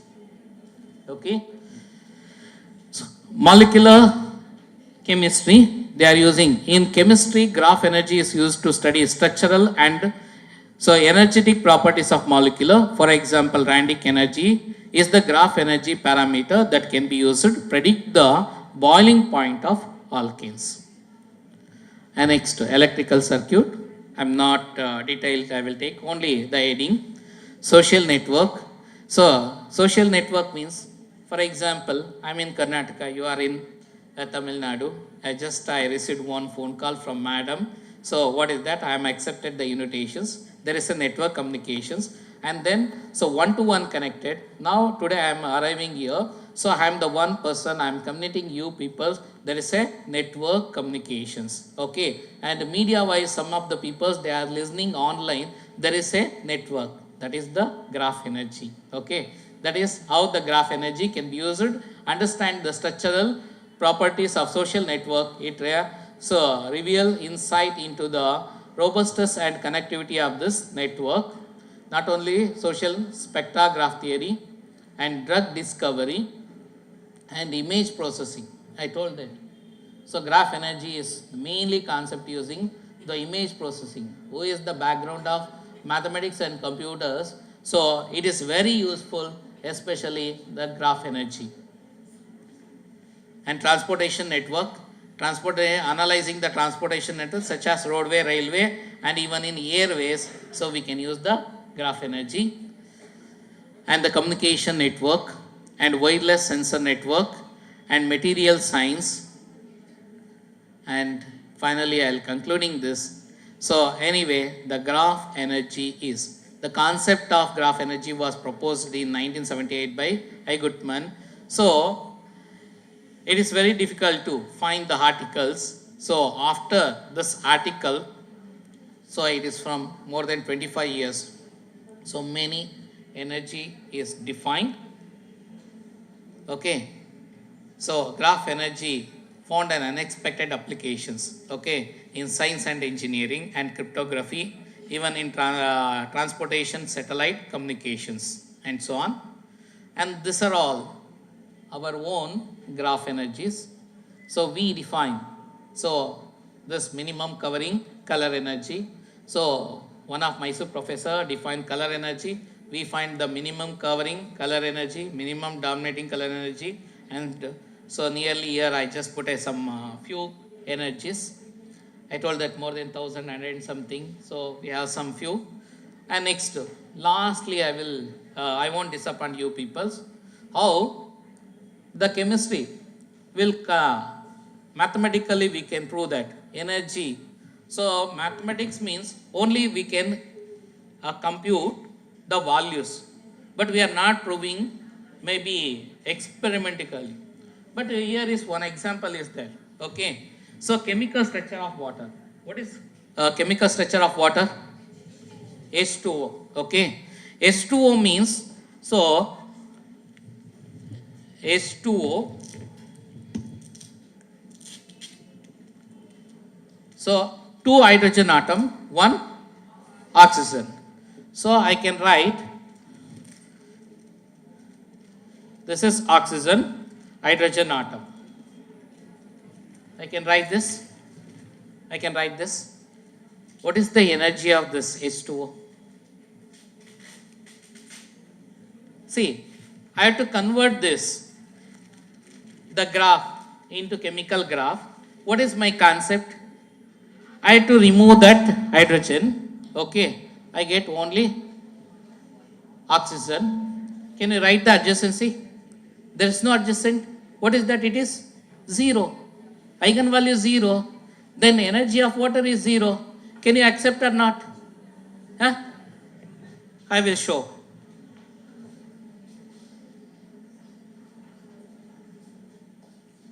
Okay, this is water bottle. Okay, the ingredients. See, what is that energy? 0 calorie. You can mix it. That become kinetic energy, you get some energy part. But water is a 0 energy. Okay, this is, I am giving a simple example. So to conclude that, so how the graph energy, it's useful in the different field of applications. Okay, and these are all my few reference. Okay.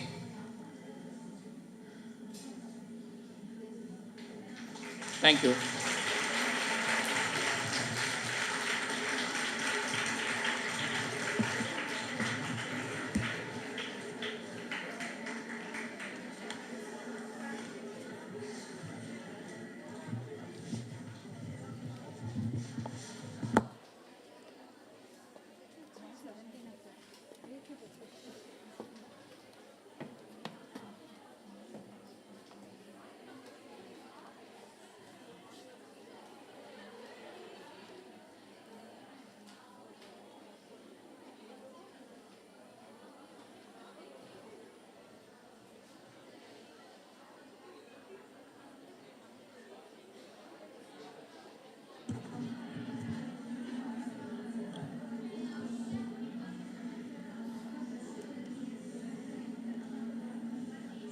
Thank you for the wonderful session, sir.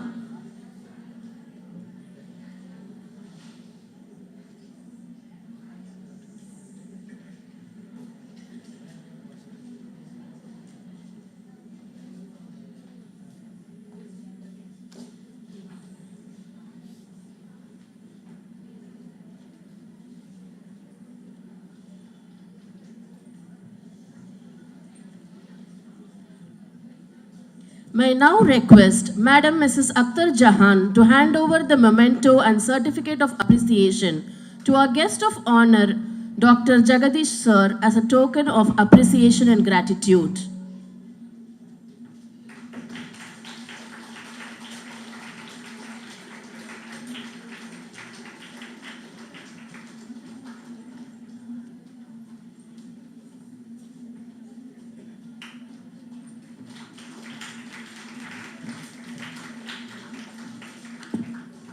Thank you, sir. Thank you, ma'am.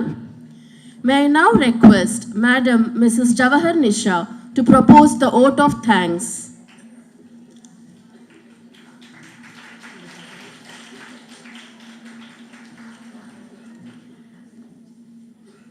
Assalamu alaikum wa rahmatullahi wa barakatuhu. And good afternoon to one and all present here.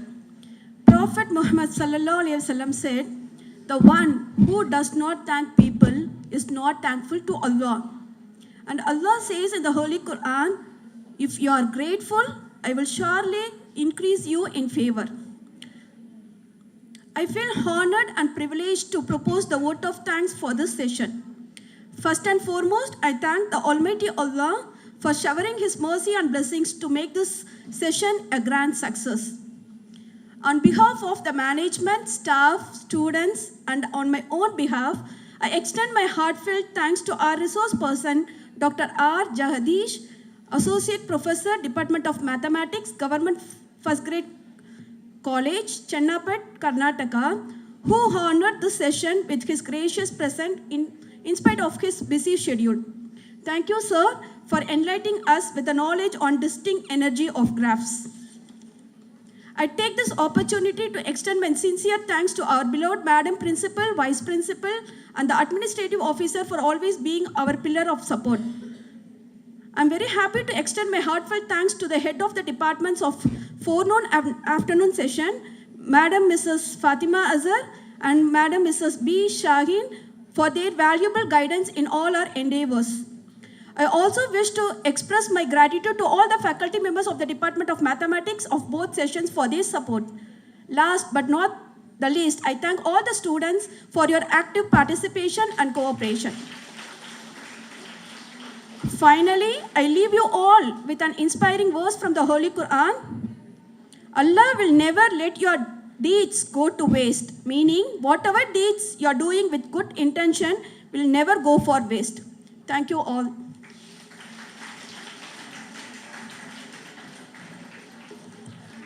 Thank you, ma'am.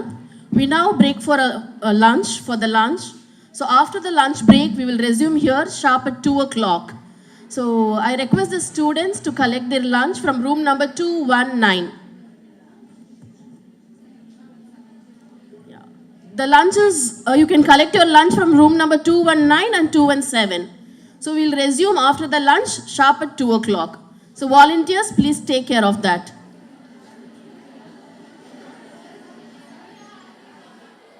To you, our distinguished guest speaker for Technical Section 3 of the International Seminar on Mathematics, the Gateway to the Emerging Trend of the Technology 2024, Dr. Ismail Nasik Angul.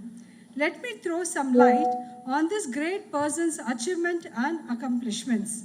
Dr. Ismail was born in Silvan, Turkey on 14th August 1967, and he did his bachelor's and master's in mathematics from Udag University, Turkey in the year 1989. Sir also has composite post-graduation from Warwick University, UK in 1990. He has completed his MPhil in the year 1991 and was awarded PhD in the year 1994 from Southampton University. The title of his PhD thesis was Normal Subgroup of Hierarchical Groups. Having excelled in his academic, he has started his career in the year 1995 as assistant professor and become professor in the year 2005 and head of the department in the year 2022 in the Department of Mathematics, Faculty of Arts and Science in Uludağ University, Turkey. He has been working in the same department since then. He has held many administrative positions, including the Rector Advisor International Relationship Coordinator and Dean of the Faculty of Arts and Science. Sir has published over 370 scientific research papers, most of which are in the SCI indices and WOS database, and also authored 90 books. His scientific work has been complete with around 200 co-authors all over the world. To mention a few, Turkey, India, France, US, UK, Canada, the list is going on. Nevertheless, he has continued to inspire and motivate millions of students through his talk in numerous national and international conferences. Moreover, he has organized 8 national large-scale international conferences. He has been in the scientific committee of over 60 international conferences. He has guided 22 PhD scholars and currently guiding MSc students and research scholars. 26 scientific research projects are successfully completed. He is a recipient of various awards. To mention a few, the Best Performer Award in 2016, the Special Prize for Varanga Coordinate Committee Member in 2011, and consistency in achieving the highest number of annual project prize over the years. He also has the highest number of the publication in the whole university. He has been continuing editorial position in 34 international scientific journals and is the referee for over 200 journals. He has been an editor, chief editor for several SCI journals like Advance in Difference Equation, Journal of Inequalities and Application, Boundary Value Problem, Fixed Point Theory and Application, Applied Mathematics and Computations, Journal of Mathematics, Computer Modeling in Engineering and Science. Adding feather to his cap is WOS H index is 19. Our eminent guest speaker is a member of 7 national and international mathematical societies. With great pride and honor, without delaying further, I present to you our distinguished expert, Dr. Ismail Nasik Angul. On behalf of the Department of Mathematics, a hearty welcome to you, sir. I request Dr. Ismail to take up this section virtually. Thank you very much for great introduction and also a kind invitation to this nice, important event, academic event. I wish physically I could be there, but in the last few years after the coronavirus, I think we all got used to technology. Before we couldn't do this kind of things. Now we have lots of programs to enable us to meet easily. So we took this chance and we are together today. Before starting my presentation, I should thank the organizers, Dr. Fatima, and all others prepared all the documents, all the programs, everything. It's a big job, I know, such a big Congress. So I would like to congratulate and thank to them for including me as a part of such a nice, important event. I hope the presentation I will give some insight, especially to young friends. Yes, you are in the camera. Hello. So, dear friends, Assalamu alaikum, first of all, to all of you. I will talk about graph theory. Graph theory is one of the recent very popular subjects in the last few decades especially. Before starting my talk, I will talk about the general idea of graph theory. Why people study graph theory. Why people move to graph theory, leaving algebra, leaving analysis, leaving the other areas. The thing is, today, probably at least 20% of mathematics papers are in graph theory and its applications. So this is one reason, one strong reason for all researchers Lots of papers are published there, so that makes the topic interesting and popular and modern. Because of the applications of graphs in many areas, in chemistry, pharmacology, social sciences, networks, and also in mathematics, of course, lots of applications of graph theory are there. Modern graph theory starts with Euler, Leonhard Euler, German mathematician, Swiss mathematician actually at that time, and goes back to 1736. So the 1736 is the starting date of modern graph theory. But since then, in the last 3 centuries, lots of advances in technology appeared. So with the technological advances, graph theory also goes further. So nowadays we use computers, artificial intelligence, all these kind of advantages of technology to move faster, So we can calculate many things by computers, and we can deal with big data in the internet or in our computers, in our fast servers, and we can get general results or specific results. Graph theory is one of these things, because if you want to deal with some daily life problem, okay, we have a daily life problem. It may be a social problem, it may be a chemical problem, whatsoever. We need to carry this to scientific language. If we move the problem we have in our life into mathematical language, then we can deal with it mathematically. Probably most of you have experience with artificial intelligence, ChatGPT, the others. You enter some words, you enter some voice sentences, and you get an answer. Artificial intelligence makes a picture for you, makes a presentation for you, makes a paper for you in 1 second. Okay? You don't like it, you say, this part is not as much as I want. Please change it, and it changes in another second. So in few seconds, with ChatGPT or another artificial intelligence program, you can understand each other. You can talk with the computer. Graph theory is one of these ways in which, by means of graph theory, we can carry the daily life problem to computers.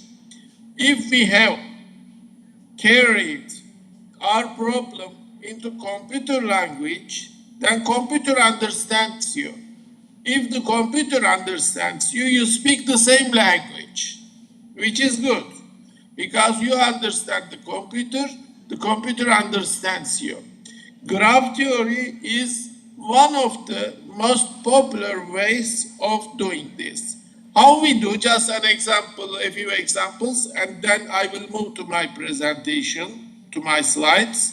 I haven't put any slides yet. I think you see me probably on the screen. For example, we use matrices for a graph, which is modeling some daily life problem, some networks. This could be like Facebook, WhatsApp, Twitter, this kind of networks, or it could be transportation network, or it could be neural network in science, in medicine, for example. So in networks or in molecular studies, you have a molecule, for example, methane, ethane, propane, hexane, whatever it is. You model this by graphs. If you have a graph, corresponding to your problem, then how we can carry this graph to computers. This is important. For example, two vertices in the graph, which could be two molecules, two atoms. This is hydrogen, this is carbon, for example. If there is a line, if there is an edge between them, okay, then they are connected to each other. If there is no edge between them, then they are not connected. You form a matrix, for example, which is called adjacency matrix, for example, by putting one for those pairs of vertices which are adjacent, which are neighbor to each other, which are connected, and zero if not. So in this way, you get a 0-1 matrix. If you have a matrix, you can use computer programs and you can do lots of calculations. You can calculate the determinant. You can calculate the characteristic polynomial. You can calculate eigenvalue, eigenvector. And these will have algebraic theories. You can use the several mathematical issues. You get some values, you get some numbers, you get some vectors, you get some polynomials, mathematical things from the computer. And it makes these calculations in seconds. If without computer, you have to spend days, maybe hours, maybe months for big calculations. So my friends, by means of graph theory, you carry the daily life problem to computers, use mathematics there. Then the last point is how we can comment on these values that we get to computer. For example, you got value of 7. This the vertex degree, the molecular weight, boiling point, melting point, atomic weight. What is 7? Okay? So, according to lots of examples, after looking at them, you get some idea. This could be melting point for this class of molecules, for example. So, you can make decisions, you can make results to calculate other things, other molecules. You don't need to do lots of research with each molecule because you got the general idea. For example, if the molecule is chain-like, like a pet graph, okay, the atoms are ordered like on a line in a chain, okay, then this molecule boils more difficulty at higher level, higher temperature. But if your molecule has a structure in a compact form like this, okay, then it boils easily. This is, for example, what we know by the results of Harold Wiener in 1947, almost 100 years ago, 76 years ago. So, 76, 77 years ago, some chemist called Harold Wiener studied some alkane molecules, their isomers, and they did some calculations with some examples only, and got a big theory out of it. So, let me share my screen. Let me try to share my screen if I can find the button.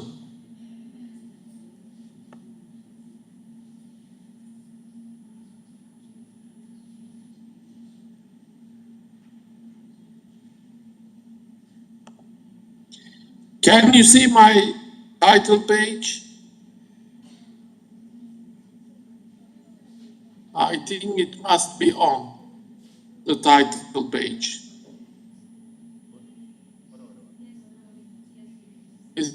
Can you see? Perfect, okay. Then we continue with my slides now. The title is New Applications of Omega Invariant to Algebraic Graphs. Omega invariant is a specific thing.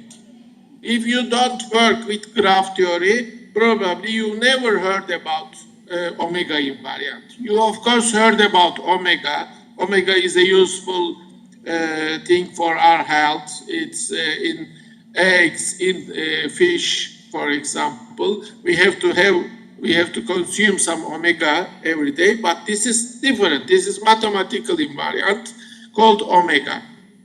It was defined with by my PhD student 6 years ago, and now almost 100 papers are written on it, several theses are written on it.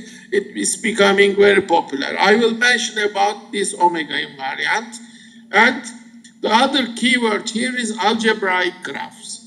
My friends, sometimes even if we study only in one area of mathematics, like topology, like graph theory, like analysis, like applied mathematics, like algebra, like logic, lots of areas we have, sometimes we restrict our studies into one small, narrow field. We don't deal with the other things. Sometimes at some point in our research, we need some theorem from algebra or graph theory or some application of some mathematical thing in another field. So yeah, either we have to learn this or we have to ask and cooperate with some friends in other area. So this is how we do interdisciplinary research. And nowadays, people after completing their studies in their own areas, they like to carry their results, they like to connect with other fields of mathematics or other sciences and do interdisciplinary research. Because, my friends, usually governments and therefore university rectors, university administrations wants applications, industrial applications, because everything is unfortunately nowadays depends on money. If you earn money, you are a good researcher, which is not correct, of course, but nowadays usual situation is like this. If you do not produce any income for the university, then you are doing just theoretical issues, theoretical research, and it is not popular very much. If some other people doing research and getting applied science applications, they are more valuable than you. Of course, applications are good. Applications are necessary. We all do mathematics, both for theoretical beauty and applications, of course. Without applications, if everything was theoretical, it wouldn't be meaningful. Sometimes we have to apply our theories to other sides. So, my friends, in this talk, I will mention some graph theoretical invariants and its application to algebraic graphs. What is an algebraic graph? Algebraic graph means it's a graph, but it has some algebraic relation between the vertices. Two vertices are connected if some algebraic condition is satisfied. If not, then they are not connected. So in this way, we form some graph corresponding to algebraic structure. For example, we get ZP, for example, as a field, ZP, or as a ring, Zn, okay, Z sub n. Then we can correspond a graph to this algebraic structure, ring, field, domain, whatsoever, okay? So if we define it correctly, we get some examples first, then we get generalizations, and sometimes we get applications. So in this talk, I will talk about some new type of algebraic graphs, and we do this by omega invariant and some graph theory. So my friends, let's continue. This is some general notations for those who doesn't know too much about graph theory. Just some preliminary information. G is a graph consisting of a set vertices, a set V of vertices, and a set E of edges. Edges usually are lines between the vertices, but sometimes, as in the picture here, they could be curves. They could be anything between two vertices. The main thing is two vertices are connected by an edge or not. This is the main thing. There are, of course, further parameters like distance, like weight, like direction, but today we will be talking with mentioning only classical graphs, basic graphs, simple graphs, okay? So no direction, no multiple edges, these kind of things are not allowed. So the vertices, the number of vertices is called the order of the graph, and the number of edges is called the size of the graph. For some vertex, for example, this vertex here, you see the vertex V, dV is equal to 2. What is dV? dV is degree of V. So this is one important parameters for graphs. Every vertex has some neighboring vertices. For example, this one has two neighbors, one here, one down there, okay? So it has degree 2. This vertex on the left side, top, is of degree 1, 2, 3, 4, are meeting at this vertex, okay? This is for simple graphs, of course. So, my friends, these kind of things are loops. Loops are not liked too much. Sometimes we have more than one edge between two vertices. We call them multiple edges, and we don't like them as well. So usually we study with very simple graphs where no loops are there, no multiple edges are there, no directions are there, usually connected. If not, we have to deal with a number of components as well. These kind of ideas we work with. Pendant vertex is the vertex of degree 1. If a vertex is of degree 1, that means one neighbor. If this vertex is connected to only one neighbor, then it is of degree 1, and it's called pendant vertex. And the edge is the edge.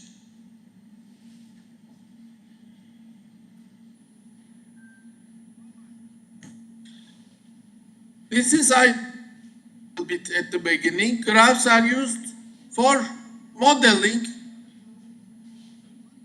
real life situations.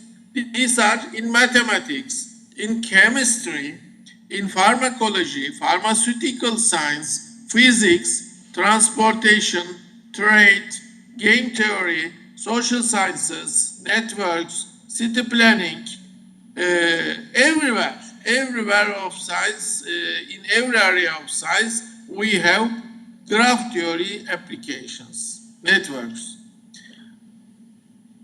When we model a situation by a graph, we have mathematical methods, functions, numbers, algebraic structures, determinants, matrices, graphs, and if we can use these mathematical results to obtain some meaningful property, then we are successful, we got something, okay? This idea was used in 1983 by Trinastich, and Gutman and Polanski in 1986.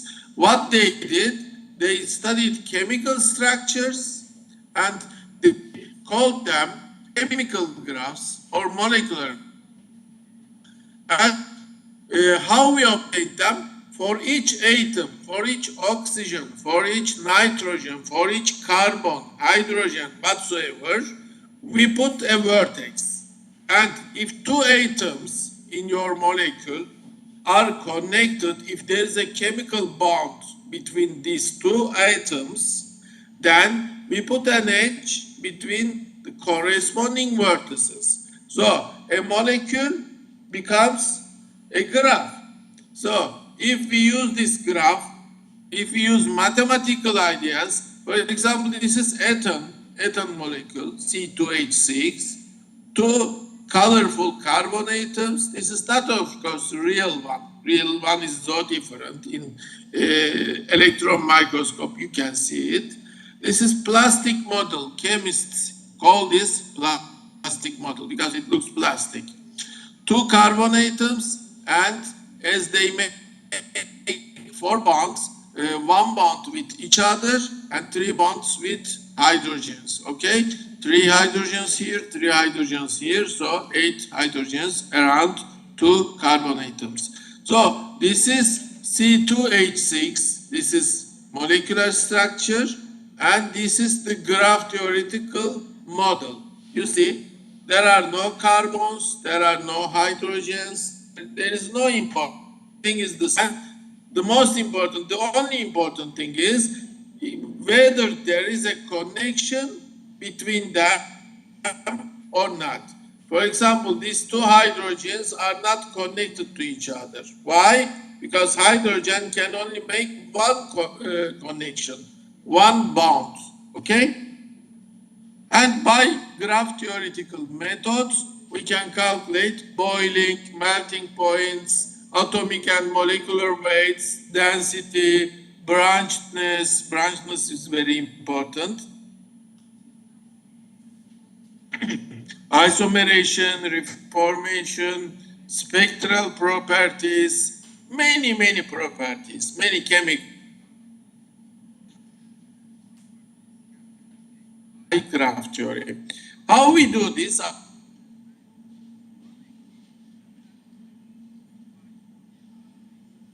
This is Wiener. I mentioned a little bit before. Wiener proposed some formula. It is something like this. It is about the distances. By means of distances between atoms, he defined some sum between the vertices. This is the sum of distances between any two vertices, okay? So, for a molecule, you get some numbers. Now, let's move here. Yeah, this is the example. This is the example I want to give. You see, my friends, you see 3 different organization of pentan molecule. This is pentan, C5H12. There are 5 carbon atoms in a chain-like structure, you see. It's like a chain. 5 carbon atoms are ordered one by one after the other, okay? In the second isomer of pentan, isopentan, we have 4 carbon atoms, you see, but the 5th one is connected to 3rd one. Or mirror image, it could be the 2nd one, but not the 1st or 5th, because if you connect the carbon to the last one or the 1st one, similar thing will appear with the 1st one, okay? All carbon atoms are in order. Even it's like this, doesn't matter, okay? So my friends, this is another one. And in the last one, last isomer, carbon atoms for a plus shape. 1 carbon atom is in the middle and 4 are around these carbon atoms. And the surrounding carbon atoms have 3 connections with hydrogens, which makes 12 together hydrogen atoms, around 5 carbon atoms. So you see, these 3 different organizations of C5H12, that means 5 carbon atoms, 12 hydrogens. We have 3 different organization, let's say, presentations. So these are called isomers. The formula is the same. Iso comes from here, but they are not exactly the same. For example, their chemical properties or physical properties are different. For example, these boil at different temperatures. You have a factory, you produce some textile, okay, textile material, let's say, and you want to boil some pentan isomers.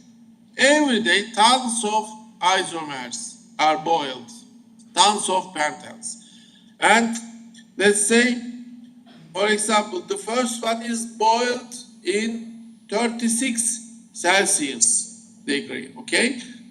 This one is boiled in 27.9 Celsius degree, centigrade degree, and the last neopentan is boiled 9.5 degree, which is lowest. If you have a factory and if these 3 are okay, which one would you choose? Naturally, the last one, because 9.5 is a very good, very economical level, very economical temperature for boiling, okay?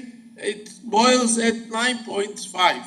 It's very easy, very easy. If you just touch, it will start boiling, maybe, you see.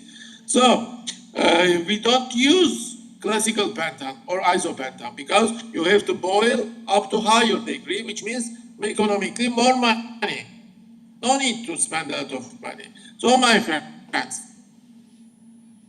these chemists calculated the distances for all these. And for example, in this one, he got 20. I won't go into details. You can search for Wiener index in internet. There will be a lot of things you see.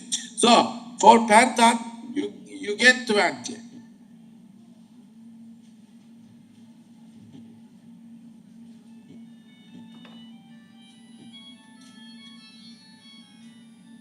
For ice, you get 16. And these are so that means boiling temperature is higher, which is bad situation. Wiener index, what we call Wiener index, is higher. So we want lower degree, and it appears in Wiener index smallest, you see. And you look at the shape, pentan is like a pet. Pentan is a chain-like structure.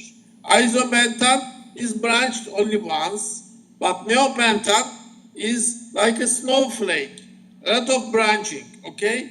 So if some molecule branched a lot, it has a compact form, radius diameter is not too much, these are all the same thing, then it boils easily, very economically. So chemists use this idea for a lot of things, of course. This general idea you obtain and you carry it to other sites, okay? So some examples, very briefly I will mention, because these are all internet information. You can find everything in internet nowadays in ChatGPT or Google. Networks are everywhere. Internet is a network. If internet wasn't there, we couldn't contact each other now. You couldn't see me, I couldn't talk now. So internet is a main network. Social media applications are all networks. Communication in any way, we communicate each other, so this is a network. Transportation, we go our house, we go to school, we go to university, we go to market, doctor, bazaar, everywhere. This is a network. This needs a network to work on, to go somewhere. Neuroscience, again, a network, neural network. You see, network in general is a system of interconnected things, or people, or cities, or countries, whatever. These are lots of network structures you see. This is neural networks containing neurons. When you apply some synapse to the neurons, then your body, some part of your body moves. You do something. So this is important. If you have a stroke, for example, in your left arm, let's say, we don't wish this kind of thing, but if you had, and you can get, if you know, if your doctor or electrician maybe knows how to treat it by giving some electrical shock, okay, at some vertex, like acupuncture, okay, then it make you relieved from this stroke situation, okay? You may be relieved easily by just giving some electrical shock to your body. So neural networks are very important in the future, more important they will be. Social networks are there. I will not talk every day we are using in our mobile computers, mobile phones. This is transportation networks, not good quality picture because they are not important. You can find very detailed, very nice pictures in the internet. Communication networks, of course. Communication could be two-directional, going and coming. Like we are importing and exporting to other countries. We like each other or we don't like each other. I like someone and he may like me, for example. So this kind of relations corresponding to some graph could be directed sometimes. So these are all types of, most of the types of networks. We usually use LAN, VLAN, this kind of things. This is metabolic networks in biology. And this is how we carry mathematical research on graphs, by graph matrices, by topological graph indices, and some other graph parameters like distance, like vertex degree, like eccentricity, diameter, this kind of things. Graph matrices, there are lots of graph matrices. As you see, over 100 graph matrices are there. For each graph, you can form 100 plus graph matrices, sorry. And the most popular are adjacency, incidence, and Laplacian matrices. By means of each of these metrics, you can calculate different problems, different properties. For example, using adjacency metrics, you calculate the characteristic polynomial easily, a minus lambda I equal to 0. Then, if you get the roots of this polynomial, then you get eigenvalues. Could be negative or 0 or positive. If you take the absolute values and if you get their sum, this will give you intermolecular or Hückel energy of this graph, of this molecule actually. So energy is one of the applications of graph theory. Energy, nothing needed, nothing else needed. Energy is very, very important. So this is, for example, about the energy in 1978. Goodman defined it. So today, for each matrix, for each different matrix, we got different types of energy. You can calculate these properties of these matrices and these energies, and you can study spectral graph theory, for example. Some other graph matrices are listed here. I will not go into detail, too much time already passed. We have a few minutes. Topological graph indices are there. Topological graph indices are over 3,000 nowadays. In chemical databases, you can find lists of topological graph indices. These are some mathematical formula involving vertex degrees or distances or some other parameters. You use this formula, you calculate this formula for the corresponding graph, and you get some numbers, and commenting on this number, you get some property like boiling points, like melting points, like some other property of the corresponding graph or molecule. There are also several versions of this which makes the number grow to thousands. Some other graph parameters you see: radius, diameter, girth, independence number, click number, matching number, order size, vertex degrees, Euler characteristic, omega invariant, lots of things. So my friends, just getting a sip of water. Now in the remaining part, I think few minutes I have, please remind me if it's a critical point. I will finish in 5-6 minutes, I think. I hope this is fine. I don't make any change to the program. This is DG. DG is the degree sequence. Degree sequence means we calculate the degrees, we find the degrees. This vertex has degree 4, so we put 1 4 here. If there is another 4, then we put 4 to the, in bracket, 2. The numbers in brackets are the multiplicities, okay? So we form a multi-set. It's not a set actually, it's a multi-set containing the same number more than once, sometimes, if necessary. So these are the degrees, 1, 2, 3, 4, up to the largest vertex degree, okay? And they have some multiplicities. Of course, if there is no 2 here, for example, in the graph, then A2 would be 0, for example. Some of the AI's multiplicities could be 0 because we assumed all degrees from 1 to delta are appearing in the list, which is not always the case, okay? So, my friends, this is degree sequence. For each graph, you can easily write the degree sequence by listing the vertex degrees. Now, if you are given a set of positive integers or non-negative, let's say, more generally, like 1, 2, 5, 6, 7, okay? Such a set is given.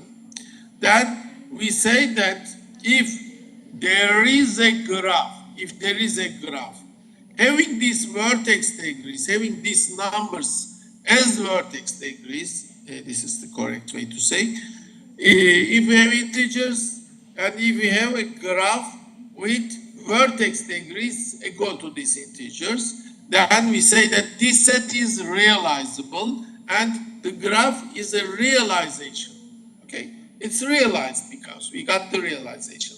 So, for a realizable degree sequence, by definition, we have at least one graph.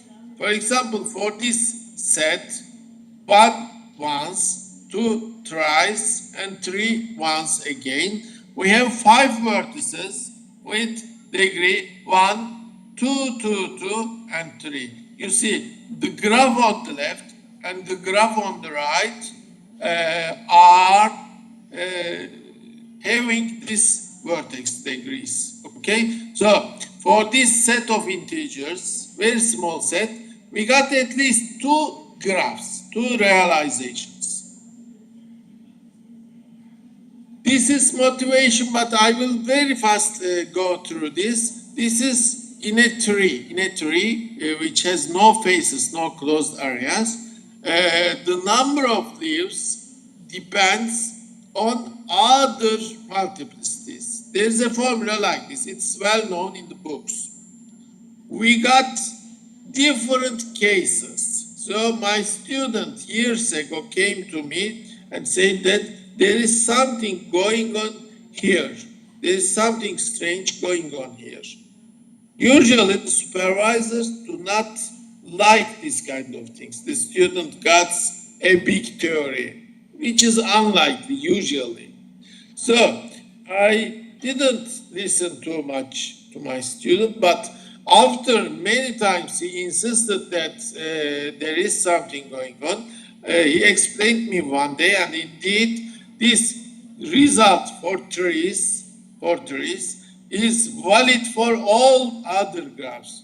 Just parameter changes, okay? Just some number changes. So as the result, you can search for omega invariant in internet, you can find more story about it. Omega invariant is defined as this sum. I minus 2, that means the degrees. For example, for this one, 1 times A5, okay? 1 times A5. Which one? Sorry. 1 times A3. For the others, again, we subtract 2 from the degree and multiply by the multiplicity. So actually, it's the sum of all vertex degrees minus 2, okay? If you have 5 as a vertex degree, you add to omega 3. If you have 7, you add 5. If you have 2, you add 0, because 2 minus 2 is 0. So the sum of all these numbers will give you omega invariant.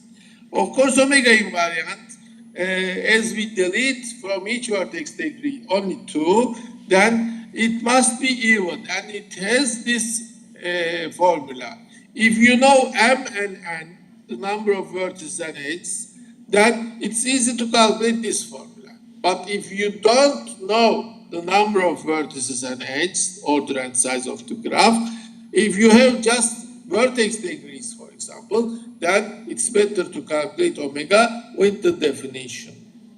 So there are some results. I will skip these parts about omega invariant, but I suggest you, if this looks similar, the things are similar to your studies, please go to Google omega invariant and go through tens of papers about omega invariant. So you see, these are the results I have to skip. Lots of combinatorial problems can be solved by omega invariant. You see, lots of things. I gave some problems here, but because of time, I will not go into details. But I must say, for example, we do not know, it's an open problem. It was an open problem to decide whether any graph out of some given set, as degree sequence, okay? That means you got some integers, positive integers, okay? And you want to form some graph with these vertex degrees, then there are possibly hundreds of ways, millions of ways. Do we know about their connectedness? Connectedness is very important. Omega gave the answer. If omega is maximum minus 4, if it's an even integer, you remember, maximum minus 4, then all graphs you can draw are disconnected. Never you can have a connected graph if omega is less than or equal to minus 4. But otherwise, if it is at least minus 2, it cannot be minus 3 because it's an even number, remember? So if it is at least minus 2 or 0 or 2 or 4 or 6 or 8, okay? Then some realizations are connected, some disconnected. So this is maybe one of the most important applications of omega invariant. So I will go now in the last 2-3 minutes just what we did to give you the insight into algebraic graphs. This is R is a commutative ring. Probably if you studied algebra, you know the ideas of non-zero, zero divisor, for example. Zero divisors in a ring, in a commutative ring, are well known. In many special examples in algebra, we use this kind of ideas like zero divisors. For example, in integers, there are no zero divisors. Because of this, in integers, the fundamental theorem of algebra says that if you have a polynomial of degree 5, for example, you can get maximum 5 roots, okay? But if you have zero divisors, this number could be, the number of roots could be much more than the degree of the polynomial. different things, different situations, different algebraic structures. So an element X in the ring is called a zero divisor if there is another zero divisor such that their product is equal to zero. Product of two numbers is zero, but they are not zero. This is zero divisor. Zero divisor graphs are defined actually, and this is the first application of algebraic graphs. Now, the second idea I should give, an element in the ring X is called idempotent element if x squared equals to x. Idempotent, the powers are identical. Okay, this comes from German. So x squared equal to x means idempotent. So we define a graph. It's called idempotent total graph.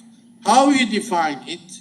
This is one way. You can define another way, another graph class. If it is working, it's going according to the general ideas, you can get some general results, then it's worth to study such a thing. In this case, the idempotent total graph of the ring, denoted by gamma r, is the undirected graph. The zero divisors are vertices, and if we are going to connect two vertices, two zero divisors, it must be x and y are adjacent. That means x plus y must be in I of R, idempotent element. If two zero divisors are in our heads, and if their sum is an idempotent, then we put an edge between two zero divisors. And trying this for each pair of vertices, we get a graph. Now, what types of graphs we get?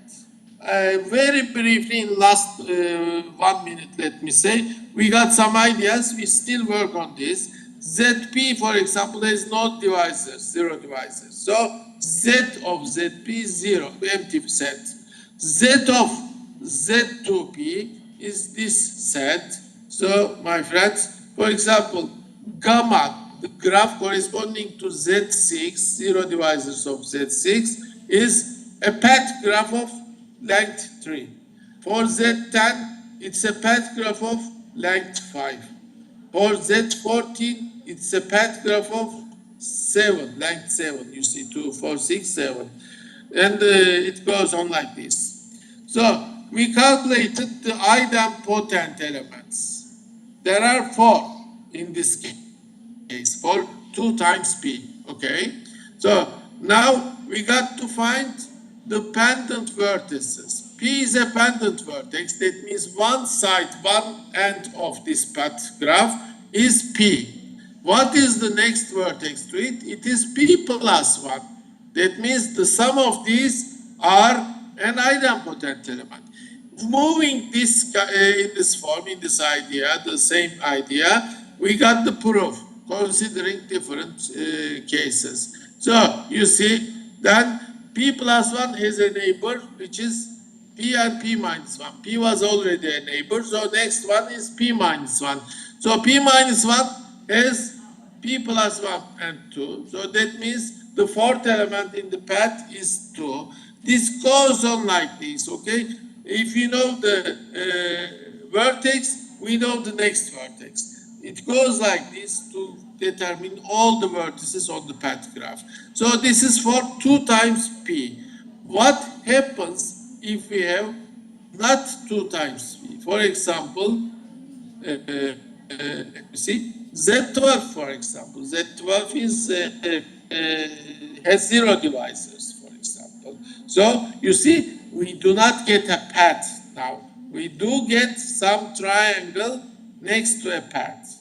So it means when the number 12 changes, for example, here you see another figure, you see. So here we have lots of triangles, maybe. You see, there's a path, it's going all around, but it has some triangles around.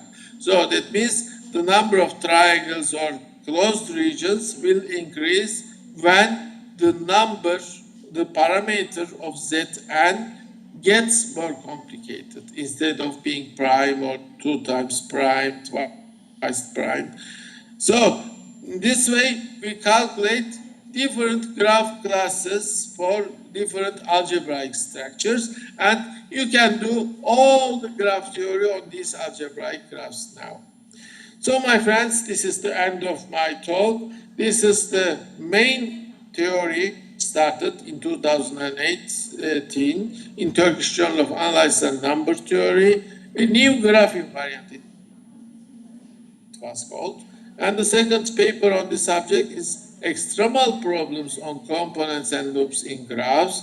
And it goes on like this: omega invariant and cyclicness, omega invariant and matching numbers, omega invariant and connectedness, omega invariant and matching number nullities, omega invariant and cyclicness, omega invariant and independence numbers, omega invariant and some graph products, omega invariant and some derived graphs like line graphs, the others, omega index and line graph, total graphs, etc., omega invariant and average degree of graphs, omega invariant and minimal nullity, maximal minimal nullity. You see, there is no end.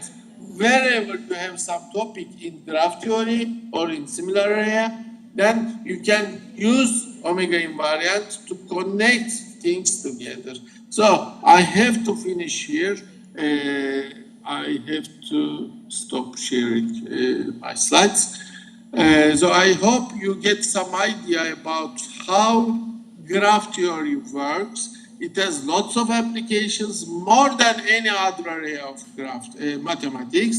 So if you are a young mathematician and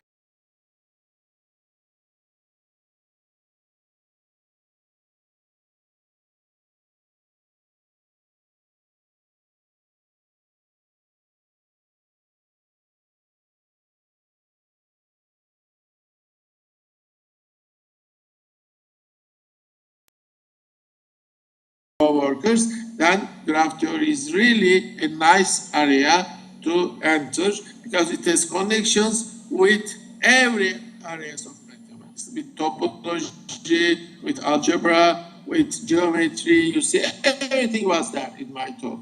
So thank you for listening, my friends.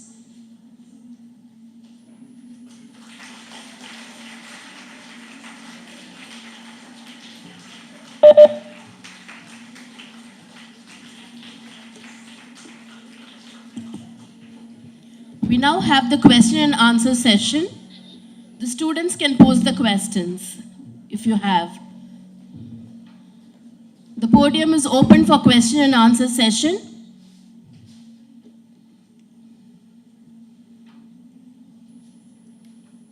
Your questions are welcome, students. Come forward with your questions. They can contact me by email easily if they have any questions. Anytime. Thank you, sir, for that wonderful lecture. May I now request Madam Mrs. N. Chandravadana to propose the vote of thanks.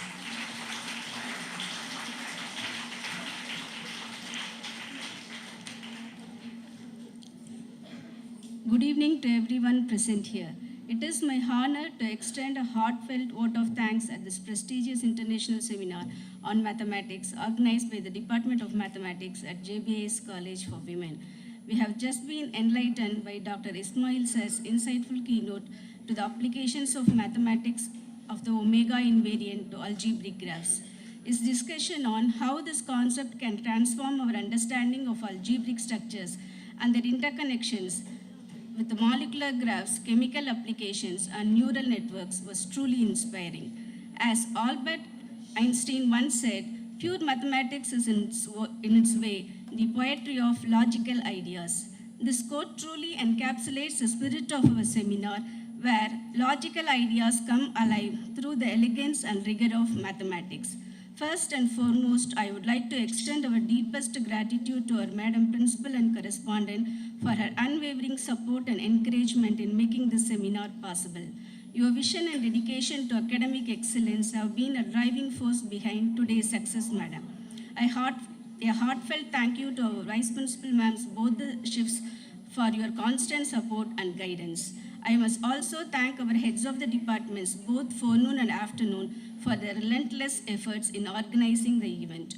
Your meticulous planning and dedication have ensured the success of the seminar. Our organizing members deserve a round of applause for their tireless work and commitment. From coordinating schedules to managing logistics, your contributions have been crucial in creating such a valuable event. Finally, to our enthusiastic students, thank you for your active participation and eagerness to learn. Your presence and engagement bring energy and vitality to this event. We hope that the knowledge and insights gained today will inspire you to explore new mathematical horizons. Let us carry forward the ideas and discussions sparked here today and continue to be inspired by the beauty and power of mathematics. Thank you once again to everyone for making the seminar a grand success. Thank you.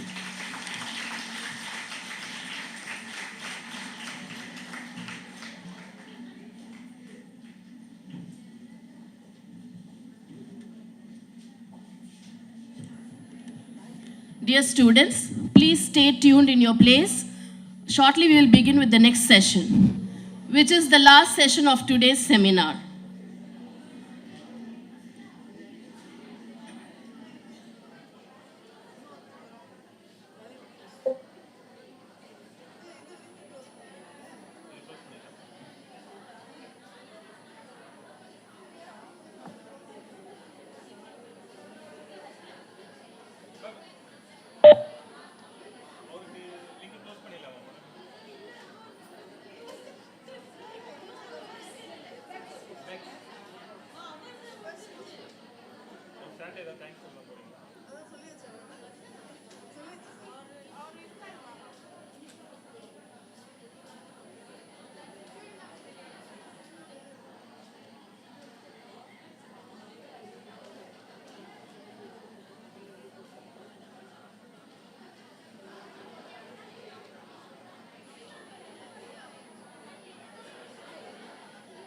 Of observed data.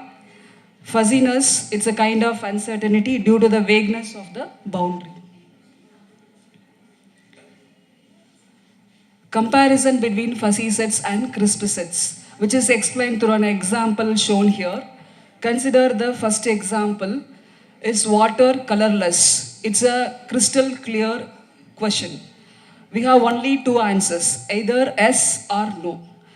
Whereas in the second example is wrong honest. We have number of answers having different membership values, say 1, 0.8, 0.4, 0.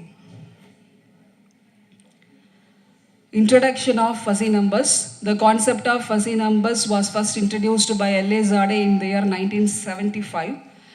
A fuzzy set A tilde, which is defined on a universal set X, characterized by its membership function mu A tilde, with each X belongs to X, having membership values in the closed interval 0, 1.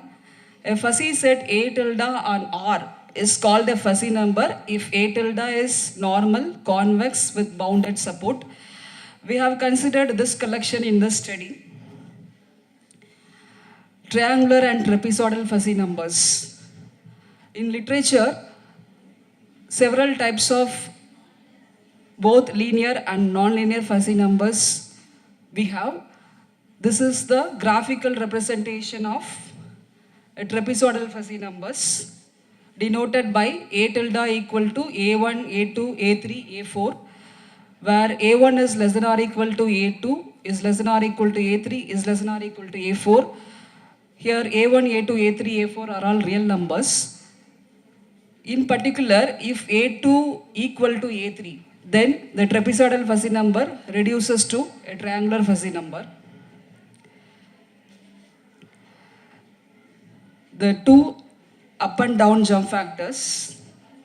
the positions of the two up and down jump factors U1, U2, U3, D1, D2, D3, and the discrete fuzzy risk-free interest rate 1 plus R1, 1 plus R2, and 1 plus R3 are all non-overlapping, which is represented using triangular fuzzy numbers, and the same is represented using triangular fuzzy numbers.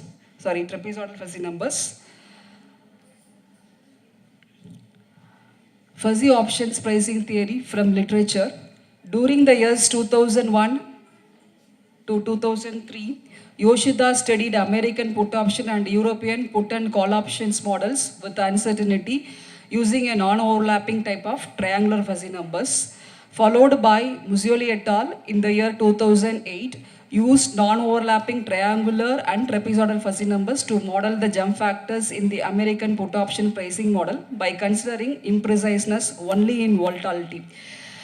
Further, in the same year 2008, presumed impreciseness in both risk-free interest rate and volatility of the underlying stock involving non-overlapping trapezoidal fuzzy numbers. The concept of linear octagonal fuzzy numbers, arithmetic operations on linear octagonal fuzzy numbers, and its ranking was first introduced by Bolini S.U. and Felbin C. Kennedy in the year 2013. It is denoted by A tilde equal to A1, A2, A3, A4, A5, A6, A7, A8, where A1, A2, A3, A4, A5, A6, A7, A8 are all real numbers, whose membership function is shown here. Linear octagonal fuzzy numbers for different values of k. The value of k plays a major role in comparison of any two linear octagonal fuzzy numbers. When k is less than 0.5, we will get optimal value for maximization problems. When k is greater than 0.5, we will get optimal value for minimization problems.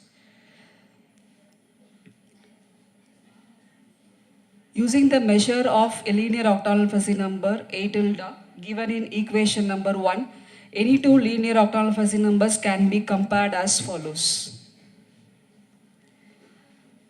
Next, arithmetic operations on linear octagonal fuzzy numbers: addition, subtraction, scalar multiplication,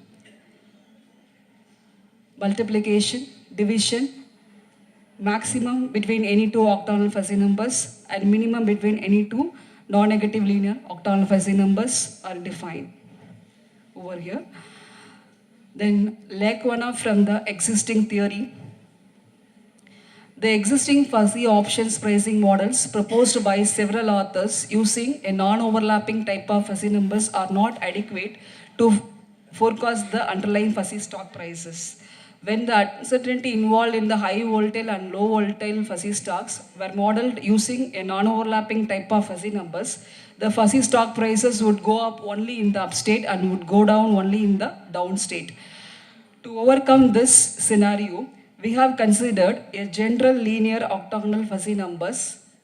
General in the sense that either they are overlapping or non-overlapping, partially or completely, and or contained into.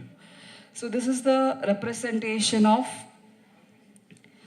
overlapping fuzzy numbers. Here, the positions of the two up and down fuzzy jump factors and the risk-free interest rate are overlapping, which is represented using general linear octagonal fuzzy numbers, general trapezoidal fuzzy numbers, and general triangular fuzzy numbers.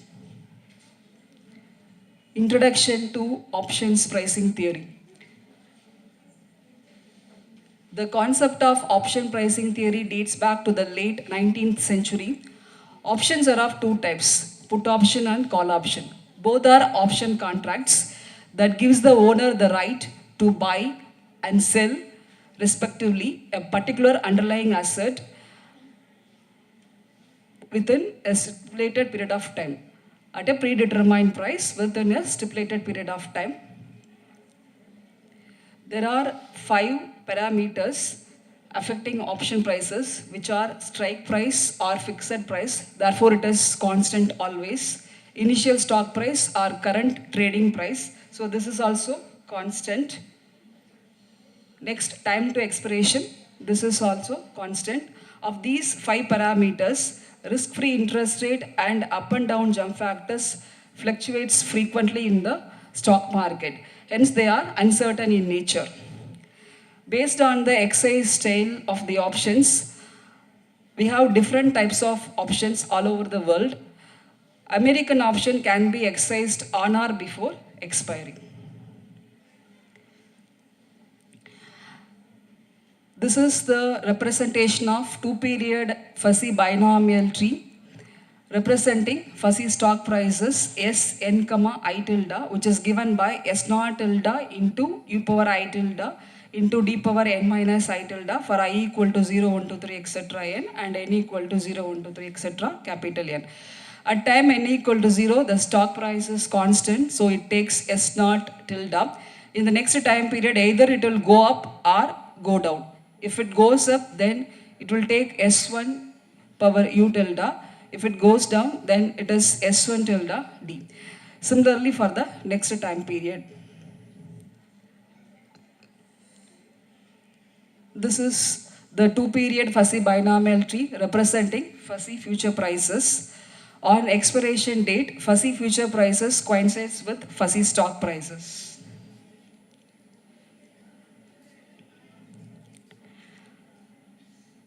The positions of the two up and down jump factors and the discrete fuzzy risk-free interest rate satisfying the above no arbitrage condition is as shown in this figure. Using the above no arbitrage condition, we have the following possible no arbitrage opportunities, using which we have chosen few no arbitrage assumptions, from which we have defined fuzzy risk neutral probability measure Q, which is PU delta, PD delta. PU delta is the up fuzzy risk neutral probability measure and PD delta is the down fuzzy risk neutral probability measure. Using the fuzzy risk neutral probability measure Q, we have defined a Q fuzzy martingale, Q fuzzy super martingale and a Q fuzzy sub martingale for a discrete time fuzzy stochastic price process, from which we have realized that the discounted fuzzy stock price process is a Q fuzzy martingale, Q fuzzy super martingale and Q fuzzy sub martingale with respect to the fuzzy risk neutral probability measure Q whenever we have the following conditions. Similarly, the fuzzy future price process is a Q fuzzy martingale, Q fuzzy super martingale and Q fuzzy sub martingale with respect to the measure Q whenever the following conditions holds.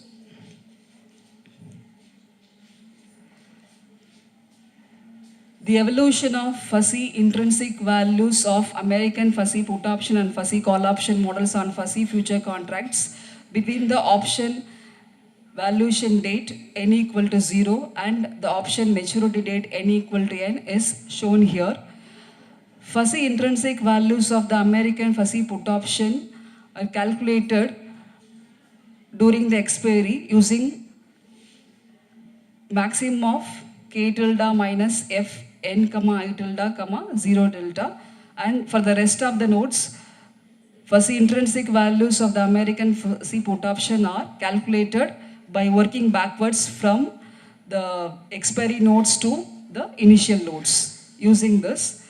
Similarly, we have fuzzy intrinsic values of American fuzzy call option model. Next, properties of discounted fuzzy intrinsic values. The discounted fuzzy intrinsic values of the bias of American fuzzy put option model is a Q fuzzy super martingale with respect to the measure Q whenever we have the conditions. Similarly, we have realized that discounted fuzzy intrinsic values of the bias of American fuzzy call option model turns out to be a Q fuzzy martingale. American fuzzy put option and fuzzy call option bias models. As we have seen already, American fuzzy put option and fuzzy call option models offers the buyer the right but not the obligation to sell a particular fuzzy put option to the fuzzy put option seller and to buy a fuzzy call option from the fuzzy call option seller at a predetermined constant fuzzy strike price k tilde in future. In order to purchase the right buyers have to pay the premium to the sellers.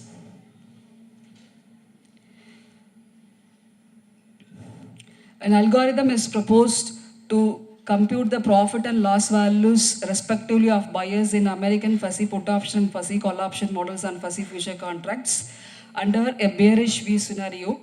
Bearish V scenario means the constant initial fuzzy stock price falls below the constant fuzzy strike price. Problem description in bearish view scenario.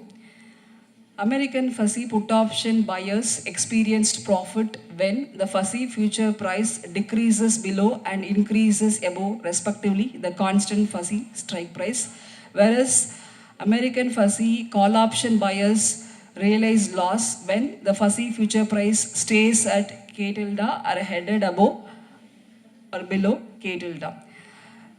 However, in both the models, maximum loss incurred by the buyers is the premium paid, and this will be the profit to the sellers. Data description. The symbol MSFT represents Microsoft Corporation shares. MSFT 104.80 put option and call option future contracts respectively were bought by the put option and call option buyers.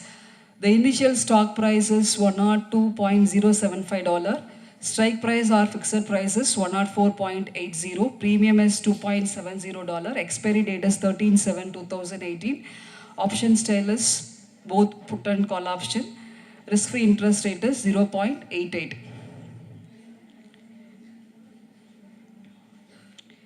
The above parameters are represented using general linear octagonal fuzzy numbers as shown here. Using the two-period fuzzy stock prices of American fuzzy put option and call option models, the discounted fuzzy stock price process and the future process of the same turns out to be a Q fuzzy supermarticle under the measure Q whenever we have the condition. Using the algorithm, we have computed net profit values of American fuzzy put option buyers model and American fuzzy call option buyers model involving general linear octagonal fuzzy numbers for k equal to 0.3 and k equal to 0.7. Similarly, the same is computed using trapezoidal fuzzy numbers and triangular fuzzy numbers. The results are compared. Net profit and loss values respectively of buyers in American fuzzy put option call option models is maximum and minimum involving general linear octagonal fuzzy numbers when k equal to 0.3, then using general triangular and trapezoidal fuzzy numbers. Similarly, profit and loss values of American fuzzy put option, fuzzy call option buyers models give much more better results using general trapezoidal fuzzy numbers than using general linear octagonal fuzzy numbers when k equal to 0.7 and k equal to 0.3. Also, we have realized that American fuzzy put option and call option buyers models respectively are underpriced and overpriced options. So we have to buy and sell both. We have to buy and sell less in order to make profit. These are some of the references I have used for this work. Thank you. Any doubts, any queries?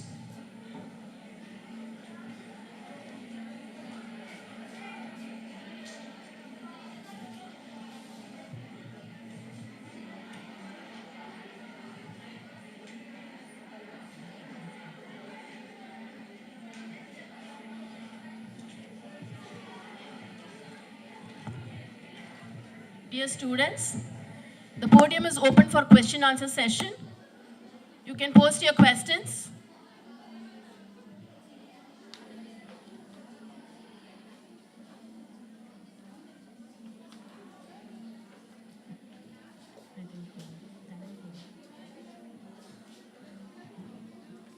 Thank you, ma'am.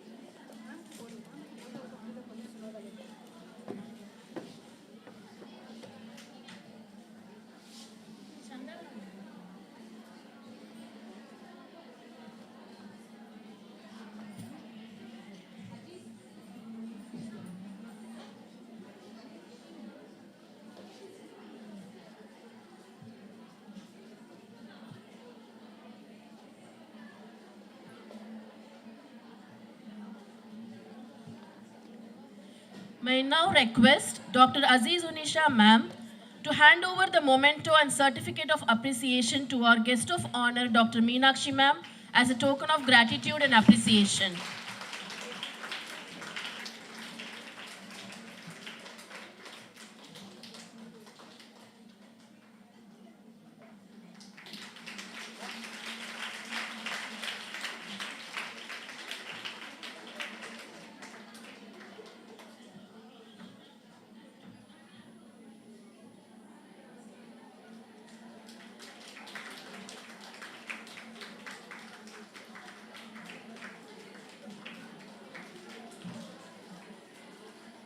Thank you, ma'am.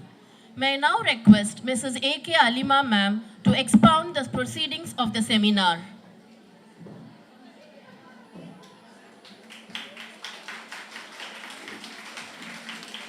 In the name of Allah, the most beneficent, the most merciful.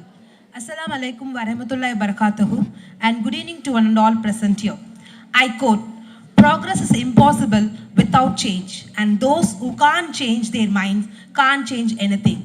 I unquote George Bernard Shaw.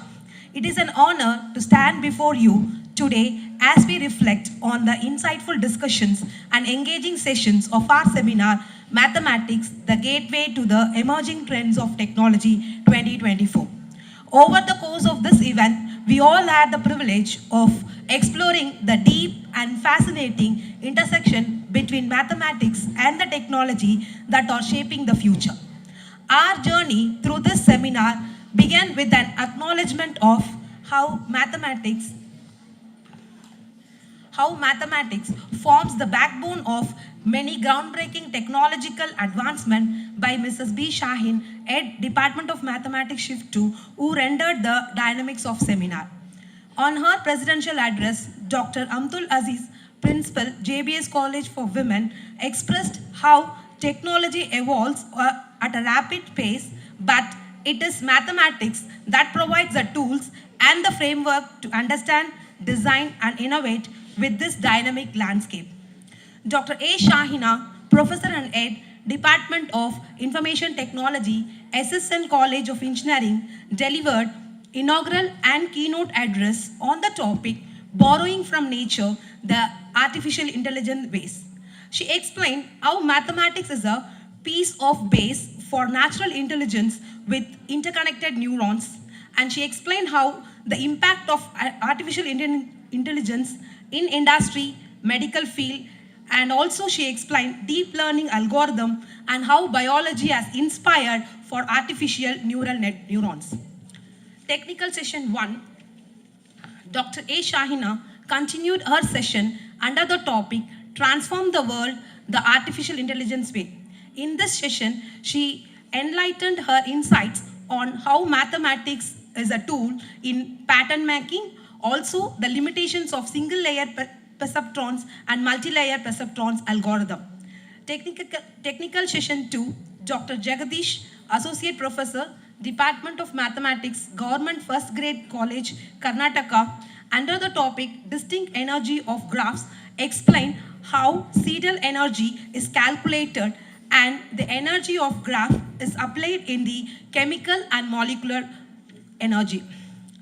And technical session 3, Professor Dr. Ismail Nasik Kangul, Department of Mathematics, Bursa Uldok University, Turkey, under the topic New Applications of Omega Invariant to Algebraic Graphs. He explained how daily life problems are converted into graphs and the fundamentals of algebraic graph, omega invariant, and some results based on omega invariant. And recent algebraic graph problems were also explained by him. Valedictory was under Dr. K. Meenakshi, Assistant Professor, Department of Mathematics, Presidency University, Bangalore. Her topic was Fuzzy Mathematics and Importance in Modern Technology. She enlightened on the topic Options Pricing Theory, Optimum Investment Strategy of American Fuzzy, Put Option and Fuzzy Call Option, Bias Models on Fuzzy Future Contracts. In conclusion, I would like to emphasize that mathematics is not just a theoretical description, but a practical gateway to understand and shape the technologies of the future. I would like to extend my heartfelt thanks to all the speakers and participants for the valuable considerations and to the organizing committee for making this seminar a resounding success. Let us continue to explore the infinite possibilities that mathematics offers as we venture into the emerging trends of technology. In science, there are no shortcuts to truth. In technology, there are no shortcuts to innovation. And mathematics is the bridge between the two. Thank you.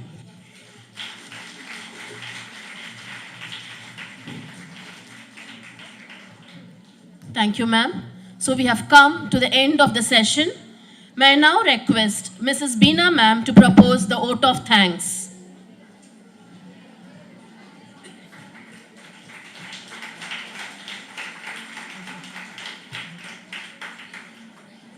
Assalamu alaikum warahmatullahi wabarakatuh, and good evening to one and all gathered here. First and foremost, in this august presence, I would like to take this deemed opportunity and feel honored and privileged to propound my vote of thanks for this valedictory section.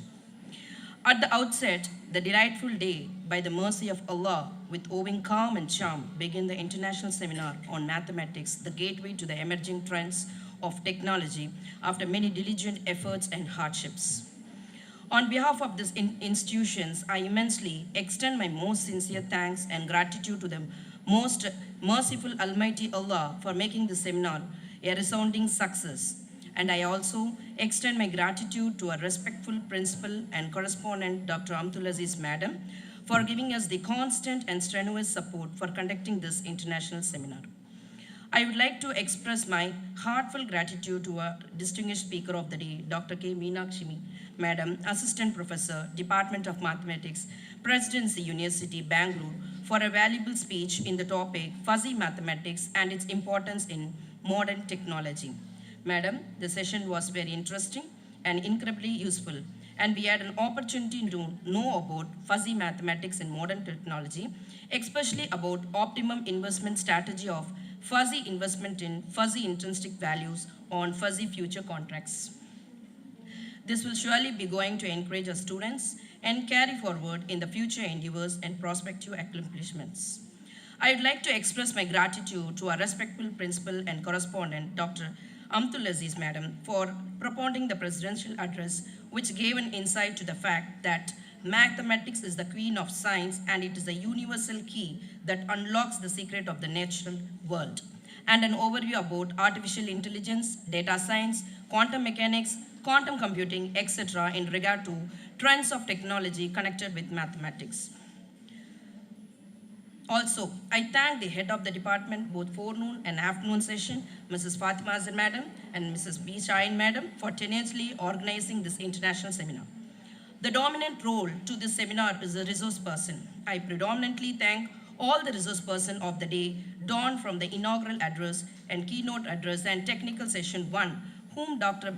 Mrs. A. Shahina Madam, Professor, Head, Department of Information Technology, SSN College of Engineering, addressed the gathering with an eloquent speech.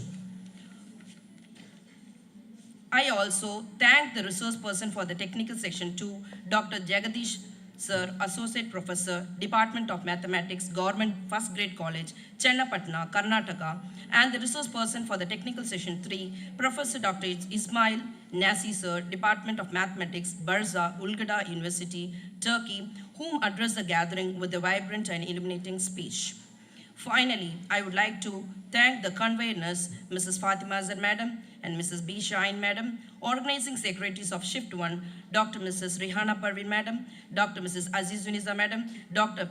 Fatima B. Madam, organizing secretaries of Shift 2, Mrs. Akhtar Jan Madam, Mrs. Alima Madam, Mrs. B.P. Binu Madam, and all the organizing committee members of Shift 1 and Shift 2 who contributed their strenuous efforts in making this international seminar a grand success. In addition to, I thank all the department staff members and students for their active presence and enthusiastic participation. I also thank the technical person, Mr. Sardarbai, system administrator, Mr. Suleimani, technical person, assisting YouTube's live stream persons, all the hospitality service provider, supervisor, and the attendants of the college, whom all rendered their service in accomplishing the success for the day. I once again thank you all for the support. Thank you all.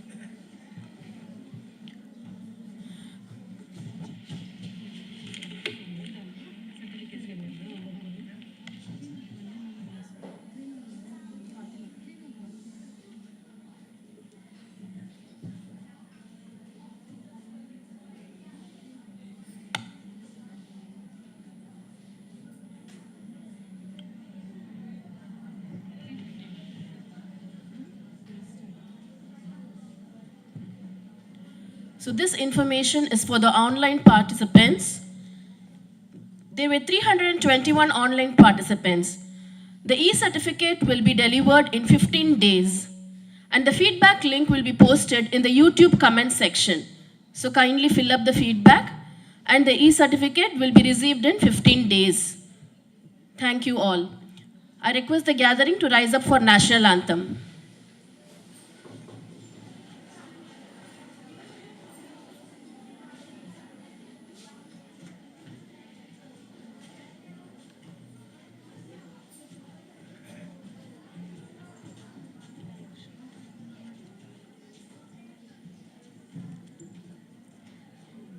जनगण मन अधिनायक जय हे भारत भाग्य विधाता पंजाब सिंधु गुजरात मराठा द्राविड उच्चल बंगा विंध्य हिमाचल यमुना गंगा उच्चल जलति तरंगा तव शुभ नामे जागे तव शुभ आशीष मागे गाहे तव जय गाथा जनगण मंगलदायक जय हे भारत भाग्य विधाता जय हे जय हे जय हे जय जय जय जय हे